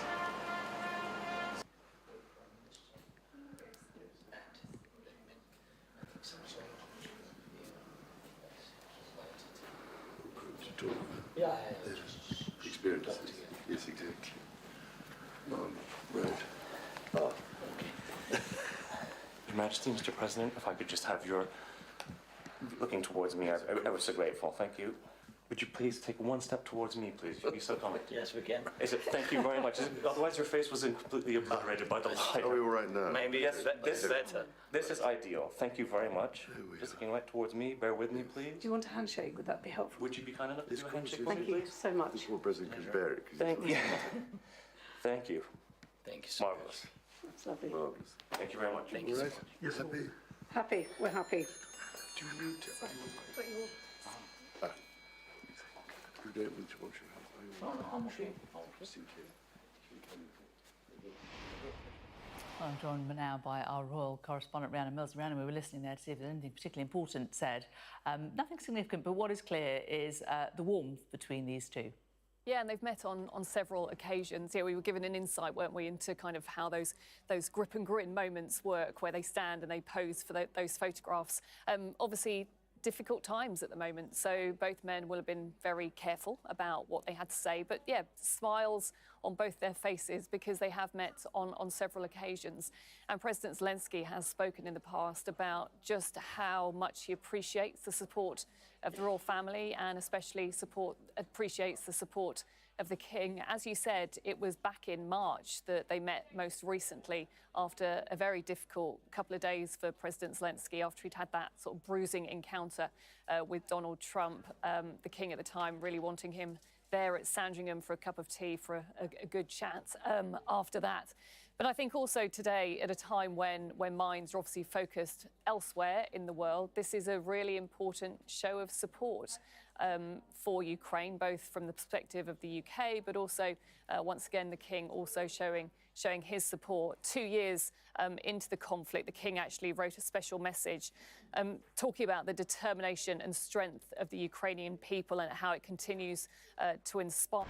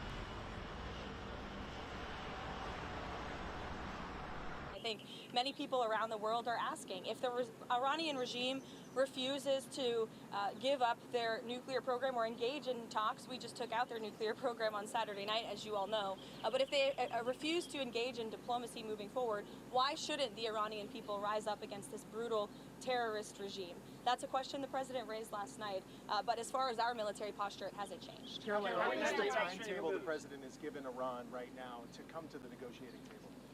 He has made his message to Iran quite clear. Can I Strait of Hormuz as well? On regime change, that question of if the president was supporting that idea of having Iran's supreme leader assassinated. He's now floating this idea of regime change. Is that an idea that you would consider? I'm not going to get ahead of the president. I just explained his truth to you last night. Caroline, has there been any communications at all between the U.S. officials and the Iranians since these strikes? And have you gotten any indication that they are open to negotiating? The Secretary of Defense said yesterday there has been both public and private messages sent to the Iranians since the very successful operation on Saturday night, and that remains the truth. The Strait of Hormuz, if Iran shuts down the Strait of Hormuz, is there a plan by the U.S. to add oil to the global market? We saw the Biden administration do the strategic petroleum release. Is there a plan? I can assure you the administration is actively and closely monitoring the situation in the Strait of Hormuz, and the Iranian regime would be foolish to make that decision. See you all later, okay? Thank you. Thanks, Caroline. So, Caroline Levitt, I don't know if you could sort of say dialing down President Trump's comments about regime change in Iran. She said he was suggesting, why shouldn't the Iranian people rise up? That was a question, she says, that President Trump raised last night. You're watching Sky News Today. Coming up, as the Health Secretary orders an investigation into NHS.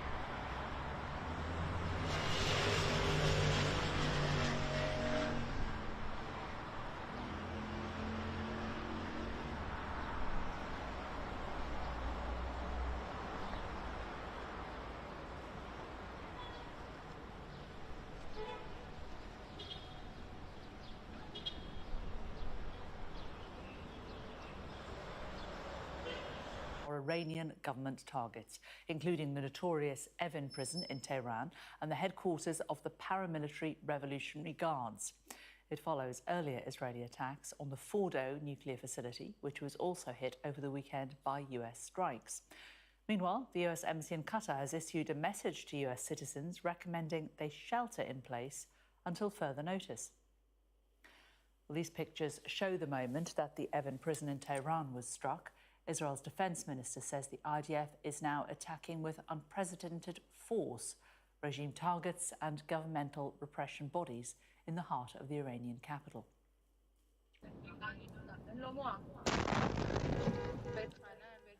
And while these are the latest pictures from near the Israeli city of Ashdod, just south of Tel Aviv, what we believe the impact from an Iranian missile there.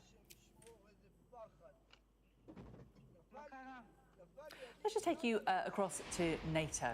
Mark Rutte is speaking there at The Hague, NATO Secretary General. As a native of this beautiful city, it is particularly meaningful to me that we gather here this week.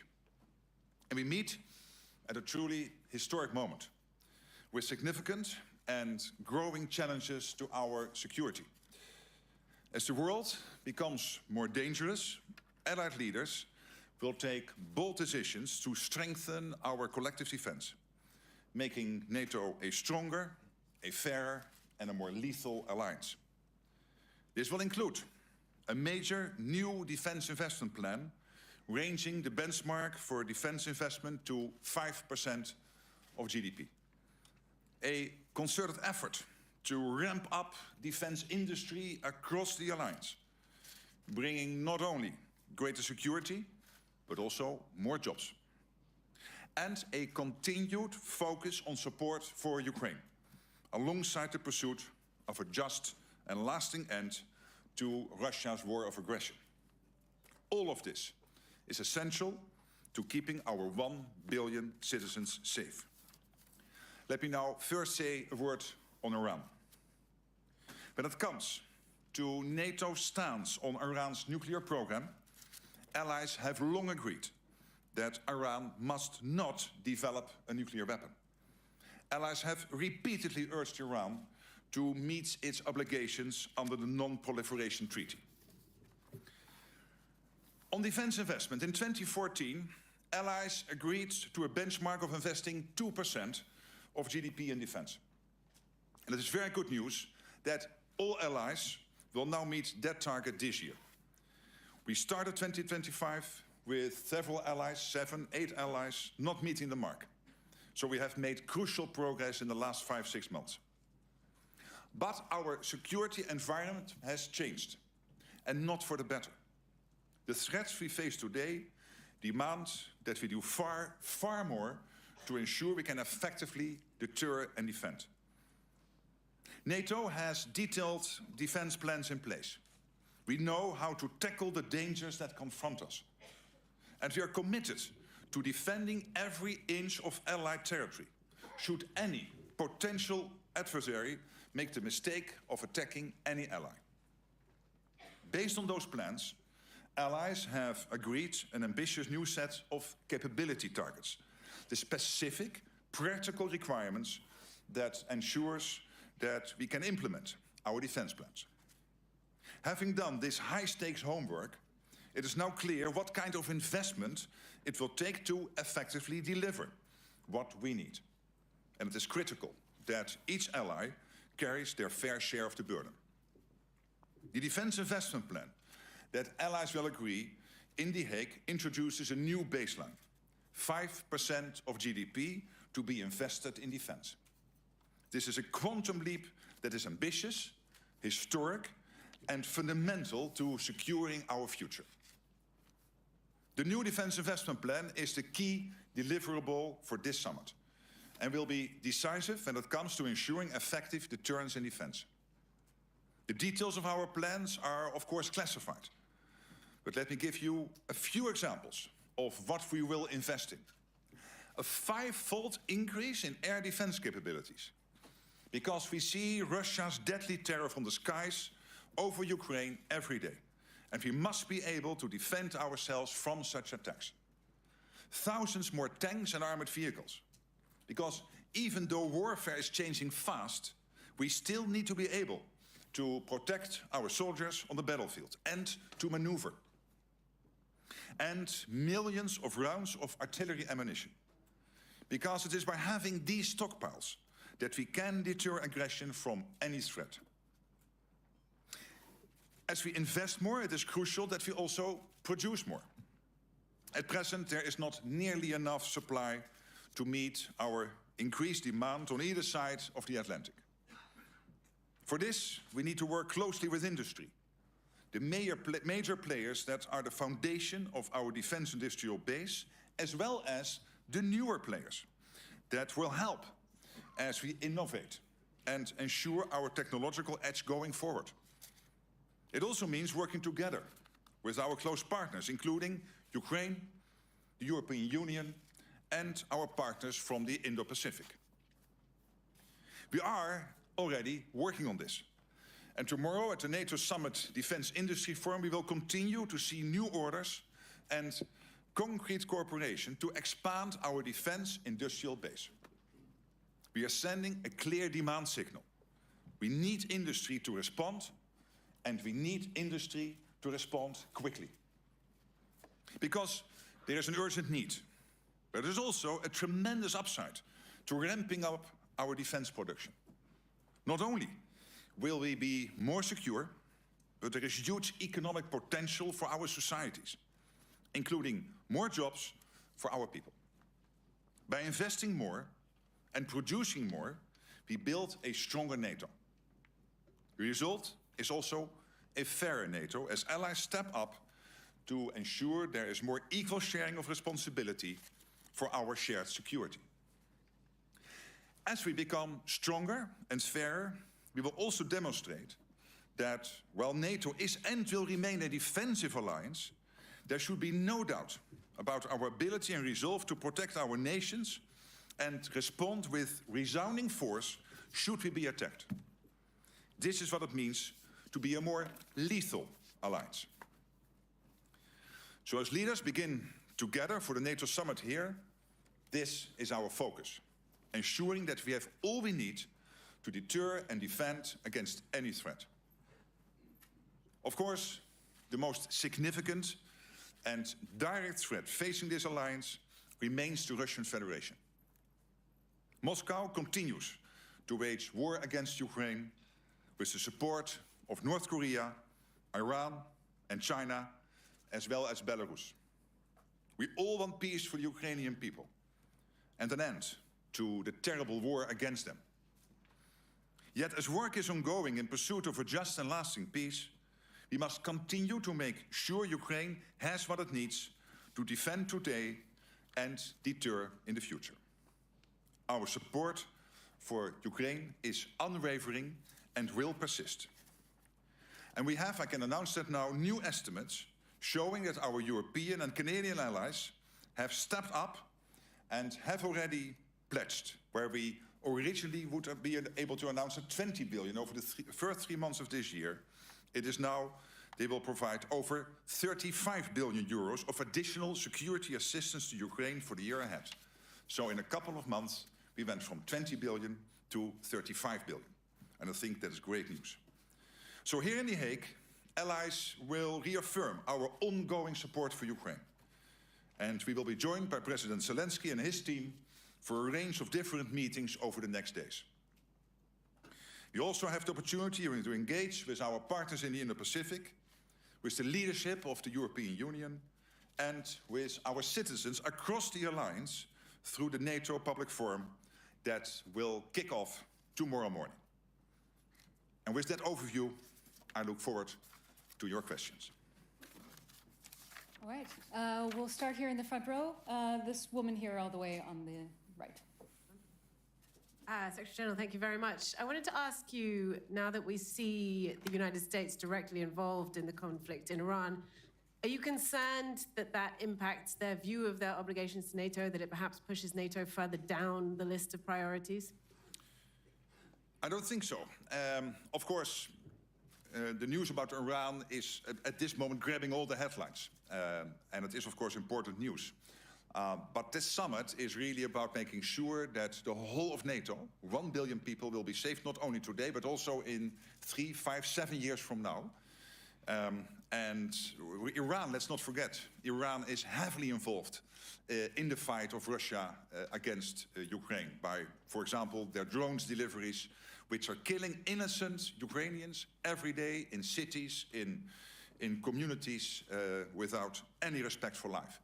So there is also a close connection between Iran, of course, North Korea, China, Belarus, but also Iran with Russia when it comes to the war in Ukraine. So no doubt it will emerge in the discussions. Okay, we'll come to the second row here on the aisle.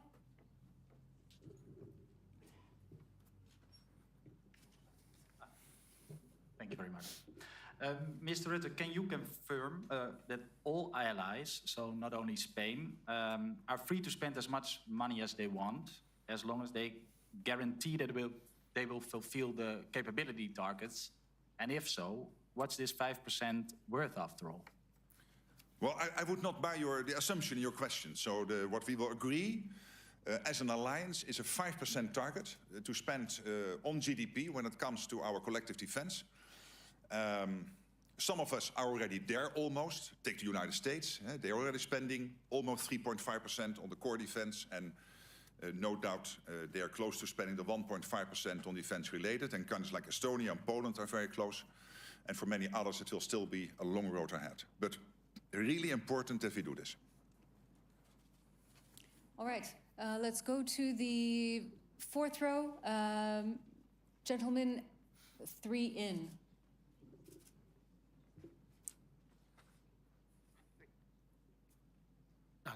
Secretary General, thank you, Luis. Good afternoon. Good afternoon, Luis Tovares, Spanish TV.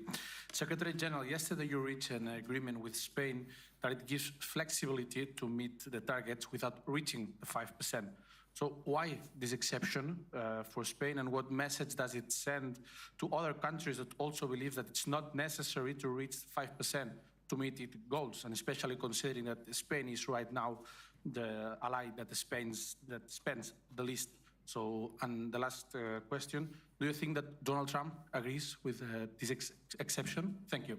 Well, all allies agreed with the statement, and all allies agree with the capability targets. The defense ministers a couple of weeks ago nailed down the capability targets. And as you know, we are an alliance where we fight together, and if necessary, where we also suffer and die together for our collective defense. And I've always had the highest respect for Spain's contribution to NATO. They are active all over NATO territory in many missions. And Spain has also agreed with the targets.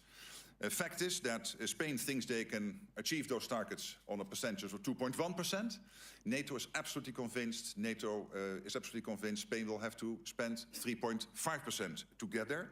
So each country will now regularly report on what they are doing in terms of spending and reaching the targets. So we will see. And anyway, there will be a review in 2029. Okay, let's come to this side of the room. We'll go to the front row, the gentleman in the beige jacket. Lauri Nurmi, security policy correspondent from Iltalehti, Finland.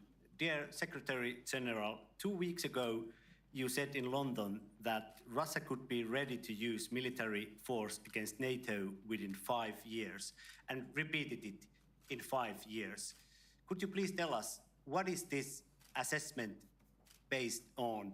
And can Russia attack Finland, Estonia, Lithuania, Latvia, or any other NATO nation located in the eastern flank of NATO? Thank you. There's widespread agreement within NATO that at this moment, today, if Russia would attack us, our reaction will be devastating, and the Russians know this. But there is great worry in many circles of NATO. We have heard the Chief of Defense in Germany a couple of weeks ago, and many other senior military leaders speaking about this, and also senior intelligence community people speaking about this, that between 3, 5, 7 years from now, Russia will be able to successfully attack us if we do not start investing more today. The question could be, why do you then give this time frame to 2035? Well, of course, we will start today. That means yearly increments. There will be a huge extra defense spend already in the next 3 to 5 years. There's also time we need to make sure that that defense spend can be absorbed by, of course, hiring more soldiers, making sure that you can buy all the military equipment you need to buy without raising the prices. But that means 3, 5, 7 years from now, we will gradually build a NATO which is so strong that not only today, but also in 3, 5, 7 years and 10 years from now, nobody, not the Russians, but please be watchful what China is doing with its rapid build-up of its military. Already the same amount as ships sailing in their navy compared to the United States, and that will grow into 450 ships by 2030, 1,000 nuclear warheads by 2030. And we have to be sure and make sure that you can defend ourselves against them. All right, let's come to the center front row, the gentleman in the glasses. Yes. Thank you for the floor. Dmytro Shkurko, National News Agency of Ukraine. Last days, we have intensified attacks of Russia to the civilian objects in Ukraine. Today, tonight, at least six people only in Kiev died and around 20 were wounded. So my question is NATO considered that like some kind of challenge just straight before the start of NATO summit? And could we expect, if not reaction, but some kind of assessment of this situation from a leader's side?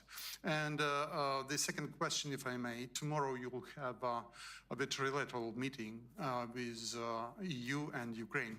Can we expect you raise the question how EU can replace American assistance, which is not granted anymore? And could it be a reality for EU to replace that kind of assistance? Thank you. Well, first, on your first question, the attacks on innocent civilians, on cities, on communities in Ukraine, without any military goal, I totally find abhorrent. We hold Russia fully responsible for this. It is against any rule, international rule. And anyway, this whole attack starting in 2014 and a full-scale attack starting end of February 2022 is unprovoked, is totally by everybody in NATO seen as something we collectively have to fight back on, making sure that Ukraine has what it needs with our support to take that fight concretely from step to step and make sure that they can defend Ukrainian territory. This is the reason why I think also last year in Washington, NATO allies agreed that for Ukraine there is an irreversible path of Ukraine to enter NATO. And that is still true today, and it will still be true on Thursday after this summit. When it comes to your second question, as I announced, we thought for this year 20 billion was pledged by Canada and the European allies. It is now over 35 billion. Last year, it was just over 50 billion for the full year. This year, not even before we reached the 1st of July, so the half-year mark, we are already at over 35 billion. So this shows you, and this is the evidence, that nobody in Europe, in Canada, including, by the way, the United States, loses sight of what is happening in Ukraine. All right, we'll come back to this side of the room. The gentleman here in the front row in the dark suit. James Bays, Al Jazeera. Secretary General, NATO's position for more than 3 years has been very consistent. It's been criticizing Russia for breaching the rules-based international order by invading Ukraine. Doesn't all of that seem very hypocritical, given the US's recent actions, which are clearly dubious under international law? Well, I don't agree with that assessment at all. Obviously, NATO is concentrated on the Euro-Atlantic, but I do not at all, not one syllable of your assessment, sorry, on what you just said. With all the respect, of course, for your news outlet, which I always respect, but I think you have this completely wrong. All right, and staying in the front row, the woman here. Maria Vasiliou, Tanya, Greece. Back to the defense spending plan, you said there is going to be a review in 2029. How are you going to ensure until then that there is credible growth in spending by all members? And also, I mean, in other words, taking also into consideration the exemption for Spain, how are you going to ensure that this pledge, this plan, does not become another empty promise? Thank you. Well, let me first say on your particularly alluding to Spain, NATO has no opt-outs. And NATO doesn't know side deals or side deals. So that's on the particular question you ask about Spain. What all allies will do is that, of course, they have the sovereign right and also the flexibility to determine their path for delivering on the NATO commitments. That means how much they will spend annually, and this is exactly what we are doing. The big difference from the Welsh pledge in 2014 is this, that there will be annual reports on what nations are spending. There will be regular reviews on what is happening. In 2029, we will take stock, including on the international security situation, whether we might need to increase the amount of spending we need to do as a collective alliance, for example. All right, front row here on the corner. Laurențiu Ungureanu, Hot News Romania, Secretary General. 9 years ago, at the summit in Warsaw, the alliance officially recognized that hybrid threats and information warfare pose real challenges to member security. With rising hybrid attacks, including manipulation campaigns, especially on NATO eastern flank and in the Black Sea region, how can member states determine when such aggression is serious enough to justify a collective response? Well, obviously, we are not making our adversaries any wiser than they are today when that comes to the specific question. But your question raises a very important issue. And that is the important issue of hybrid threats, the important issue of cyber attacks. And let me again state that I hate that word hybrid because it sounds too cuddly. And it is very serious. These can be assassination attempts, the jamming of commercial airplanes in the Baltic, an attack on the National Health Service in the United Kingdom. So this is very serious. And that is one of the reasons why on the list of discussions for tomorrow, this is a big issue. Hybrid, including, of course, cyber. All right, the third row, gentleman on the end. Thank you. My name is Ruslan Ignatovich. I'm journalist, Belsat TV, Poland. Mr. Secretary General, does NATO see a real threat of a possible new Russian invasion from the territory of Belarus during or after so-called Zapad 2025 Russian-Belarusian military exercises into Ukraine or into the Baltic states?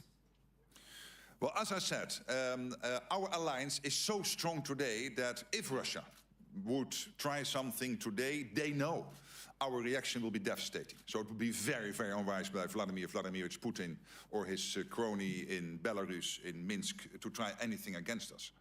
But obviously, we have to be sure that in 3, 5, 7 years from now, we are as strong as we are today. And that is why it is urgent that in this meeting, we will not only decide on the higher defense spending, but because of the changed security situation, we will have to spend more. So that when the call comes for each of our allies to chip in a collective endeavor to defend NATO territory, to defend every inch of NATO territory, that everybody is ready, has not only committed on paper, but also in reality, in terms of what they need to deliver to that collective endeavor. And let's not forget, I think it was in the FT this morning, an article making the difference between an alliance based on I will help you if you get attacked. Of course, that is what NATO will do, Article 5, but NATO is more. We have the plans in place, we have the structures in place, the command and control systems in place to make sure that we can immediately scale what each nation has at its individual level to make sure that they can then deploy that to the collective endeavor when we get attacked. My worry is two things: that if we do not spend more, that's in 3, 5, 7 years from now, we might not be able to do that. And secondly, that with the present level of defense production, which is also part of your deterrence, if we don't ramp that up, that's why this is next to Ukraine and the defense spending, one of the 3 issues at the summit, that our deterrence will not be strong enough. And that is why this ramping up defense spending is such an important subject. Well, the NATO Secretary-General Mark Rutte speaking at The Hague, confirming that the new baseline for countries will be to spend 5% of GDP on defence, and that NATO will invest in a 5-fold increase in air defences.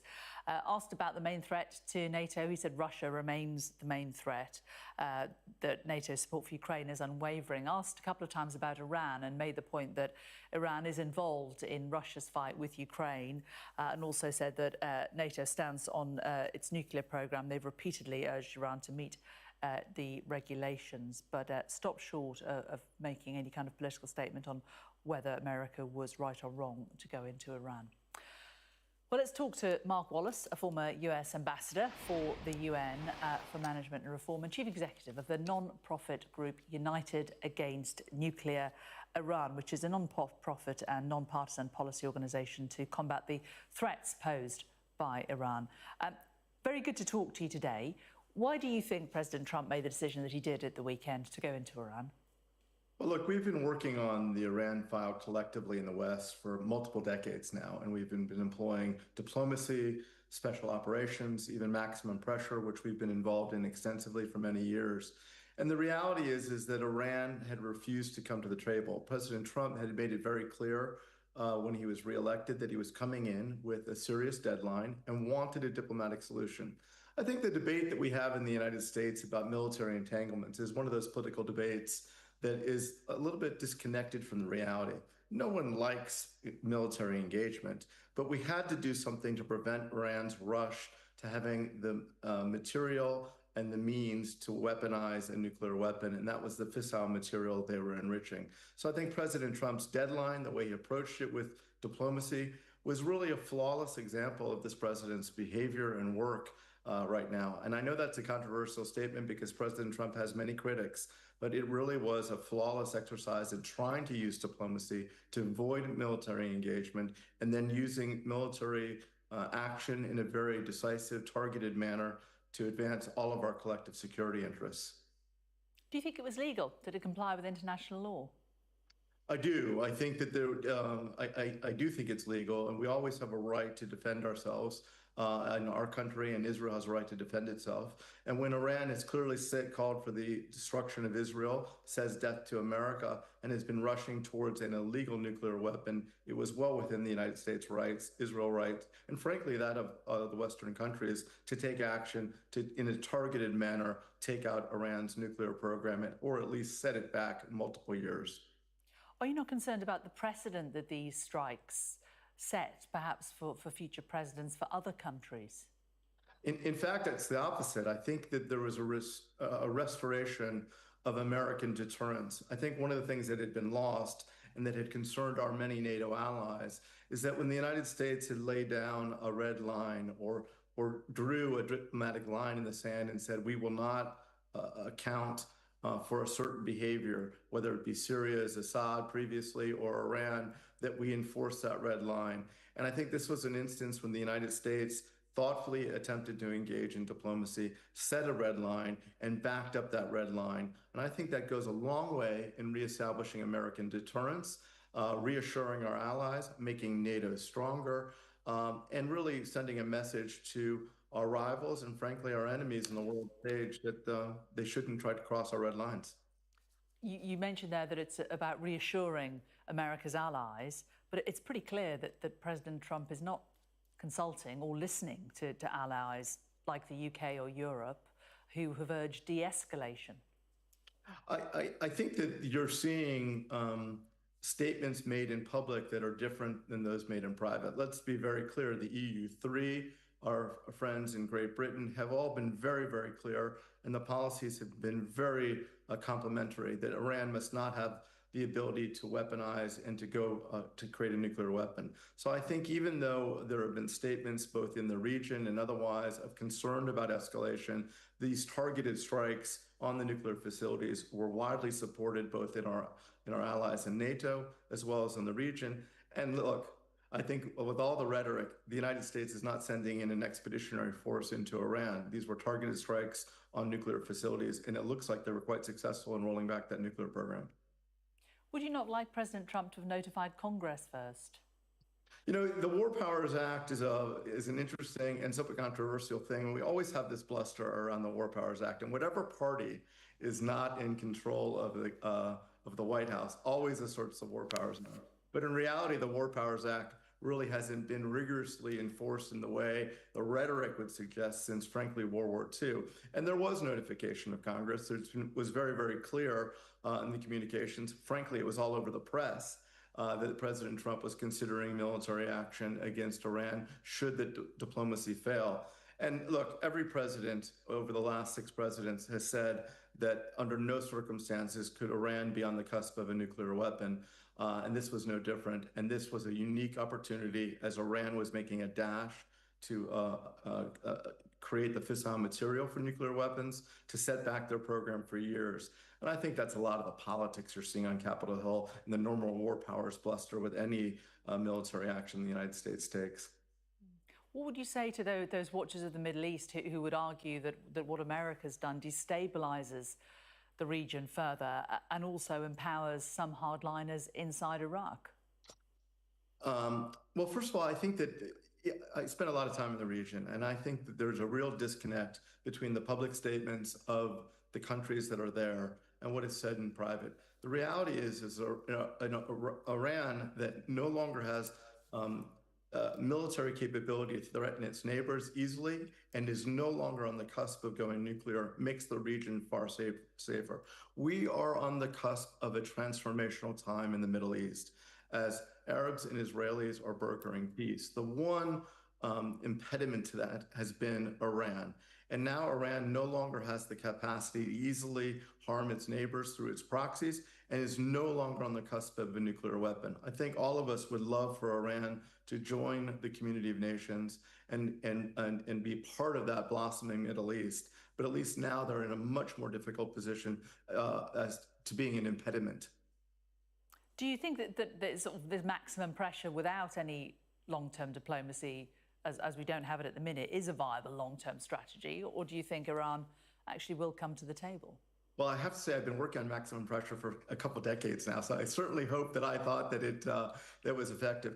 Look, when you look at a complicated foreign policy challenge like Iran, you have to employ all the tools in the tool shed. And that means maximum economic pressure on a country that is very vulnerable to economic sanctions. You have to look at covert operations, missions, cyber. You have to look at military planning and the like. And the reality is that Israel's actions in Iran now and our actions would not have been as successful without maximum pressure. And I think that the fragility of this regime is reflective that maximum pressure had a significant effect on that regime.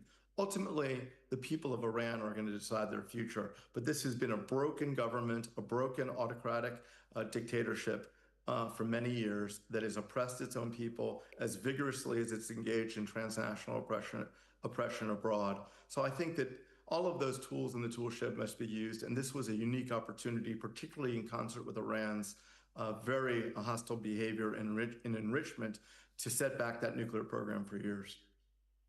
Ambassador Mark Wallace, good to talk to you today. Thank you very much for joining us. Thank you for having me. Let's just show you the latest images that we are getting from Iran. Huge smoke clouds have been seen. Now, these images are from the ground, and this is near the Iranian Revolutionary Guard's headquarters in the Iranian city of Karaj. And also multiple smoke clouds have been seen across the skyline of Tehran, and we believe this is part of the Israeli attack that's been happening today inside Iran. Now, the Home Secretary has, in the last hour, confirmed plans to prescribe the group Palestine Action under terror laws. We've got live images now of protesters in central London. They are demonstrating. They are supporters of the group, and they've clashed with police on the streets in protest over the government's decision. It comes after the group broke into RAF Bryce Norton last week and spray-painted planes. Our home editor, Jason Farrell, is there and said this update. Now we have the Home Secretary's justification for prescribing this group. She talks about what she describes as the disgraceful attack on Bryce Norton, which is where we saw those aircraft being sprayed with red paint in the area of RAF Bryce. But she says beyond that as well, since its inception, she says in 2020, Palestine Action has orchestrated a nationwide campaign of direct criminal action against businesses, institutions, including key national infrastructure and defence firms that provide services and supplies that support NATO, the North Atlantic Treaty Organisation, and Ukraine and the Five Eyes allies and UK defence enterprises. She says that this is completely unacceptable, and she says that it is therefore justified to prescribe this group as a terrorist organisation. Finishing at the end of the statement, she says, "I have considered carefully the nature and scale of Palestine Action's activity," and she says prescription represents a legitimate response to the threats caused by Palestine Action, adding that the first duty of government is to protect its people. As you say, that won't have gone down too well here. A lot of people say that prescribing this organisation will actually only galvanise them more. However, what you're seeing happening here right now, once this goes through Parliament, will be illegal. It will be illegal for people to gather here in support of Palestine Action. And just to add to that, the Home Secretary makes it very clear that it is not illegal to support other pro-Palestinian groups. It is simply this group, Palestine Action in particular. And I think what we're seeing just here is the police attempting now to try to remove people off the street. They have been trying to get them off this busy road because this protest has not managed to keep itself to Trafalgar Square itself, but has actually moved onto the street and is therefore blocking traffic through this busy thoroughfare in central London. But as it stands, unless this is blocked by Parliament, but it does seem likely that it will go through, in the next few days, this activity will become illegal. Jason Farrell there. The Ukrainian President Volodymyr Zelenskyy has arrived at Windsor Castle for private lunch with King Charles. It's the second time that the pair have met this year, with the Ukrainian president attending Sandringham House back in March. President Zelenskyy will also meet Keir Starmer later this afternoon with...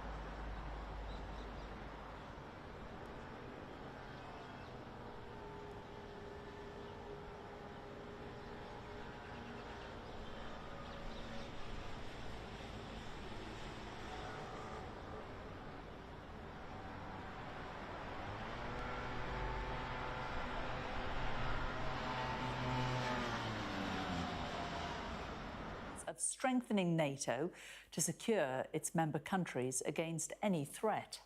Let me now first say a word on Iran.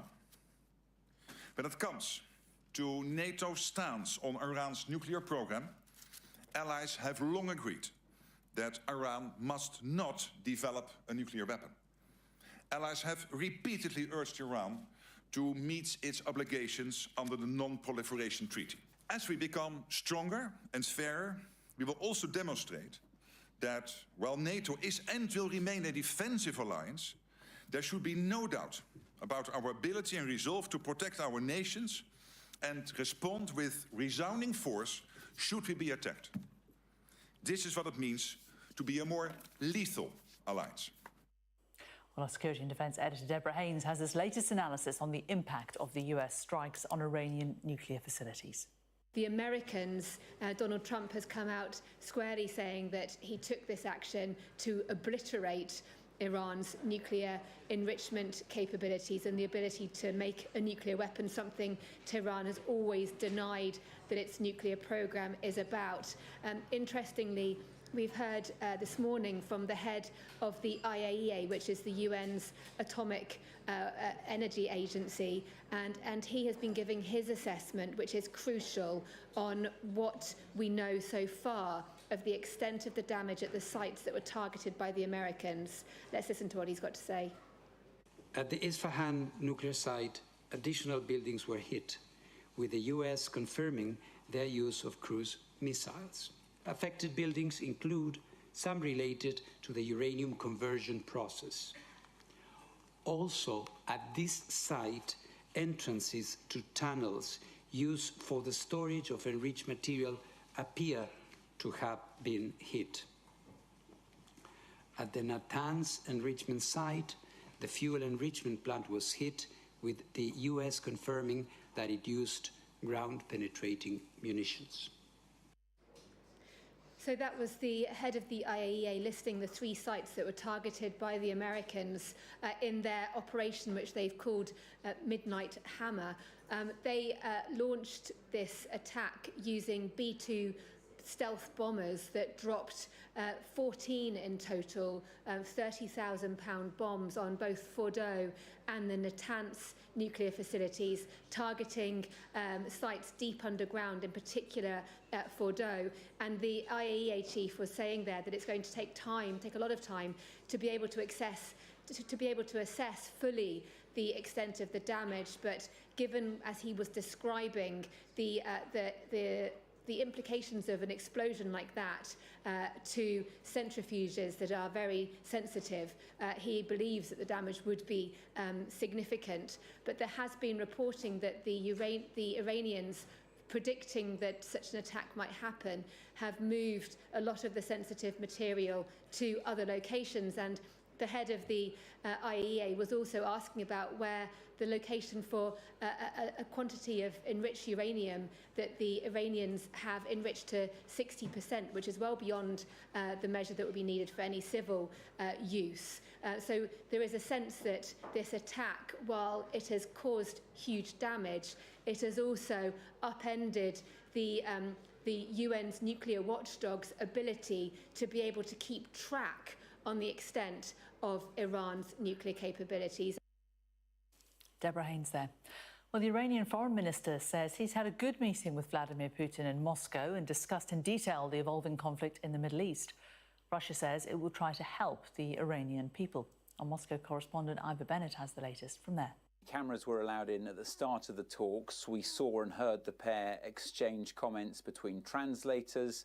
Vladimir Putin called the aggression against Iran groundless. He said that their meeting will give them the chance to find ways out of the current situation, and he added, most importantly perhaps, that Russia was ready to help the Iranian people. But the question everyone wants to know the answer to is, what kind of help will that constitute from Russia?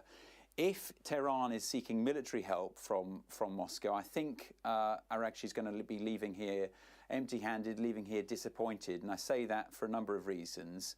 Firstly, assuming things stay as they are, by the way. Firstly, although the countries have this strategic partnership deal that they signed in January that sought to deepen their military cooperation. There's no mutual defence clause contained within it, so there's no legal obligation for Moscow to step in and provide military aid to Tehran. And the second reason is that all of Russia's attention and resources right now are focused on Ukraine, and so I think they're reluctant to be dragged into another conflict. And I think they might be hard-pressed to as well. And the third reason is that this comes at a time when Moscow is trying to get closer to Washington and improve relations there. If they back Iran militarily now, then I think, of course, that will derail that kind of warming relationship there. So I don't think we're going to see at this stage any material support from Moscow for Tehran. At the same time, though, Moscow is very wary of things progressing towards regime change in Iran. They lost an important strategic ally in Syria when the Bashar al-Assad regime fell there in December, and they don't want the same thing happening right now. So for now, I think Moscow is going to be pursuing and working very hard to achieve a diplomatic resolution. They're uniquely placed to do that. They've got these strong ties with Iran. They've got warm relations historically with Israel, and there's this budding personal relationship between Vladimir Putin and Donald Trump. So I think the Kremlin's going to be trying to talk everyone down. And at this meeting today with the Iranian foreign minister, I think Putin clearly knows that Iran has to respond, but I think he's going to be trying to persuade them to limit that response to a symbolic one, hoping that then they can draw a line underneath this. And if he can do that, then he will be preserving Russia's interests in the region, but also potentially gaining some leverage with Donald Trump that he could then in turn use when it comes to Ukraine and US military support for Kyiv. It's a big if, and there's a lot of things playing into it, but Russia has a lot of stake in how this progresses, and there's a lot that remains unpredictable. I've Bernard there. Now, the Home Secretary has confirmed plans to proscribe the group Palestine Action under terror laws. Demonstrators have clashed with police in central London in protest over the government's decision. It comes after the group broke into RAF Brize Norton in Oxfordshire last week and spray-painted planes. Our Home Editor Jason Farrell has been at the protest in support of Palestine Action and has this update. Now we have the Home Secretary's justification for prescribing this group. She talks about what she describes as the disgraceful attack on Brize Norton, which is where we saw those aircraft being sprayed with red paint in the area of RAF base. But she says beyond that as well, since its inception, she says in 2020, Palestine Action has orchestrated a nationwide campaign of direct criminal action against businesses, institutions, including key national infrastructure and defence firms that provide services and supplies that support NATO, the North Atlantic Treaty Organisation, and Ukraine, and the Five Eyes allies and UK defence enterprises. She says that this is completely unacceptable, and she says that it is therefore justified to prescribe this group as a terrorist organisation. Finishing at the end of the statement, she says, "I have considered carefully the nature and scale of Palestine Action's activity," and she says prescription represents a legitimate response to the threats caused by Palestine Action, adding that the first duty of government is to protect its people. As you say, that won't have gone down too well here. A lot of people say that prescribing this organisation will actually only galvanise them more. However, what you're seeing happening here right now, once this goes through Parliament, will be illegal. It will be illegal for people to gather here in support of Palestine Action. And just to add to that, the Home Secretary makes it very clear that it is not illegal to support other pro-Palestinian groups. It is simply this group, Palestine Action in particular. And I think what we're seeing just here is the police attempting now to try to remove people off the street. They have been trying to get them off this busy road because this protest has not managed to keep itself to Trafalgar Square itself, but has actually moved onto the street and is therefore blocking traffic through this busy thoroughfare in central London. But as it stands, unless this is blocked by Parliament, but it does seem likely that it will go through, in the next few days this activity will become illegal. Jason Farrell there. You're watching Sky News today. Coming up, we're going to be talking to the former Director General of the International Atomic Energy Agency about the situation between America and Iran.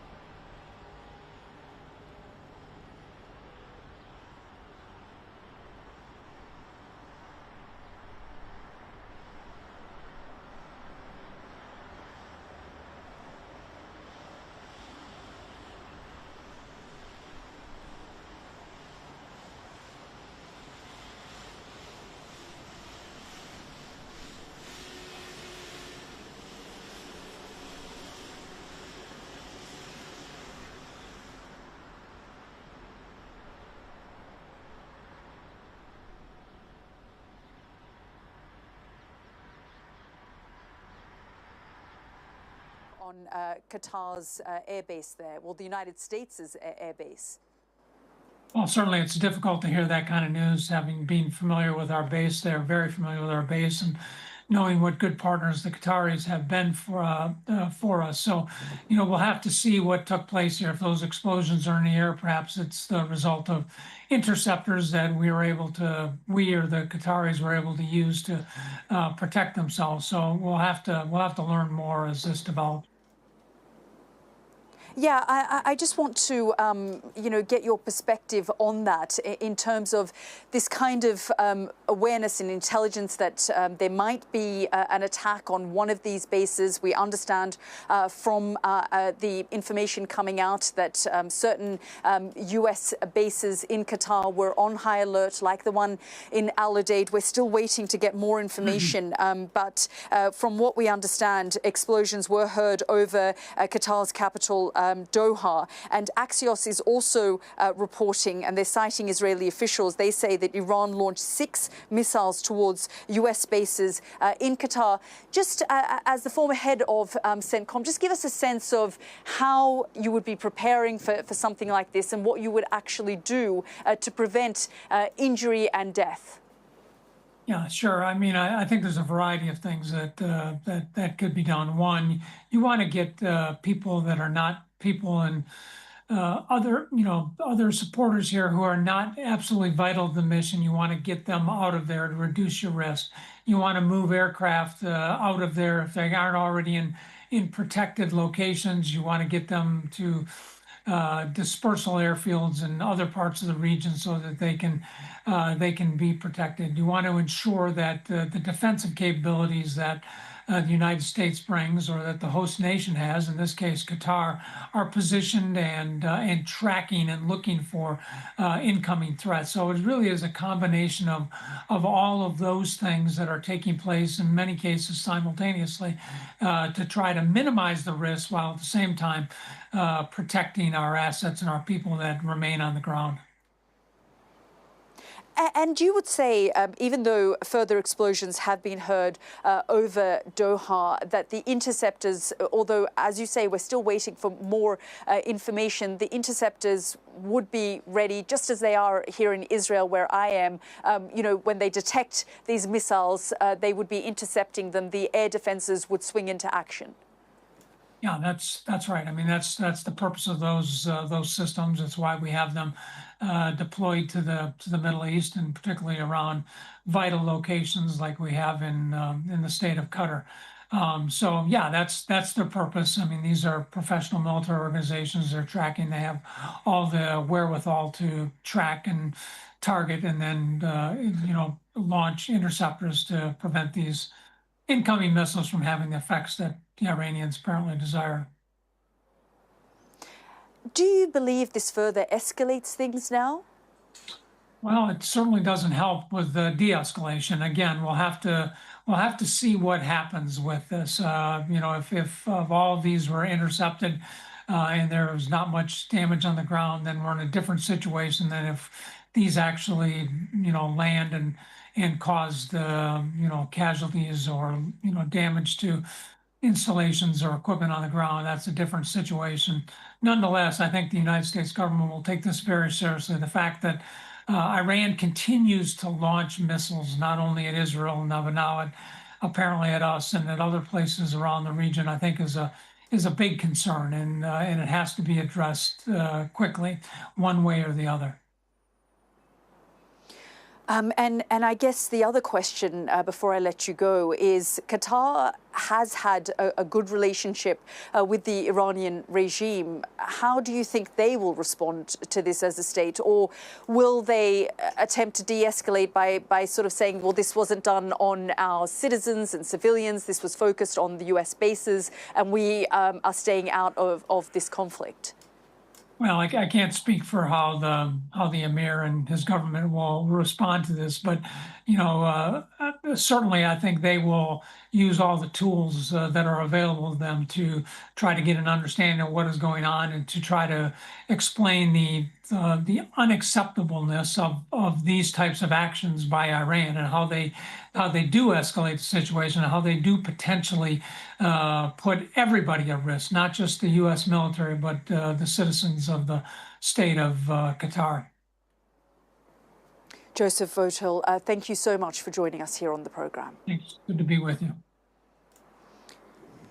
Well, let's just bring you up to date on our breaking news in the last few minutes. According to Reuters, explosions were heard over Qatar and in the capital, Doha. And according to Axios, they're saying that they're citing Israeli officials that Iran launched 6 missiles towards U.S. bases in Qatar. And then, according to Reuters, witnessed further explosions heard over Doha. I'm also being told that sirens are going off in Bahrain. This entire region has been on edge and on high alert, and concerns are growing that this could spread and escalate across the region. Earlier today, Qatar closed its airspace, and we now understand that 6 missiles were launched against U.S. bases in Qatar, and that explosions have been heard over the capital, Doha. Let's bring in our Mark Stone, who joins us live from Washington. Mark, a lot of developing news in the last few minutes. We heard earlier Qatar closing its airspace. Before that, the U.S. Embassy in Qatar telling American citizens to take shelter, to stay indoors. The British officials said the same thing. Then, like I said, the Qatari airspace was closed. I heard from some Israeli officials here that there was some kind of understanding between the Iranians and U.S. officials to draw a line in the sand and to launch these attacks on these bases in Qatar. I just put that to the former commander of CENTCOM, who denied that kind of back-channel conversation would be had. But in this environment, it feels like anything is currently possible. Yeah, but it's worth pointing out that the Americans are still claiming that Steve Witkoff, Donald Trump's Middle East envoy, is indirectly still talking to the Iranians. So there is a channel of communication there that is still open. It's also important to note that in 20 minutes' time or 15 minutes' time, Donald Trump was due to be back in the Situation Room for an update. That will now clearly include the developments over the last 10 minutes, which suggests certainly that Iran has launched some sort of missile strike against Qatar, against American assets in Qatar, and also reports of similar strikes perhaps against American bases in Iraq as well. We will get confirmation of that, I'm sure. But Qatar is the focus at the moment. And is very, very close to Iran. You just look at a map, it's just across the water. And in Qatar, a very small country, there is a very, very large American airbase. It's called Al Udeid. It is where Donald Trump was just a month ago as part of his Middle East trip. He went to the base to visit troops there, and he gave I was there with him, and he gave what felt like an American-style political rally. Thousands of troops in one of the many, many hangars there. We walked through the hangars. We could see the aircraft, the helicopters, all American. What's important to note is that there are not just American troops there. There are Qatari troops. There are troops from many other countries. The Brits have been based there over the course of the years as well. So you can see how this could become very dangerous indeed and draw other countries in. We'll await to see what details emerge about these strikes. It's also important to note that the Americans would have put in place as many precautions as they can. They would have known that the Iranians would try and strike back. And so there will be anti-missile technology similar to the stuff you've been seeing in Israel. The same is in place in Qatar to try and shoot these incoming missiles out of the sky. But tense times indeed. I think the question unanswered, Yalda, at the moment is whether or not, I think it is totally expected that Iran would have to respond to what happened on Saturday night in some way. But are they going to respond in a calculated way that allows them to be seen to respond, but does not prompt the Americans to ratchet up the tension and respond in kind again.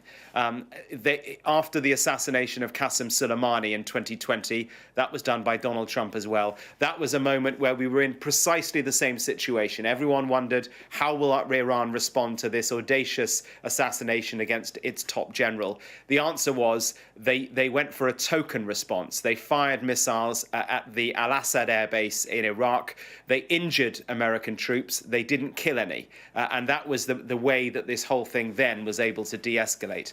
Let's see what happens this time. Yeah, I've just got a few more lines because our sources at Sky are telling us, with knowledge of the situation, they're confirming that Iranian missiles have targeted Al Udeid airbase in Qatar. And I'm getting more confirmation from the Qataris on that at the moment. But what we also understand from Reuters is that maximum alert status was declared. Orders were issued to take shelter in bunkers at An al-Assad airbase in Iraq as well. As we've been reporting, the Qatari, the airbase, Al Udeid airbase in Qatar has been targeted, but also maximum alert status declared and orders issued to take shelter in bunkers at the airbase in Iraq as well. Mark, I'm just going to bring you back in because this does seem to be the coordinated response from the Iranians. The question is how well prepared and alert were the Americans to this and their air defenses swinging into action. I just spoke to the former head of CENTCOM who said that they would, the scenario he posed to me was that they would be on high alert and the interceptors would be doing their work. But as from what we understand, 6 missiles were launched at Al Udeid. We'll have to wait and see what the impact of that has been or whether the interceptors did the work that they needed to do. And as you say, the one thing that Donald Trump doesn't want to see is body bags returning. And perhaps this might draw a line in the sand, but we'll have to wait and see how this evolves. Precisely that. This is the moment of high jeopardy. If any one of those missiles has hit the airbase and has caused Americans to be killed, well then, it changes everything. Donald Trump would be forced to respond, would want to respond to that, and that would be how this escalates. If, on the other hand, either the interceptors have been successful and the rockets, missiles have not landed, have not caused damage, or if the Iranians have fired them in such a way that they look like they're responding, but actually it does not involve any casualties, then that's how perhaps all of this de-escalates. But as you've been saying, 2 air bases now struck. Both of them are large. One is in one is in Iraq, to the south of Baghdad. The other in Qatar.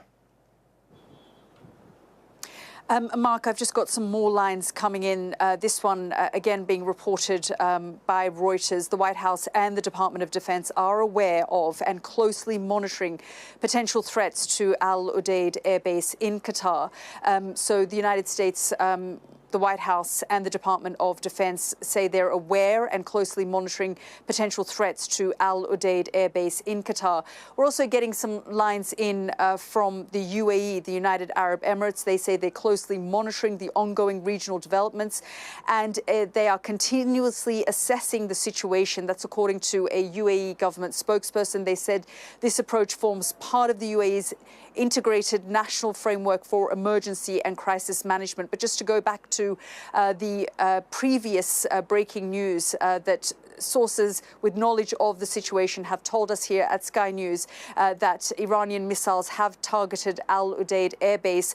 And we understand from Reuters that the White House and the Department of Defense are aware and closely monitoring the potential threats to Al Udeid Air Base. Reuters news agency have also reported that explosions continue to be heard over Doha. So, of course, we are monitoring this. Let's bring in our now Cordelia Lynch, who's also following these developments for us. And Cordelia, you're in Tel Aviv at the moment, but we're all keeping a close eye on the rest of the region because, of course, earlier today we got this alert saying that the U.S. Embassy was asking staff and citizens to stay indoors, take cover, go into shelters in Qatar, which raised the first alarm bell. And then, of course, the airspace closed.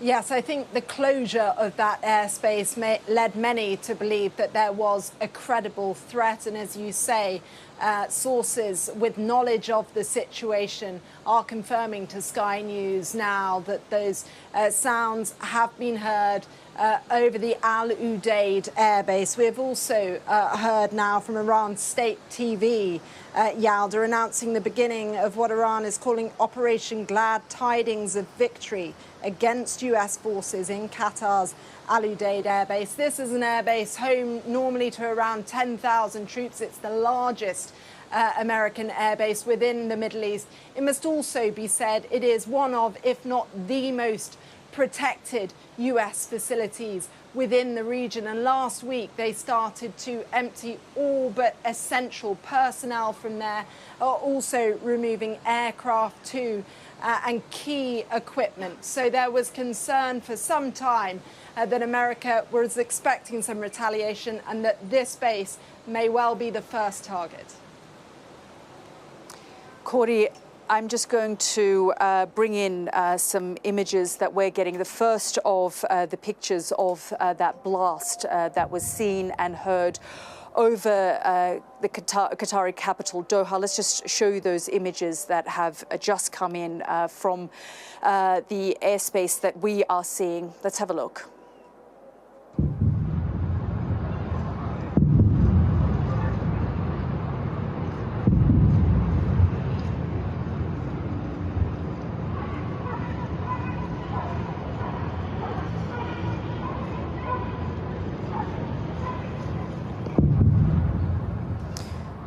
Well, as you can hear, the blasts over the Qatari capital, Doha, and it does appear those interceptors have swung into action, and it has been confirmed that these are Iranian missiles that were launched at the Al Udeid airbase in Qatar.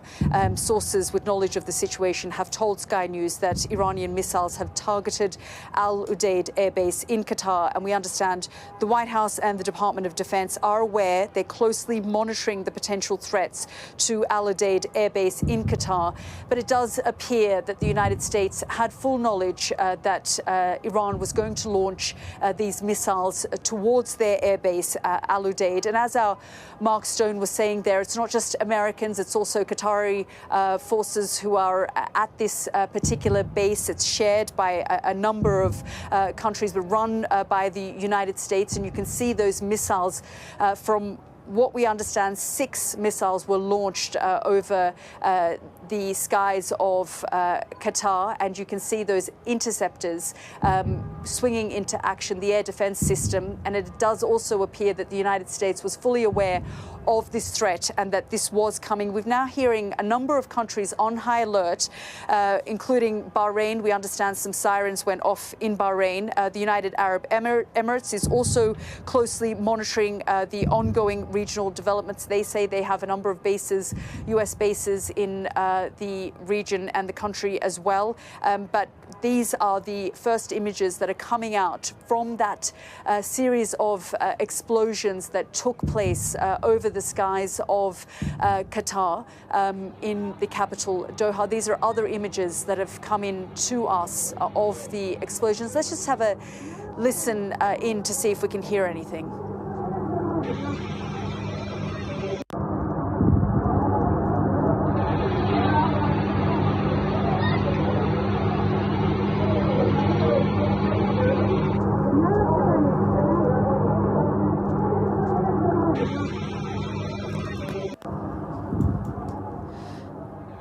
Now, based on what Reuters is saying, Iran's Tasnim news agency has confirmed that these missiles were launched, and they've called the Operation Annunciation of Victory launched against U.S. bases in Iraq and Qatar. So Iran is confirming that those ballistic missiles were launched against U.S. bases in both Qatar and Iraq. And the images you're looking at right now are of the over the skies of Qatar, where it appears that those air defenses are swinging into action, doing what these interceptors are meant to do. And it does appear that the United States was fully aware and prepared for these missiles. And the Iranians have now confirmed that this missile operation, which they're calling Annunciation of Victory, was launched against U.S. bases in Iraq and Qatar. Now, we have to say, and I was just speaking to the former commander of CENTCOM, that even though the United States was fully ready and prepared, and they do have the equipment and the hardware to deal with these kinds of missiles, there could still be room for error. And Donald Trump has made it clear that he does not want to see American body bags returning to the United States. So this is now a very risky move that Iran has made, although sources that I've been speaking to have said that through back-channel conversations, there has been an agreement met between the two sides, and this is a symbolic move. But these things can always lead to miscalculation and escalation. We're just looking at more of these images of the missiles that are being launched over the skies of Qatar. And Iran's Tasnim news agency says that missile operation called Annunciation of Victory has been launched against U.S. bases in Qatar and in Iraq. Now, as I said, a number of countries in the region are on high alert. Bahrain has urged its citizens and residents to use main roads only when necessary in light of recent developments and regional security conditions. That's according to the Interior Ministry of Bahrain. And we also understand the White House and the Department of Defense are aware, and they say they're closely monitoring the potential threats to Al Udeid Air Base in Qatar. But you were just looking at those images of those missiles being launched over the skies of Qatar. Let's bring in our Mark Stone, who's watching these developments. And Mark, we understand the White House, the Department of Defense are fully aware, and they're closely monitoring these strikes that have been launched against U.S. bases in both Qatar and Iraq.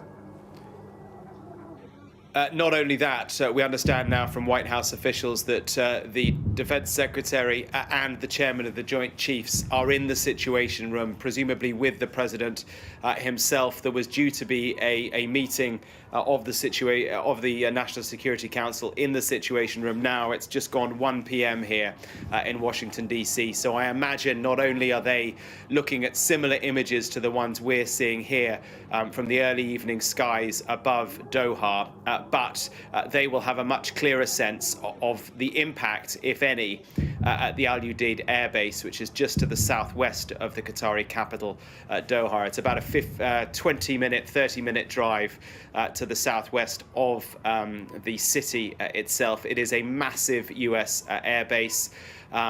And it is home not only to American troops, but to troops from a broad alliance of different countries. And of course, Qatari troops are based there as well. So the question, as you've been outlining, is the extent to which any of these missiles may have got through, and if they have, what damage they have caused. This is a moment of high jeopardy, because if those missiles do get through, if they cause death or injury to Americans or other Western troops, then that is precisely how this conflict changes, morphs yet again. Mission creep comes from miscalculation and unforeseen consequences. So a very dangerous moment right now, and it's not just in Doha, but we understand.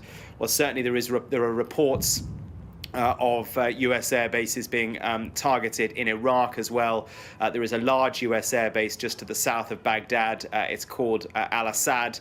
And interestingly, it is the same base that was attacked 6 years ago, back in 2020, after Donald Trump assassinated Qasem Soleimani, the commander of the Quds Force of the Iranian Revolutionary Guard, the most senior Iranian general. He was assassinated by Donald Trump. Everyone held their breath, waiting to see what would happen. The Iranians chose almost a token response. They needed to be seen to respond then, and so they did, but they did not kill any Americans. What will happen this time? Is it the case, as your sources are suggesting, that this is somehow coordinated? The Iranians won't get to lose face, but nobody is killed, and therefore the conflict doesn't spiral again? Or will there be a miscalculation? We will see in the, I guess, maybe even the minutes ahead. Yeah, absolutely. And we're also getting reports now that the airspace over the United Arab Emirates is now closed as well.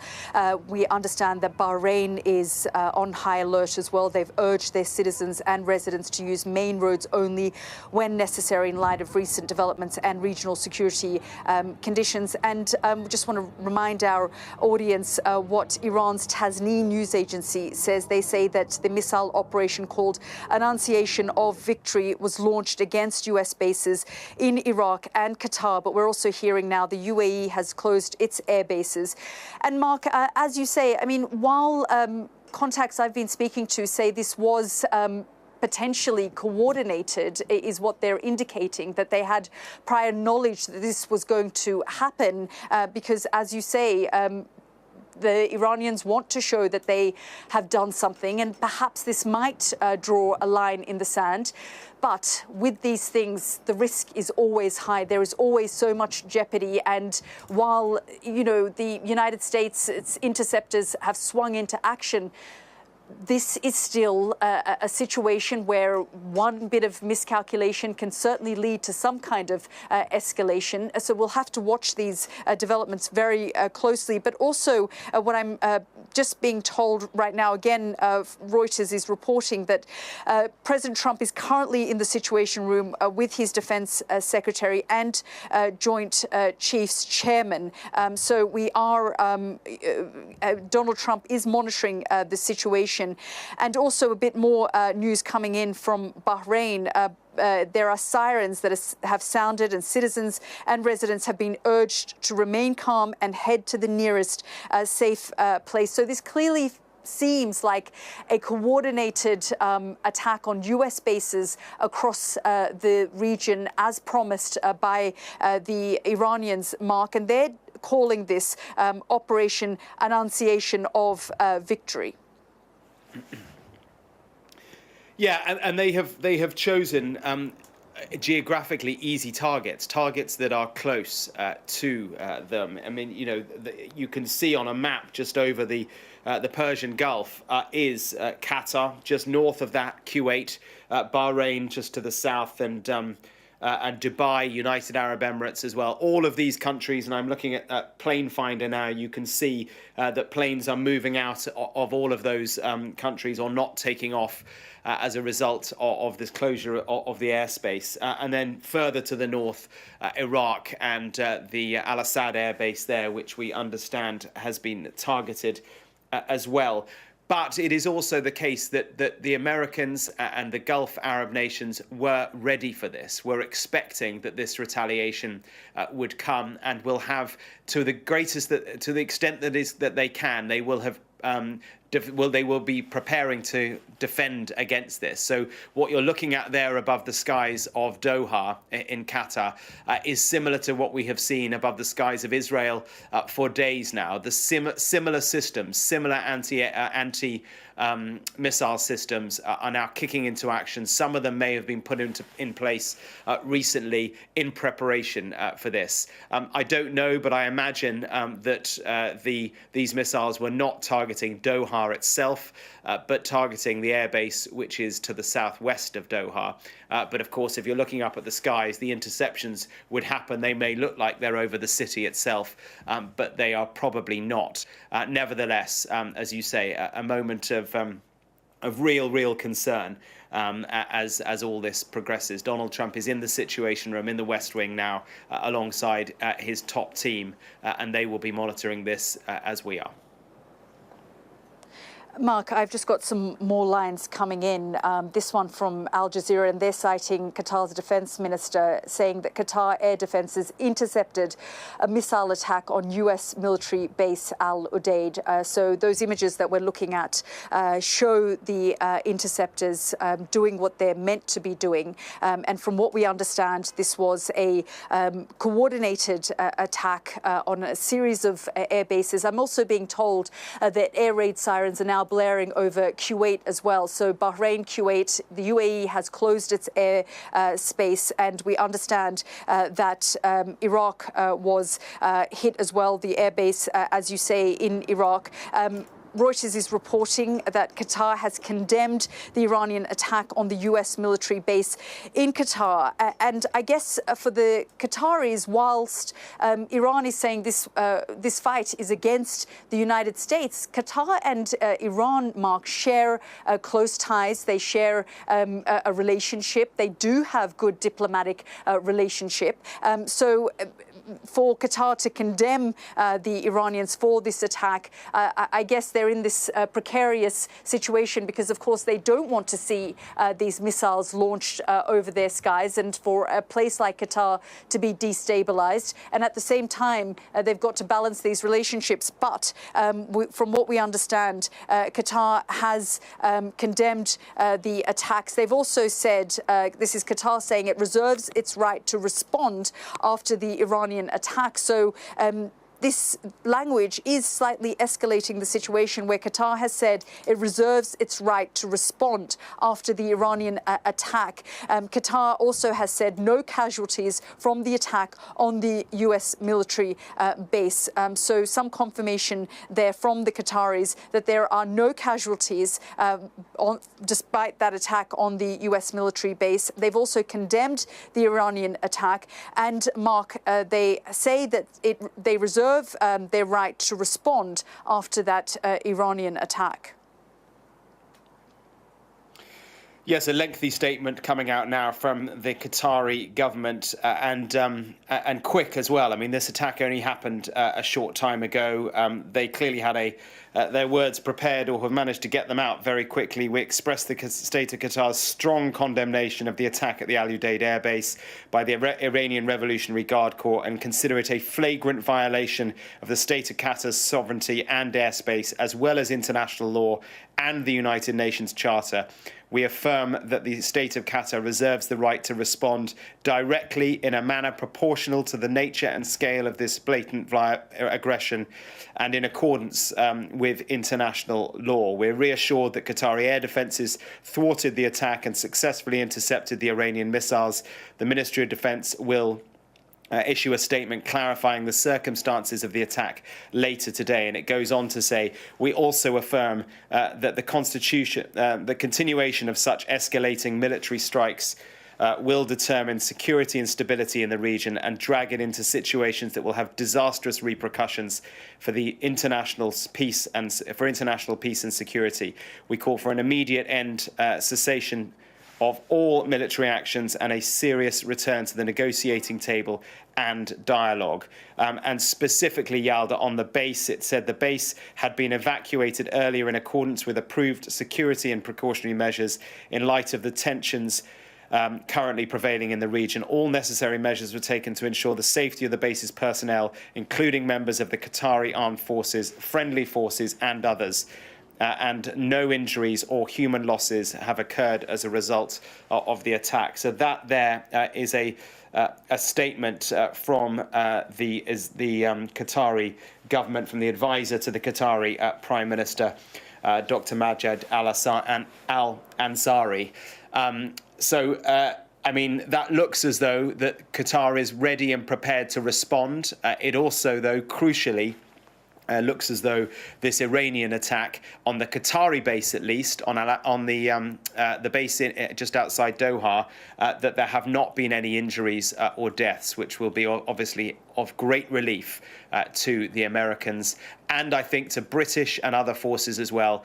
We haven't had confirmation that there are currently any British forces in that base.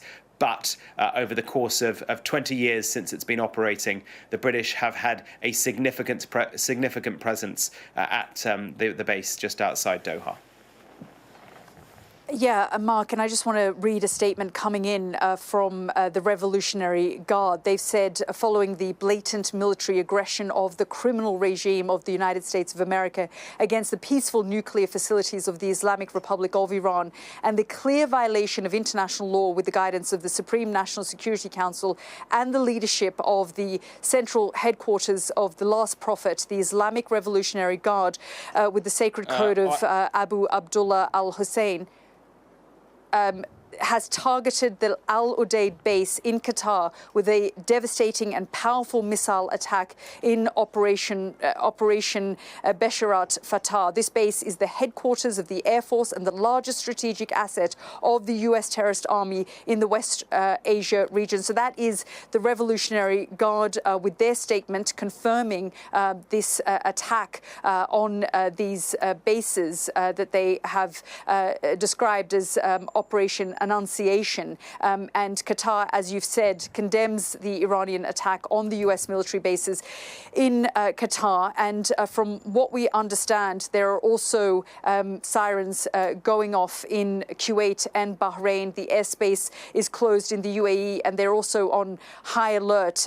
We understand from Reuters that Iran's top security body says the U.S. bases was far from urban facilities and residential areas in Qatar. So that is the Iranians sending a message to the Qataris that they were not hitting urban facilities and residential areas. This is not targeting Qatari citizens. This was going after the US bases, trying to, I guess, in some way de-escalate the situation after the Qataris said that they reserved the right to respond after the Iranian attack. And Qatar has confirmed that there are no casualties from the attack on the US military base. But in their statement, they've said that Qatar reserves its right to respond after the Iranian attack.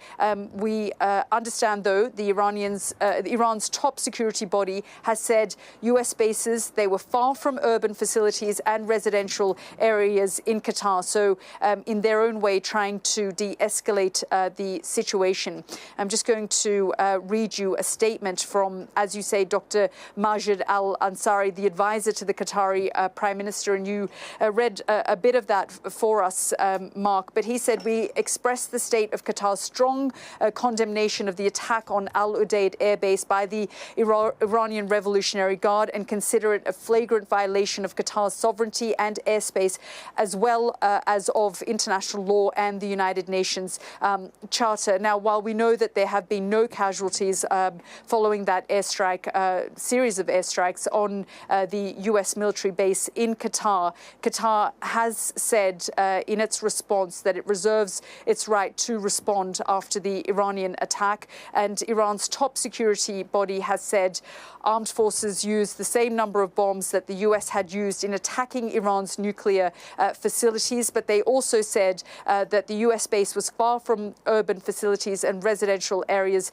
in Qatar. And I guess, Mark, in their own way, through that statement, trying to de-escalate the situation by saying this is not an attack on the Qatari people or the Qatari government or residential areas or urban areas, even though they could be heard and they were seen over the skies of Doha. They were targeting specifically the US base. Yeah, but the Qataris clearly, on the face of it and publicly, do not agree with that. It is clearly a violation of their sovereignty. It's a violation of their airspace, and they are responding to that fact in public. I mean, don't forget that the Qataris need to be seen in their own way as well, to be able to be publicly saying, look, this is not on. Whether or not they follow through with their, as they say, the right to be able to respond to this, we will see. It is true that the airbase is in quite an isolated area, well outside the city of Doha. It is, remember, where Donald Trump was just over a month ago, 5 weeks ago, I think, as part of his Middle East trip.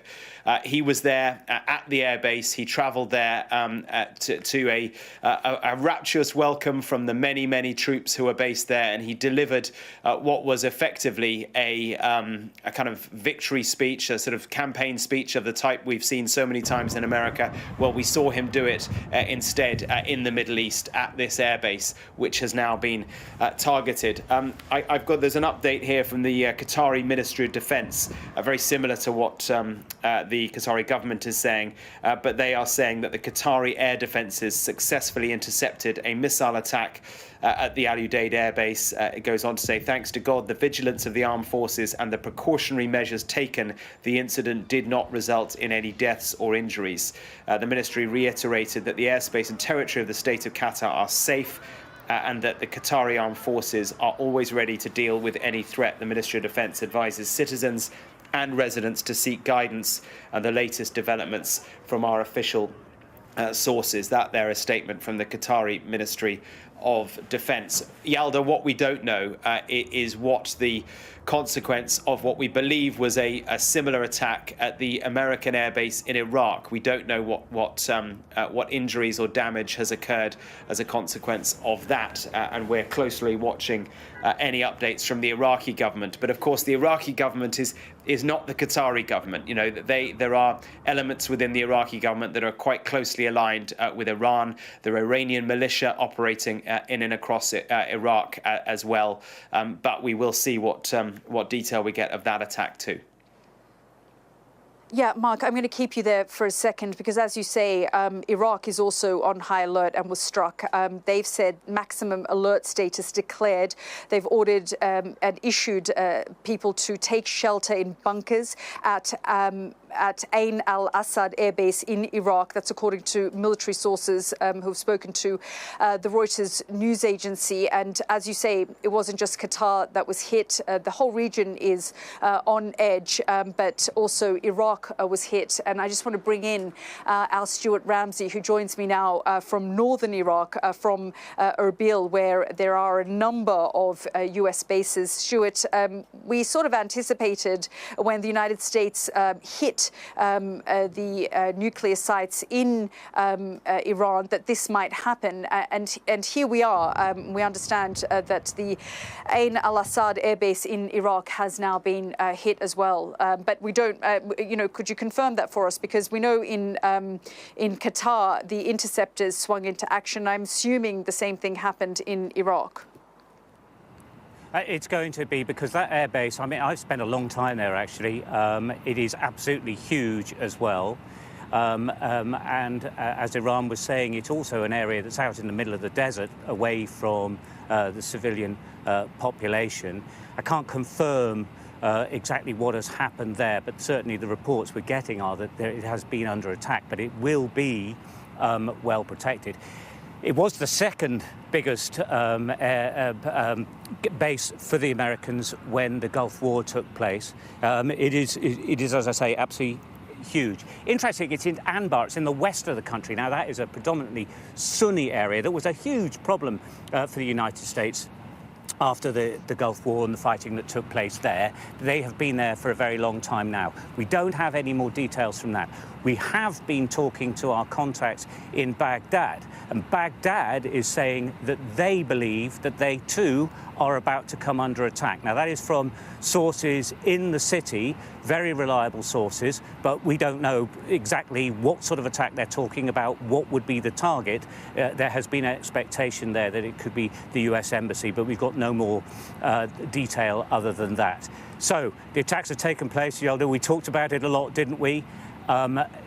the two biggest air bases. You know, the one round the corner from me, relatively speaking, is quite small, and there are many other smaller ones. Maybe they're going for the big targets to make their point. Who knows? Will there be follow-ups? Who knows? Qatar is definitely saying that they have been able to defend that position. Obviously, I think Mark was making the point that this is a country that has every right to defend itself and may take an extremely dim view of what Iran has done. And certainly their initial reaction has been that it still maintains the right to react to the attacks. But they have taken place. I suppose we have to see where it goes next, particularly in Iraq, because we're just not getting the details from there yet as to whether it was a successful attack. We just simply don't know. All we know at the moment is that it appears that it was under attack. I would say that the United States government has made it clear in those press conferences after the big attacks that warnings were given to Iran and its proxies that if you attack us, we're going to come after you, and also that it's all its forces in the region, and there are at least 40,000 military personnel here. All of them were taking great care, and that there were a lot of protective systems being put in place. And I suppose we have to see whether those hold out, particularly in Iraq. We're just waiting for that detail to come. And in the background, is Baghdad going to be attacked as well? We just don't know, but that is certainly the feeling in the capital itself. Yeah, absolutely. The entire region on high alert. Reports coming in of sirens blaring over Bahrain, Kuwait. The United Arab Emirates has closed its airspace. We've heard now and seen these images of the missiles that were launched over the skies of Qatar and the interceptor swinging into action. I was reporting earlier that this was coordinated from the conversations I was having with my sources, that this was a coordinated attack on the American airbase in Qatar with officials, the United States and Qatari officials. They were given advance notice that the attacks were coming to minimize casualties. That is now also being reported by the New York Times, that Iran coordinated the attacks alongside Qatari officials and gave advance notice to minimize casualties. Qatar has confirmed that there were no casualties following this attack, although we did hear a slight escalation in the language from the Qataris. They said that they reserved the right to respond to such an attack after the Iranians launched those missiles over the Qatari airspace. But from what we understand, Qatar has said that no casualties from the attack on the US military base. Iran's top security body also put out a statement saying that the armed forces used the same number of bombs that the US had used in attacking Iran's nuclear facilities. We're just getting some more images now coming from Doha, the capital of Qatar, and you can see those missiles and interceptors over the skies of the Qatari capital. Qatar is an incredibly safe and secure place. They house and hold a number of US bases. The Central Command headquarters is in Qatar, and from what we understand, the Al Udeid Air Base was on high alert from about noon yesterday when, from what we know, there was this agreement, a coordinated attack would be launched. The Iranians want to, at this point, save face. They said they would retaliate. They've used quite severe language over the course of the last 24 hours after Donald Trump ordered those strikes on their 3 nuclear facilities, Natanz, Fordow and Isfahan. Donald Trump said that those facilities had been completely destroyed. That was disputed by the Iranians. The Israelis have come out since then and said there's been heavy damage, but more work needs to be done. We're still waiting for the battle damage assessment, the BDA, to come out, and that will come out over the course of the next few days. But Iran had vowed that it would retaliate, it would respond, and we are now seeing this retaliation, although it is a coordinated retaliation. We're seeing those interceptors swinging into action. The target of these were US bases, and we understand that a base in Iraq was targeted, as well as this base in Qatar, and we just just heard there from our Stuart Ramsey that the interceptors swung into action, did what they needed to do, but there is concern about the capital of Iraq, Baghdad, according to some reports, credible reports, as he said, coming out that Baghdad may be the next target. No doubt over the course of the next few days, this region will be on high alert, but there is fear that this could escalate and spill over across the region. So from what we understand in conversations that I've had with officials from across the region and here in Israel, these were coordinated attacks to minimize casualties, because the last thing the US president wants to see is body bags returning to the United States. And I just want to bring back in our Mark Stone, who's watching and listening. And Mark, we understand the president is in the Situation Room. I guess there are a lot of ifs. These may be coordinated and these conversations may be being had behind the scenes. But it's difficult to know what an unpredictable president is likely to do. The interceptors have swung into action. He has said to the Iranians, don't retaliate. At present, there are no casualties, but it does feel like all sides are currently taking massive amounts of risks and in some ways playing with fire. But on the other hand, it may be that both sides say, OK, enough. You've done what you needed to do. We've now responded. Let's try and call for a ceasefire. We just don't know what's on the table at the moment. But what we do know, Yalda, is that Donald Trump will have been told that this would happen.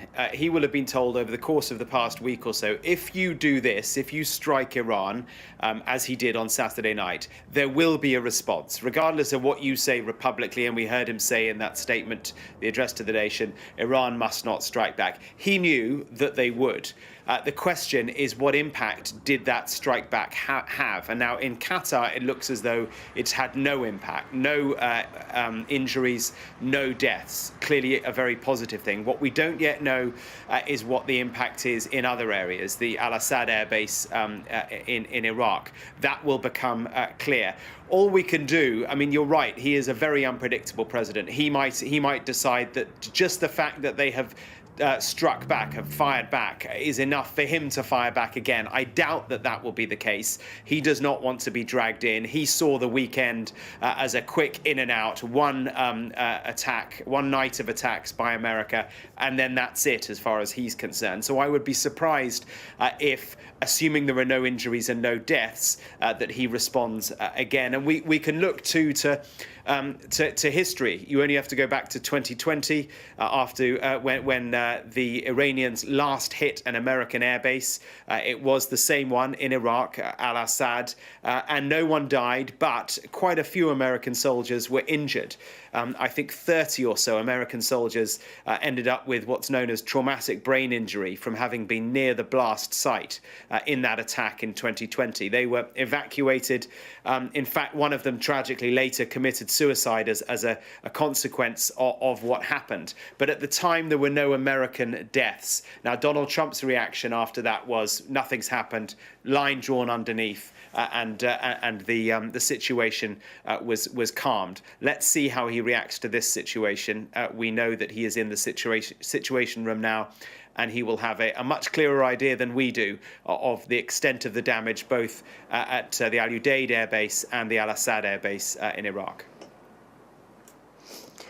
Thank you so much, Mark. We're just going to keep you there, go back to our Stuart Ramsey, who is in northern Iraq. And Stuart, you say that you can hear some aircraft overhead, although we do understand that the airspace is currently closed. Can you give us a better picture? Yeah, the airspace is 100% closed, and we heard at least one jet, I think potentially two, that could have come from the American base. I say it's not far away from us. Don't know why that would be happening, but it's almost, well, it is certainly a military aircraft that has taken off. It could be for a whole variety of reasons. It could just be moving. There's nothing to indicate here that they're about to be under attack, other than we know that all of the bases are on high alert. We're talking to our contacts. Interestingly, that from Al-Assad airbase at the moment, we're just really not getting much information, and that slightly surprises me. It may be nothing, it's simply that there's nothing coming out. But so far, we're not hearing anything other than the initial reports that they did come under some type of attack. And I would say it would be well protected. And going back to what you were talking about before, Yelda, you know, there has been this discussion about coordination over both the potential coordination over all of the attacks that have taken place, and the fact that the Iranians were clearly signalling what was going to happen. We know that the Baghdad embassy is basically empty.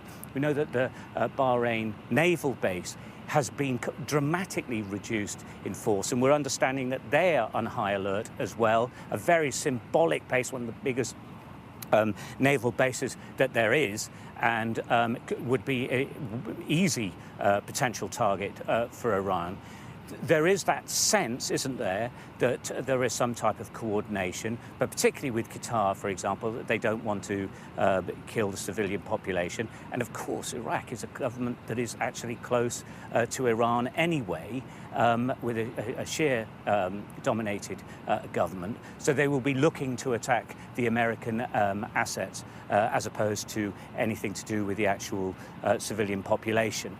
None of that is necessarily going to wear well with Donald Trump, but I think Mark was making the point is, in the past, he has been able to turn the eye to it if he sees fit, or he will react differently. Certainly all the warnings have been that they will react to any attack on US assets.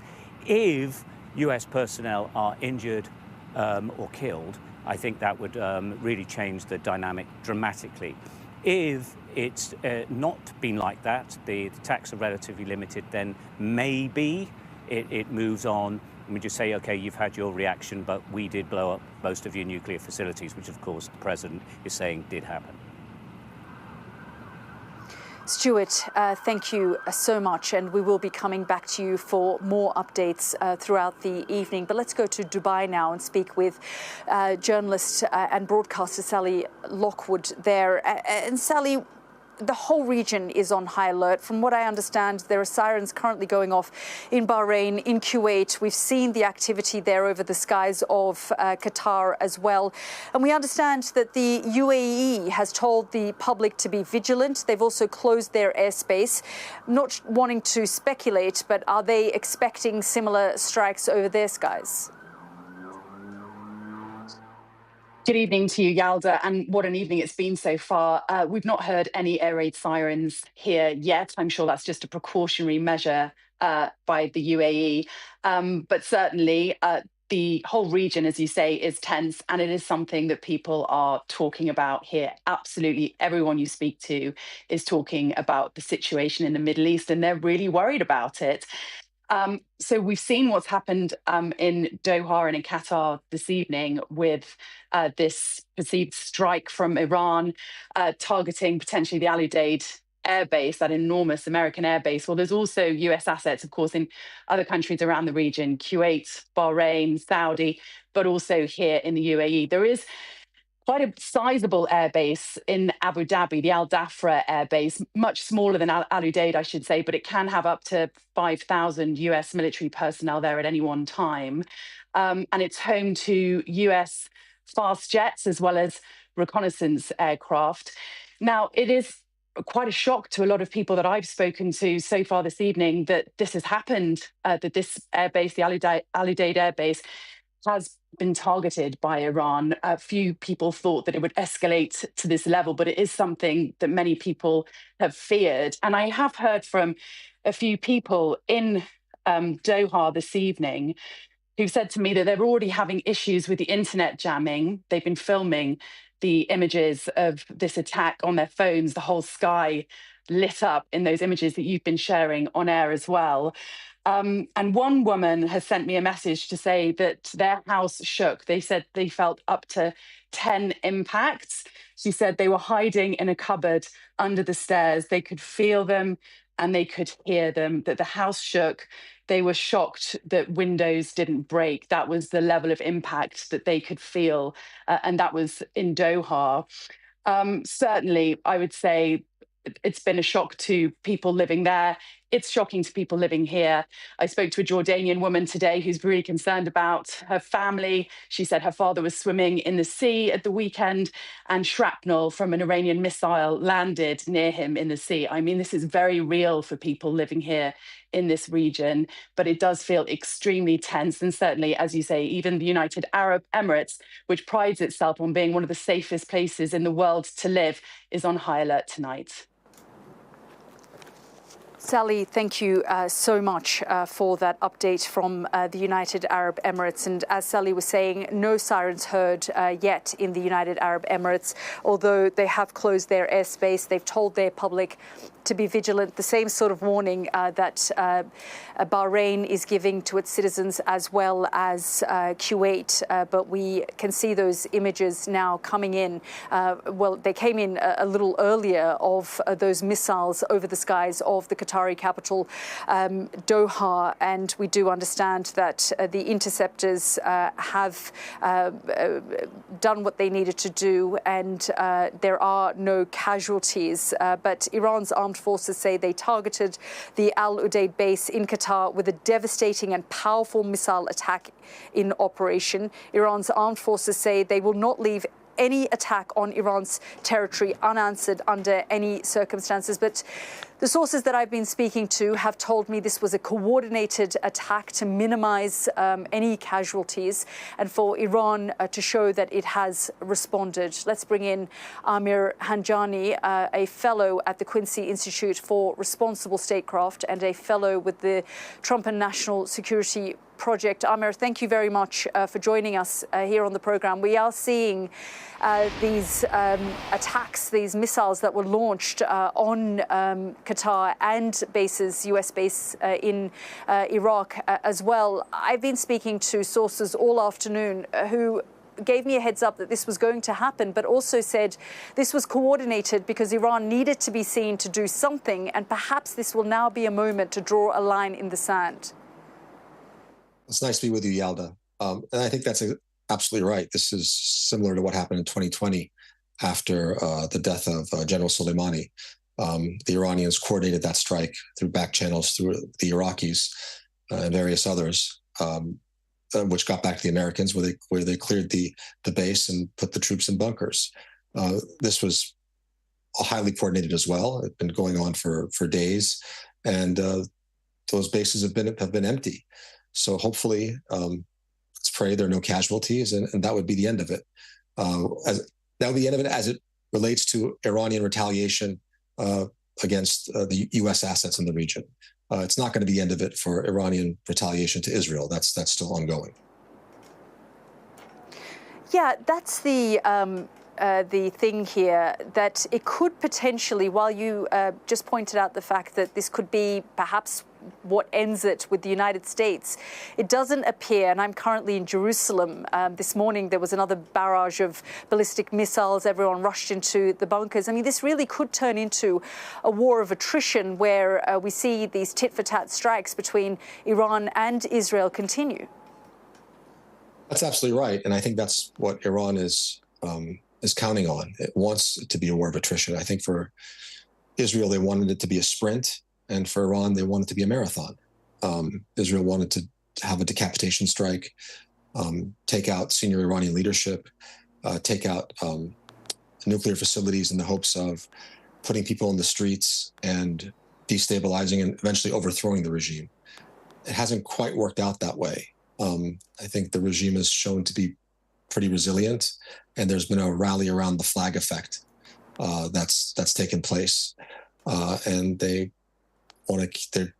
intent on continuing to launch these missile salvos, and they're sending signals diplomatically and publicly that they're in it for the long haul. I even heard today that a senior military official said that we could envisage this going for 2 years. And that's quite a long time, and I don't think they're serious about that, but certainly for a few more weeks and possibly even a few months. Yeah, and I guess the question then is, could this then still spill over and escalate to a wider regional conflict beyond just these two nations? Oh, absolutely. And you saw that tonight in the Gulf. One miscalculation, one death of an American soldier in these attacks, and the U.S. is coming right back into this conflict with Iran, or any energy assets in the Gulf region, anything like that, you're up the ladder of escalation, and we're quickly into a much wider conflict. Yeah, absolutely. Absolutely, Amir. I think that's ultimately what this is potentially about, because what we've heard from the Israelis as well is that they have been able to freely operate within Iran's airspace. So certain red lines have definitely been crossed over the course of the last week. Absolutely correct. I mean, I don't think Iran, since the days of the Iran-Iraq War, has had a country have dominance over its airspace the way Israel has it. And I don't think Iraq had that kind of dominance over Iran's airspace. At the same time, I don't think Israel's ever seen the type of missile attacks, in its major population centers and economic infrastructure, such as Tel Aviv and Haifa. So this, I think, is unprecedented for both countries. Okay, Amir, we'll leave it there. Thank you very much for joining us. Good to be with you. Let's speak now to Ali Al-Majid, who's an anchor at Doha News. Ali, thank you very much for joining us here on the programme. Just give us a sense of what happened and what unfolded over the skies of Doha today, because Qatar is one of the safest places on the planet. This is highly, highly rare and unusual to see this anywhere in the world, let alone in Qatar. Well, basically, 2 hours ago, we got a notification saying that the skies in Qatar were closing down due to just a preemptive safety measure. 1 hour ago, I was in the gym. As you can see, I'm still in my gym clothes. And we heard like sounds coming out. So people thought, it's helicopters going around. But then suddenly I see people rushing out the gym, and I run out, and then we see just missiles flying both ways. It was coming one way first, and then they looked very close, but they weren't. And then suddenly there were, I think, the interceptors coming in from the other side. So everyone started rushing home. A little bit of panic on the streets, people quickly flashing, breaking signals, trying to get to their loved ones. That went on for like 30 to 35, 40 minutes, and then has just died down now. So we also understand that there were no casualties, and based on what my sources have been telling me across the region, is that this was coordinated between the various governments for Iran to save face, to show that they have done something, and to also ensure that there are no casualties here. Firstly, thank God there were no casualties. It looked like it was very far. It did look. I live in an area very far away from Al Udeid base. It looked close, but then people were saying it was landing closer to the Al Udeid base. As per if it was a coordinated attack or not, I'm not really sure at the moment. It's just something that's unprecedented. In my 30 years of life, I've never seen it, never witnessed it, never thought we'll see it, but we're here. Yeah, and was there a sense of panic in Doha? Were there, I guess there were some alerts warning the public, especially US citizens, being told to stay indoors and take shelter. But overall, across the board, I mean, you work for Doha News. Was there sort of alerts given on public TV for people to be vigilant? Well, social media just had as I said, the alerts that the skies have been closed, and that's it. Everyone thought, it's just a preemptive security measure. Everything is safe. But I'm sure no one in Qatar expected missiles flying over their heads in clear view. No one expected to hear sounds of missiles. No one expected shrapnel. There's been a bit of shrapnel falling in a few people's houses. But so, as I said, we were warned, but we didn't think we'd be seeing this at this level tonight. Okay, Ali, we'll have to leave it there. Thank you very much for joining us. It is my pleasure. Thank you so much. Let's just bring you up to date on the developments of the last hour or so. We understand that a US airbase, Al Udeid, in Qatar, was targeted, and Qatar's air defences intercepted a missile attack on the US military base at Al Udeid. Qatar went on then to issue a statement and condemn the Iranian attack on the US military base in Qatar. And Qatar said it reserves its right to respond after the Iranian attack. Qatar also confirmed that there were no casualties from the attack on the US military base. Iran's top security body said armed forces used the same number of bombs that the US had used in attacking Iran's nuclear facilities. And while for a moment there with that statement made by the Qataris, it felt like things had escalated and ramped up after Qatar said it reserves its right to respond after the Iranian attack, Iran's top security body came out and said that the US base was far from urban facilities and residential areas in Qatar, indicating that they weren't targeting Qatari citizens or residential areas or public places, that this was a direct strike on a US military base. There are a number of military bases in Qatar. It's also the headquarters of the US Central Command, where much of the operations over the last week have been directed from. So a particular focus for the Iranians as they've been upping their rhetoric over the course of the last 24 hours, saying that they are going to respond in an aggressive way. And let's just take you now to the Commons, where the Armed Forces Minister Luke Pollard is on his feet. Let's just have a listen to what he had to say.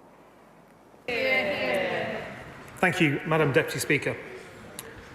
Members of the House will be aware of the news breaking in Qatar of reports of explosions at 19:35 local time. This is a fast-changing situation, and we are monitoring it closely. Members will also understand that I will not be able to give details at this stage, but the UK government utterly condemns any escalation. We have put force protection measures at its highest level to safeguard our personnel in the region. We have robust measures in place to protect our armed forces personnel, and their safety is our top priority. That is why we have been calling for de-escalation and diplomacy. Madam Deputy Speaker, Mr. Deputy Speaker, I'm sure you'll understand that I'll be trying to keep this statement short to return to the Department to be fully briefed. However, there's a number of developments that I wish to update the House about in the meantime. Earlier today, the Foreign Secretary made a statement updating the House on the military action undertaken by the United States, who conducted airstrikes against 3 Iranian nuclear facilities, Fordo, Natanz and Isfahan. No British forces were involved in these US strikes, but the UK and the US share an ambition that Iran can never be allowed to develop a nuclear weapon, and has taken action to alleviate that threat. America is the closest defence and security ally, and our militaries will continue to work in lockstep every day. As the Foreign Secretary said, that this is a critical moment for the Middle East. It follows a period of escalating conflict in an already volatile region. Yesterday, my right honourable friend, the Prime Minister, urged Iran to return to the negotiating table and reach a diplomatic solution to end this crisis. I echo that call. There is no route for Iranian military retaliation that brings this crisis to an end. The only off-ramp for Iran is to get serious and to return to diplomacy. The MOD's #1 priority has been the protection of our people and our bases in the region. Working alongside the Chief of Defence Staff, ministers have directed commanders to take all necessary measures to protect our servicemen and women. Force protection now is at its highest state across all deployed units in the Middle East. The additional RAF Typhoon jets announced by the Prime Minister have now arrived in the region to reinforce our posture, deter threats and reassure our partners. And I want to be clear, we will not rule out sending further capabilities if they are required.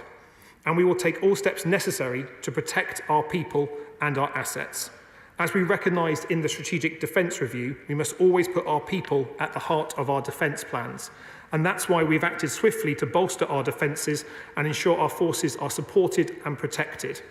I want to thank all our outstanding personnel who have worked tirelessly in the past few days, often with little sleep, to support the UK's response, both at home and abroad. And further to media reporting over the weekend, I can confirm that we're in contact with the authorities in Cyprus regarding the arrest of a British man. I'm limited in what I can say due to the ongoing police investigation, but I can tell the House that RAF Akrotiri was not breached. Mr. Deputy Speaker, we are continually monitoring this fast-changing situation and stand ready to respond to any threats. Mr. Deputy Speaker, I now want to turn to the protection of our bases at home. The illegal entry and criminal vandalism by the group Palestine Action at RAF Bryce Norton last week was disgraceful. I can confirm 2 RAF Voyager aircraft were damaged by paint, but there was no further damage to infrastructure or assets, nor has there been any impact on planned operations from Bryce Norton. You're just listening there to Luke Pollard in the Commons, and you're looking at these images that came into us about an hour ago from Qatar's capital, Doha. Over the skies of Doha, you can see those Iranian missiles that have been launched. And from conversations with sources across the region, they have said that this attack on multiple US air bases in Iraq and Qatar was coordinated with the Iranians. Let's just bring in our Mark Stone, who is watching these developments with me. And Mark, we now understand that Kuwait has shut down its air base temporarily until further notice amid the regional escalation. And the United Arab Emirates has done the same as well. So a lot of news lines coming in, and as we know, this was coordinated. There are no US casualties that have been reported after that Iranian attack on Al Udeid. What I did think was interesting was that the Qataris, in their statement, said they had the right to respond, which, despite knowing that all of these things were coordinated, I guess every nation wants to, part of the optics is to show their strength. Yeah, I mean, look, for viewers, it may seem absolutely bizarre that the Iranians would coordinate what they're about to do with with what is ostensibly their enemy. But this is all about face saving. It's all about, you know, being seen to react to what happened to you, what happened to them on Saturday night. But in the broader context, the Iranian regime does not want this to escalate, because they heard it literally from Donald Trump on Saturday night. The next missile that the Americans will fire will be into the Supreme Leader's bedroom. That is effectively the message that Donald Trump gave on Saturday night. But they need the Supreme Leader, those around him need to be seen to be still strong, because they do not want their regime to collapse, and so they need to retaliate. That is what we saw tonight, but in Doha and in Iraq. But the prospect, that the danger of unintended consequences is always absolutely huge. You cannot guarantee when you fire ballistic missiles at an airbase that you're not going to kill anyone.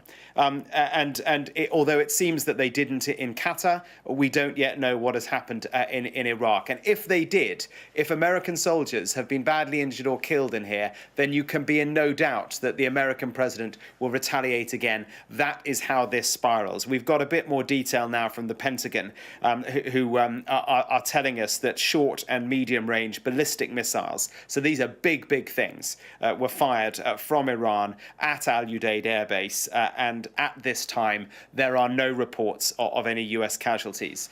They would have been very well prepared for this over the course of, over a week now, and certainly since Saturday night when Donald Trump ordered those strikes on Iran. Every bit of preparation would have been put in place to make sure that Al Udeid and other air bases, whether they be the naval base in Bahrain or the other base in Al Assad, west of Baghdad, or up in Erbil, where Stuart is, that everything was in place to be able to defend those as best they could. And it appears that that is what has happened. Mark, thank you so much. We'll be coming back to you throughout the evening as we give our viewers updates on this developing and breaking news in the last hour or so. Qatar's air defences intercepted that barrage of missile attacks on US military bases, the US base of Al Udeid. Now, what we understand is that there are no casualties.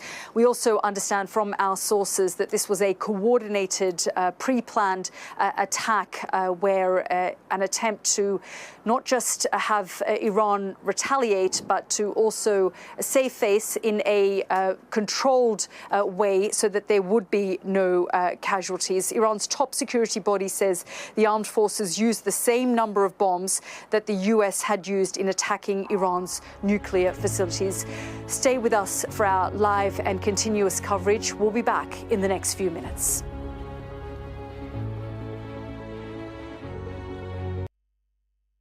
I'm Stephen Murphy, and I'm Sky's Ireland correspondent based here in Dublin. The waters of Ireland and Britain.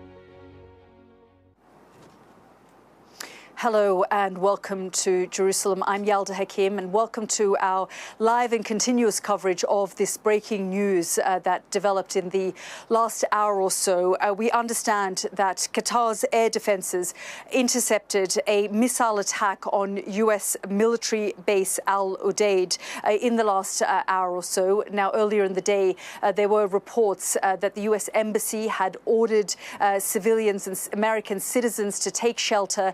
The Qatari airspace closed and news emerged that the Al Udeid base, a US base in Qatar, was facing threats since yesterday about noontime. And you can see now the images that emerged from the Qatari capital, Doha, over the skies of Doha, those barrage of missiles that were launched from Iran over the skies of Qatar. Now, Qatar says the air defences intercepted the barrage of missile strikes over their skies. They also condemned the Iranian attack on the US military base in Qatar, and they said that they reserved the right to respond after the Iranian attack. That, for a moment, felt like the situation had escalated. And then, of course, Iran's top security body confirmed that they had launched the barrage of missiles, but they also said that the US base was far from urban facilities and residential areas in Qatar.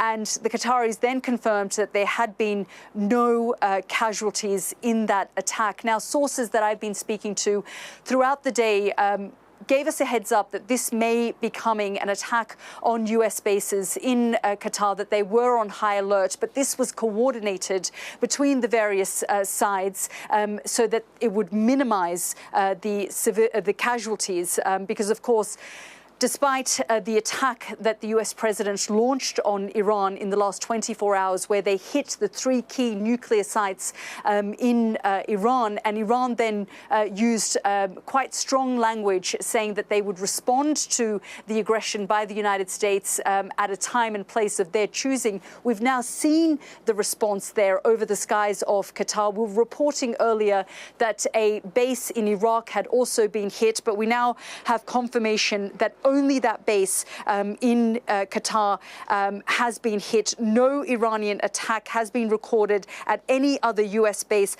other than Qatar. That's based on what US military officials have told the Reuters news agency. So while we were reporting that we understood that a base in Iraq had been hit, it does appear, based on what US military sources are saying, that it was just this Al Udeid base in Qatar that was hit. The Iranians have confirmed that they have launched these strikes over the skies of the Qatari capital, Doha, and civilians across the region have been told by their governments to be on high alert. We've heard sirens blaring over Bahrain, Kuwait. The United Arab Emirates has closed its airspace as well. So the entire region is currently on edge. Let's bring in our Mark Stone, who joins us from Washington. And Mark, I don't know if the US president is still in the Situation Room, but when we last spoke, he was monitoring these developments. And from what we understand, based on conversations I've had with sources, this was a coordinated attack to ensure that we wouldn't see any military personnel killed as a result of this attack. Coordinated, but still very, very, very high jeopardy, because the prospect of a miscalculation, even if this was an attempt by Iraq to be seen to respond but not to actually escalate the situation, even by doing that, by responding in a somehow back-channel coordinated way, a wink here, we might do this, so prepare for it.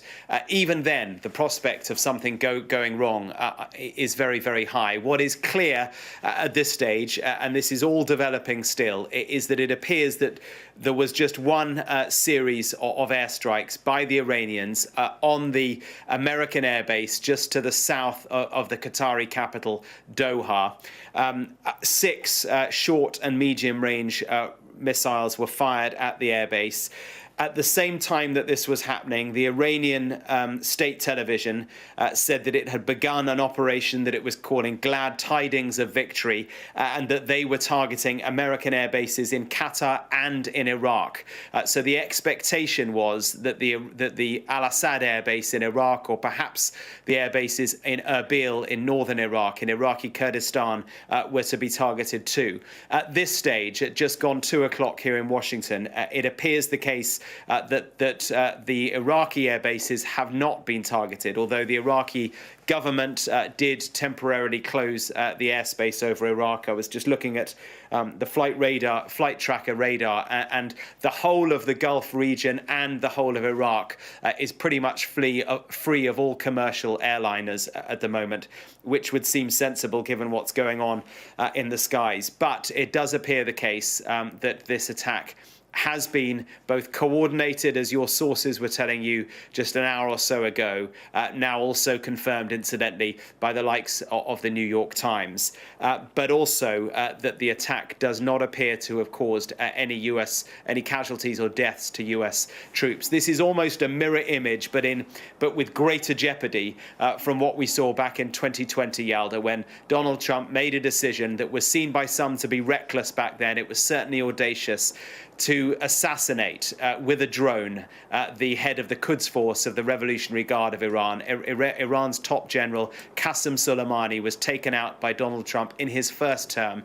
The world braced. The expectation was Iran would respond and everything would escalate. Iran did respond, but like now, it was coordinated. It was an attack on an airbase in Iraq. No American troops died, and that allowed what the diplomats like to call off-ramps, so that both sides could de-escalate. That appears to be what is happening now. So the best case scenario, Yalda, right now is a mirror image of that. The Iranians respond, they save face, and the Americans, Donald Trump, just brushes off what's happened today as nothing. And then, you know, as we were discussing an hour or so ago, the three strands of this story. How does Iran respond? Well, that's happened now. If they have responded, it seems they have. The other two strands, of course, still there. What happens with Iran's nuclear program? What happens with the suggestions, certainly in Israel, of this prospect of regime change? Mark, I'm just going to keep you there because our partner channel, NBC, is reporting that based on two defense officials that they've spoken to, they've quoted them as saying, I can confirm that Al Udeid Air Base was attacked by short-range and medium-range ballistic missiles that originated from Iran today. At this time, there are no reports of U.S. casualties. We are monitoring the situation closely and will provide more information as it becomes available. So those interceptors, Mark, have done what they need to do. That's why they're there. I talked to the former U.S. commander of CENTCOM a little earlier, and he said that, you know, we have the hardware, we have the equipment, we have what it takes to detect and to act swiftly. I mean, we see that every single day here in Israel, where Iranian ballistic missiles head this way and the interceptors swing into action and do what they need to do. But one of the issues that Israel is facing, and that is now public knowledge, is that interceptors are running low. But certainly for the United States, that's why those interceptors are there. They have bases right across the region. For the last week or so, since Israel launched the attack on Iran, countries like, of course, Israel, but Jordan, Bahrain, Qatar, the United Arab Emirates, Syria, Iraq, Lebanon, all of these places have been on high alert, concerned about how Iran would respond. And then, of course, after we saw in the last 24 hours the US president giving the green light for the United States military to launch those attacks on the three nuclear sites in Iran, Iran said they would respond. So it's extraordinary now that that response has come quite swiftly, but as you and I have just been discussing, in a coordinated way to ensure that there aren't body bags. And while these things are incredibly risky, what was of concern was that if anyone got injured or hurt, given that Donald Trump had issued that warning to the Iranians, the great concern was that anything like this can be miscalculated. It can go wrong, despite the technology, despite everyone being on high alert, and then things could have tipped the other way. Yeah, I mean, huge jeopardy, and we talk a lot about unintended consequences. There are so many short-term unintended consequences of what we've seen unfold over the course of the past week, but long-term ones as well. The short-term ones are miscalculations by one side or the other, and one miscalculation, assuming that the sourcing is correct, and I'm actually hearing from other sources now which suggest precisely the same thing that you've been reporting, that this was coordinated, that there were back channels. Notwithstanding that, the prospect of something going wrong and still Americans or Qataris or Brits or others being killed by these Iranian missiles, that would force a response by whatever country was impacted. So that's how it goes wrong, and then the longer term unintended consequences, which I guess are for broader discussion later, but the longer term ones are what is the plan for the day after? I mean, it seems to be the case now that if with the Americans did what they did on Saturday night, the Iranians have now responded. We're seeing that unfold now. Let's assume that then draws a line under that. What happens next? Because the Israelis seem clear that they want to continue with this. They hit the main prison in Tehran today. So for Israel, America's actions on Saturday night were not the end of it. For Israel, they want to keep going. To what end? Is it regime change? Well, Donald Trump suggested that maybe regime change is something that everyone should be talking about. But then that raises the question, what happens after that? If you try and force the change of a regime from within, or by taking out the leader, by assassinating the supreme leader, then you have to have a plan for the day after. You only need to look to sort of some striking echoes of history. Iraq, 2003, and the days after that, where America had absolutely no plan for what came after, and the consequences of that invasion in Iraq in 2003 are being felt today. People can talk, as they do, about Saddam Hussein being the monster that he was. He was removed, fine, whatever. But the day after was never discussed in America. They had no plan. The Brits had no plan, and the chaos that ensued in the vacuum that the removal of Saddam Hussein left we're reaping it today. Still, the rise of ISIS, so much else as well. So that is the longer term potential unintended consequence of what appears to be unfolding now, what appears to be the Israeli plan here to change the regime from within. You need to have something to replace what you remove. Absolutely, Mark. Thank you so much. We will keep you there. We will be back with you a little later, but let's bring in our Cordelia Lynch, who joins me now from Tel Aviv. And Cordy, we have seen these coordinated attacks, for now, we understand, just in Qatar at the Al Udeid air base, but the rest of the region is on high alert. This isn't necessarily over, though, for Israel. I mean, we are yet to wait and see how the Americans respond to this. We understand it was coordinated. There are no injuries or casualties. But the fear here and the fear elsewhere is that this could become a war of attrition between Iran and Israel. We saw those ballistic missiles being launched yet again, 3 o'clock in the morning here, local time. We all had to rush into the bunkers. And, you know, some of these ballistic missiles are making it through the interceptors. I was in the shelter just yesterday, and frankly, all of the windows, everything, the whole building felt like it was shaking. That's how severe some of these attacks are. The question is, for how long can the Iranian public and the Israeli public tolerate this? Yes, Yalda, I think it's a central question, and there is really no indication yet of how far that patience will extend. I've been speaking to people here in Tel Aviv who on a daily basis have been playing out this ritual of going down to the bunkers when they hear those sirens, intermittent frequency, sometimes as much as 4 or 5 times a day, often in the middle of the night, then again in the morning. Yet they seem unfazed by it. It's something they anticipated. They've got used to that choreography. But you speak, Yalda, of this war of attrition. Benjamin Netanyahu, the Israeli Prime Minister, has already warned of the potential for a protracted war at very least. This Iran, he believes, in this conflict, it represents an existential threat. This is something he has had designs on for 3 decades. I think the notion of a quick exit from Israel is highly unlikely, and we are not seeing any kind of framework laid out for regime change, any sort of hint of what they plan to do beyond the strikes that they are still carrying out with regularity, the military and intelligence targets, the top generals too, really trying to destroy the senior leadership. But beyond that, what does the future of Iran look like in Benjamin Netanyahu's eyes? It is very unclear. Of course, we have seen in the war in Gaza a lot of criticism of his leadership and the inability to present a post-conflict plan.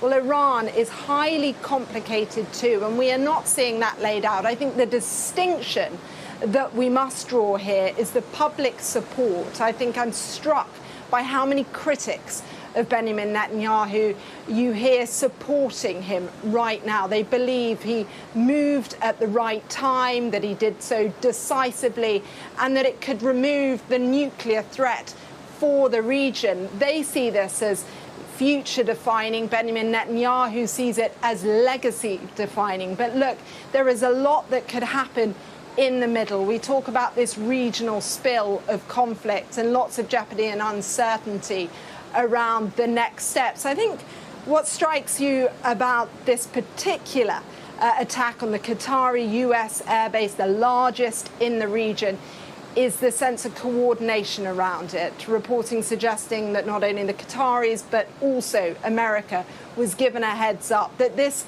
provides an opportunity for Iran to save face, if you like, to make a decisive blow, but one that's not going to prove so incendiary that it's going to be met with a huge response. There is a possibility here that Donald Trump doesn't respond as forcefully as he hinted he would. Remember, we heard following that attack on Fordo, he said if there was a retaliation that he would bring even more force forward.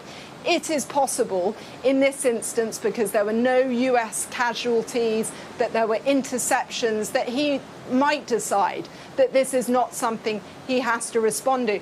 Because, of course, we still have some kind of diplomatic window left, however narrow that might be perceived to be. There is still a glimmer of an off-ramp here, and many people that want to see it exercised. The central issue, of course, is how much Israel is willing to accept that, because we currently have a leadership that is certainly pursuing this conflict with great enthusiasm and gusto, despite the threat it might pose for the people here. So far, the interceptions have been very effective. But look, what we don't know are the figures around the interceptors. That certainly Iran has been able to test the airspace here. There have been civilian targets hit, a lot of damage and destruction. You've seen shops and schools close. Ordinary life is suspended, if you like. How long can that go on before people start demanding answers and a greater conclusion? It feels too premature yet to talk about that. But when you hear people suggesting that American intervention hints that this might be over in a week, well, that seems perhaps a little premature, because there are so many different avenues this conflict could go down. Yeah, absolutely, Cordy. Thank you, as always, for your analysis there. And we will be coming back to you a little later in the evening so you can bring us up to date. But I just want to show our viewers this post by President Donald Trump on Truth Social. Let's just pull it up for you, and I'll read it to you. He says, the sites that we hit, and he's referring to the nuclear sites that the United States struck in Iran, Natanz, for Fordow and Isfahan, the nuclear sites of Iran. He said the sites that we hit in Iran were totally destroyed and everyone knows it. And one of the reasons he's saying this is because so many people are questioning the battle damage assessment at this point in time, questioning whether the kind of damage that Donald Trump is indicating actually took place. He goes on to say only the fake news would say anything different in order to try and demean as much as possible. And even they say that they were pretty well destroyed. Working especially hard on this falsehood is Alison Cooper of fake news. You can read the rest of it because I'm told to go to our correspondent, Mark Stone, who has a bit of an update for us. Mark. No update, but just reaction to that, which I think is extraordinary and I think is very, very interesting.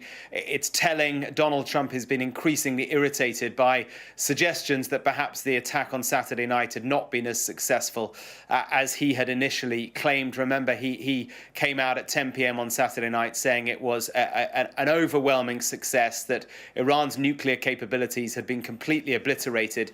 But then by the morning, his own staff, his top general, was saying it was far too early to tell what the battle damage assessment had been, and so he wasn't prepared to be drawn on the extent to which Iran's nuclear ability had been wiped out. And then even J.D. Vance, the vice president, was speaking to NBC yesterday and said that it would take quite some time to dismantle Iran's nuclear capability. So Donald Trump firing back at the fake news, firing his criticism at all of us indirectly, and individuals as well. Alison Cooper, that's Anderson Cooper of Fake News CNN.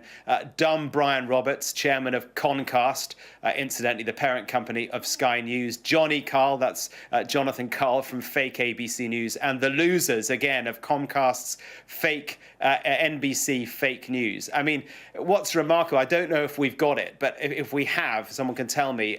Let's listen to a grab from J.D. Vance speaking just yesterday on, guess what, NBC News, where he counters what his own boss, Donald Trump, is saying. And we don't have that at the moment. We'll get it in a moment. But, you know, even those within his own administration have been saying that they have not dismantled the whole of Iran's nuclear capability. The sites, we don't know whether they have been totally destroyed because we have not had independent analysis yet done. Damage, without question. A destruction, maybe, but the destruction of the nuclear capabilities of Iran, whether those capabilities be civil, as Iran says they are, or military, as most people believe them, or at least the aspiration of them to be, we just don't know. And what is crucial is that the uranium that was enriched to more than 60%, no one seems to know where that is at the moment. It was perfectly possible, perhaps even probable, that the Iranians over the course of the past week could have moved that. They may well have done that, and experts who have watched Iran very, very closely simply don't know where that is at the moment. So interesting fight back there from Donald Trump. Mark, thank you so much for your analysis there. And of course, we will be coming back to you. I just want to bring you an update here, response to what's developed in the last hour or so from the French President Macron. He has issued a statement saying, I express France's solidarity with Qatar, which has been struck by Iran on its soil. I'm in close contact with the country's authorities and our partners in the region. I call on all parties to exercise the utmost restraint, de-escalate the situation, and return to the negotiating table. This spiral of chaos must end. So that's from President Macron. We're starting to get reaction from global leaders to what has transpired in the last couple of hours. I'm just going to cross now to Sophie Ridge. And Sophie, as I said, there's been reaction now coming in from global leaders. There's also been reaction from Westminster. There has been, Yalda. And look, to be frank with you, the UK government have been keen to stay as far away from this as possible. for them. Yes, they know that inevitably they are seen as a key ally of the US. They don't want to say that they disagree with the actions, which is why, for example, that they've been saying that they agree with Donald Trump that Iran needs to stop developing a nuclear weapon. But they are very, very cautious, and they want to, if at all possible, not get dragged into what they see as a conflict that is escalating. We have had some reaction to the attacks from the Defence Minister, Luke Pollard. The MOD's #1 priority has been the protection of our people and our bases in the region. Working alongside the Chief of Defence Staff, ministers have directed commanders to take all necessary measures to protect our servicemen and women. Force protection now is at its highest state across all deployed units in the Middle East. The additional RAF Typhoon jets announced by the Prime Minister have now arrived in the region to reinforce our posture, deter threats and reassure our partners. Luke Pollard speaking with there. Well, let's get a bit more analysis on where this all leaves the UK. We've got Sky's Deputy Political Editor, Sam Coates, with us. Sam, what do you make of how Keir Starmer and the Cabinet have been reacting? So you can see them walking this tightrope. It's a tightrope that sees the Prime Minister and ministers back the ends. They agree with the US that Iran should not get nuclear weapons, but does not explicitly back the means, leaving open much conjecture that actually the UK private legal advice to the government is that this is not a legal conflict, and therefore the UK cannot join in and cannot allow its assets to be used, particularly Diego Garcia, as part of this military effort by the US. And so you have this sort of slightly weird messaging. When David Lammy appeared in the Commons earlier, he was at pains to say that the UK is not involved in this conflict. But at the same time, ministers do not want to look like they're going to be caught short-footed. So I just want to play you, first of all, a little bit of that Defence Minister Luke Pollard, who was talking a little bit later about what would happen if, for instance, UK interests were threatened. And I want to be clear, we will not rule out sending further capabilities if they are required. And we will take all steps necessary to protect our people and our assets. And I think the point of that is to sound like they are kind of on the front foot, but I'm not expecting the UK to actively participate in anything. In fact, you know, when messaging where the UK stands, the idea that Britain is not involved is quite high up, and we heard that time and again from David Lammy. Where the UK is heavily involved is trying to protect UK citizens, particularly those who are in Israel. You have some in Iran, for instance, who are very hard to find, but there is a big effort underway to start to evacuate, initially the most vulnerable. Here's David Lammy. I can confirm to the House that a Royal Air Force A400 has flown in to Tel Aviv and taken 63 British nationals and their dependents to Cyprus, from where they will be brought home this evening. Further flights will follow in the coming days, security allowing. There are just over 4,000 British nationals that have registered their interests following our appeal last week, and we would estimate that somewhere between 15 to 25% of them indicate, this is following the pattern in previous crises in Israel and in the region, take up the offer of British assistance to leave. Let's discuss this a bit further. We can bring in Sky security and defence analyst, Professor Michael Clark, joining myself and Sam Coates as well. Just firstly, before we talk a bit more about the UK involvement, how serious is the situation now? None of this helps, but from a military perspective, there's a lot of sound and fury indicating not very much, because Al Udeid, the base in Doha that was attacked, or base just west of Doha, is symbolically very important. It's America's biggest base in the Middle East, 8,000 American personnel. There used to be 10,000, it's about 8,000 now. It houses the biggest air wing in the world, the 379th, the Expeditionary Air Wing, a lot of aircraft. It's called a CAOC centre, which is a communication and airborne control centre. And it is America's main base for CENTCOM, Central Command. So it ticks lots of boxes as being the centre of American power in the Middle East. It's also extremely well defended. For that reason, the Qataris can take some credit for helping in the defence, but of course the defence is mainly American. And to give advance warning means that nothing is going to get through. And if something did get through, the chances are it would hit sand because it's a very, very big base. So it's pretty safe in a military sense to attack Al Udeid. But of course, symbolically, you're making the move. And there's also reports, but we can't get any other details on yet, of the Ansar al-Assad base, American troop base in Iraq, also being targeted, and also no casualties. So it looks as if the Iranians have chosen a couple of targets, made sure that no damage was really caused. It's very ritualistic. And that's typical of the IRGC. The indications are that Ayatollah Khamenei is, they say, sheltering or in hiding, to you and me, and that he may have devolved decision-making to the IRGC, to the Iranian Revolutionary Guard Corps. They certainly won't be passive. They're not pragmatic in the way that he tends to be pragmatic. And they will certainly want to do something. So this has got the hallmarks of the IRGC all over it, but it offers plenty of ways out, depending on how the Americans now respond. Puts the ball back in Trump's court. You're going to be sensible and leave it, or you're going to go berserk again, and then we'll see where we are. That's their challenge to him. You see, that's the thing, isn't it, though, right? If you say that this is quite carefully done by the Iranians, it's a response, so they save face. But is Donald Trump going to respond again? We'll see. That's the challenge to him now. Yeah. Is it, OK, so what are you going to do? We've made our gesture, and we reserve the right to do other things down the road because they are absolutely incandescent by what has happened over the weekend. Incandescent, but nevertheless, their first move allows for a way out, and they're challenging him to see if he takes it. It's interesting to see the UK's involvement in all of this, or lack of involvement, I should say, because, look, all of us remember the many, many times when the UK has been so keen to show it is an absolute lockstep with the Americans, it backs everything that they do. We are willing to show support or send troops or whatever it is. This is different. There are three big things, I think, about events the last 7 days. The first is that Keir Starmer misread Donald Trump in interviews, including with our Beth Rigby last Tuesday. He was saying, no, Trump isn't about to escalate and fire missiles at Iran. He is wrong. The German Chancellor got it right. He was giving interviews at the same time, but Keir Starmer got it wrong. How did that failure of intelligence? They were sitting next to each other. Well, how did he get that wrong?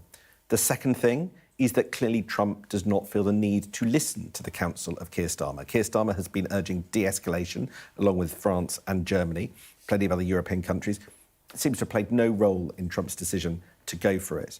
And the third thing, I am suspicious around, or interested, should I say, around the decision by the Americans not to use and not to request Diego Garcia base be used. It's closer than where the bombers ultimately came from. It could well be the case, I wonder whether it was the case, where quietly the Americans were told by back channels that if asked, Britain would refuse to allow Diego Garcia to be used as a staging post for this conflict. And rather than create a public diplomatic rift, they just decided to go from the American base instead, which is further away, and refuel in the air. Now, if that is the case, do we think Donald Trump's going to remember or just forget and shrug it off? I enjoyed your correction from suspicious to interested there, by the way. Do you think that is viable, that's why they didn't use Diego Garcia? Well, I think they may have realised that it would put Britain in a difficult position, and they need Britain's support for other things, or they'd like Britain's support for other things. So why make a problem of it in this case? But also, it's a demonstration from America's point of view that they can leave their base at Whiteman Air Force Base in Missouri and fly anywhere in the world and drop bombs and fly back again. They don't need foreign bases. And that's one of the things about the B-2, is that it is a global bomber with refuelling. And it was a demonstration of that as well. And they also took the opportunity to send some B-2s to Guam. They said as a distraction exercise, but it wasn't really distraction. It was to show the Chinese we can do that as well. I guess that's the thing. How needed is the UK in all of this? We've been talking an awful lot about how the US might respond here. And really, as we were just saying, the ball is in Donald Trump's court. Let's bring in Mark Stone now, shall we, from Washington. Mark, I guess that is the big questions over to the US. Yes, we know Donald Trump's been in the Situation Room. He was in there at 1 o'clock. He would have seen the images unfold over the night sky of Doha. It became clear quite quickly from US officials that there have been no injuries or deaths as a consequence of the Iranian attack on Al Udeid air base. We also now have growing levels of confirmation that there was some coordination done, certainly between the Iranians and the Qataris. Remember, the Iranians and the Qataris are relatively close. There is Qataris, it has a pretty unique position in the sense that, and we've been talking about Qatar in the context of Hamas and Gaza. They talk to all sorts of different people on different sides. And there was, we understand, coordination between the Qataris and the Iranians before this attack took place. If the Americans weren't involved in that coordination, and what I'm being told is that they were, and we know that Steve Witkoff, the Middle East envoy for Trump, has been indirectly talking to the Iranians. Even if they weren't directly in contact, then of course the Qataris would have told them. So all the preparations were in place to be able to counter this Iranian attack, and that there on the screen is the counter-attack. It is the Qatari and American missile defense systems over the night sky of Qatar, taking out those Iranian short and medium-range missiles that could have caused significant damage. Combine that with the fact that the Americans moved all non-essential staff out of the area. They would have had maximum force protection in place to prevent any casualties. And maybe, just maybe, the Iranians would have fired the missiles at coordinates where they knew they wouldn't actually kill Americans, because all of this is about saving face from an Iranian perspective, in the knowledge that Donald Trump said at the weekend that effectively that he would fire a missile through the Supreme Leader's window if he did anything massive. He knew that, but they needed to save face, and so a coordinated response does just that. And to use the diplomatic language, it provides for an off-ramp. So maybe a line can be drawn under this. To Michael's point as well, we also now know that the Americans believe no missiles were fired at the Al-Assad air base in Anbar province outside Baghdad in Iraq. That after a claim by the Iranians through Iranian state TV that they had fired missiles into Iraq and American assets there. That appears not to be the case. There are also American air bases in Erbil in Iraqi Kurdistan, where Stewart is. Again, what we're being told is that no missiles were fired there. So perhaps this is a very carefully choreographed attempt by the Iranians to be seen to hit back, but to save face at home and not to allow this to spiral again. And my sense, and certainly the reporting here in the States at the moment, is that Donald Trump is of the view that if no Americans are killed or injured in these attacks, then as far as he's concerned, that's it. He can continue with his hope, which was that Saturday night was a one-hit wonder, a night of airstrikes to take out, as he claims, Iran's nuclear capability, and then that's it. What we don't know is what the Israelis will do. They seem to be continuing with their bombing. OK, Mark, thank you very much indeed. We've been talking about the UK reaction to those strikes and the threat that Iranian retaliation poses to the West as well. I spoke to the former National Security Advisor and former permanent representative to NATO, Lord Peter Ricketts. I should say this interview was done in the last hour. Thank you so much for being on Sky News. It's a very fast-moving situation in Qatar and Iraq. What do we know? I mean, it's a very dangerous and unpredictable situation. People were asking whether Iran would retaliate for that American raid. We've now got the answer. Yes. And it's been quite a wide-scale retaliation by the look of it. A number of air bases, the US air bases around the Middle East targeted. As far as we know, there haven't been casualties yet. But this is very dangerous, to be firing missiles across Gulf countries in the general direction of American air bases. And therefore, I fear we're off for another spiral in the escalatory spiral the Americans are bound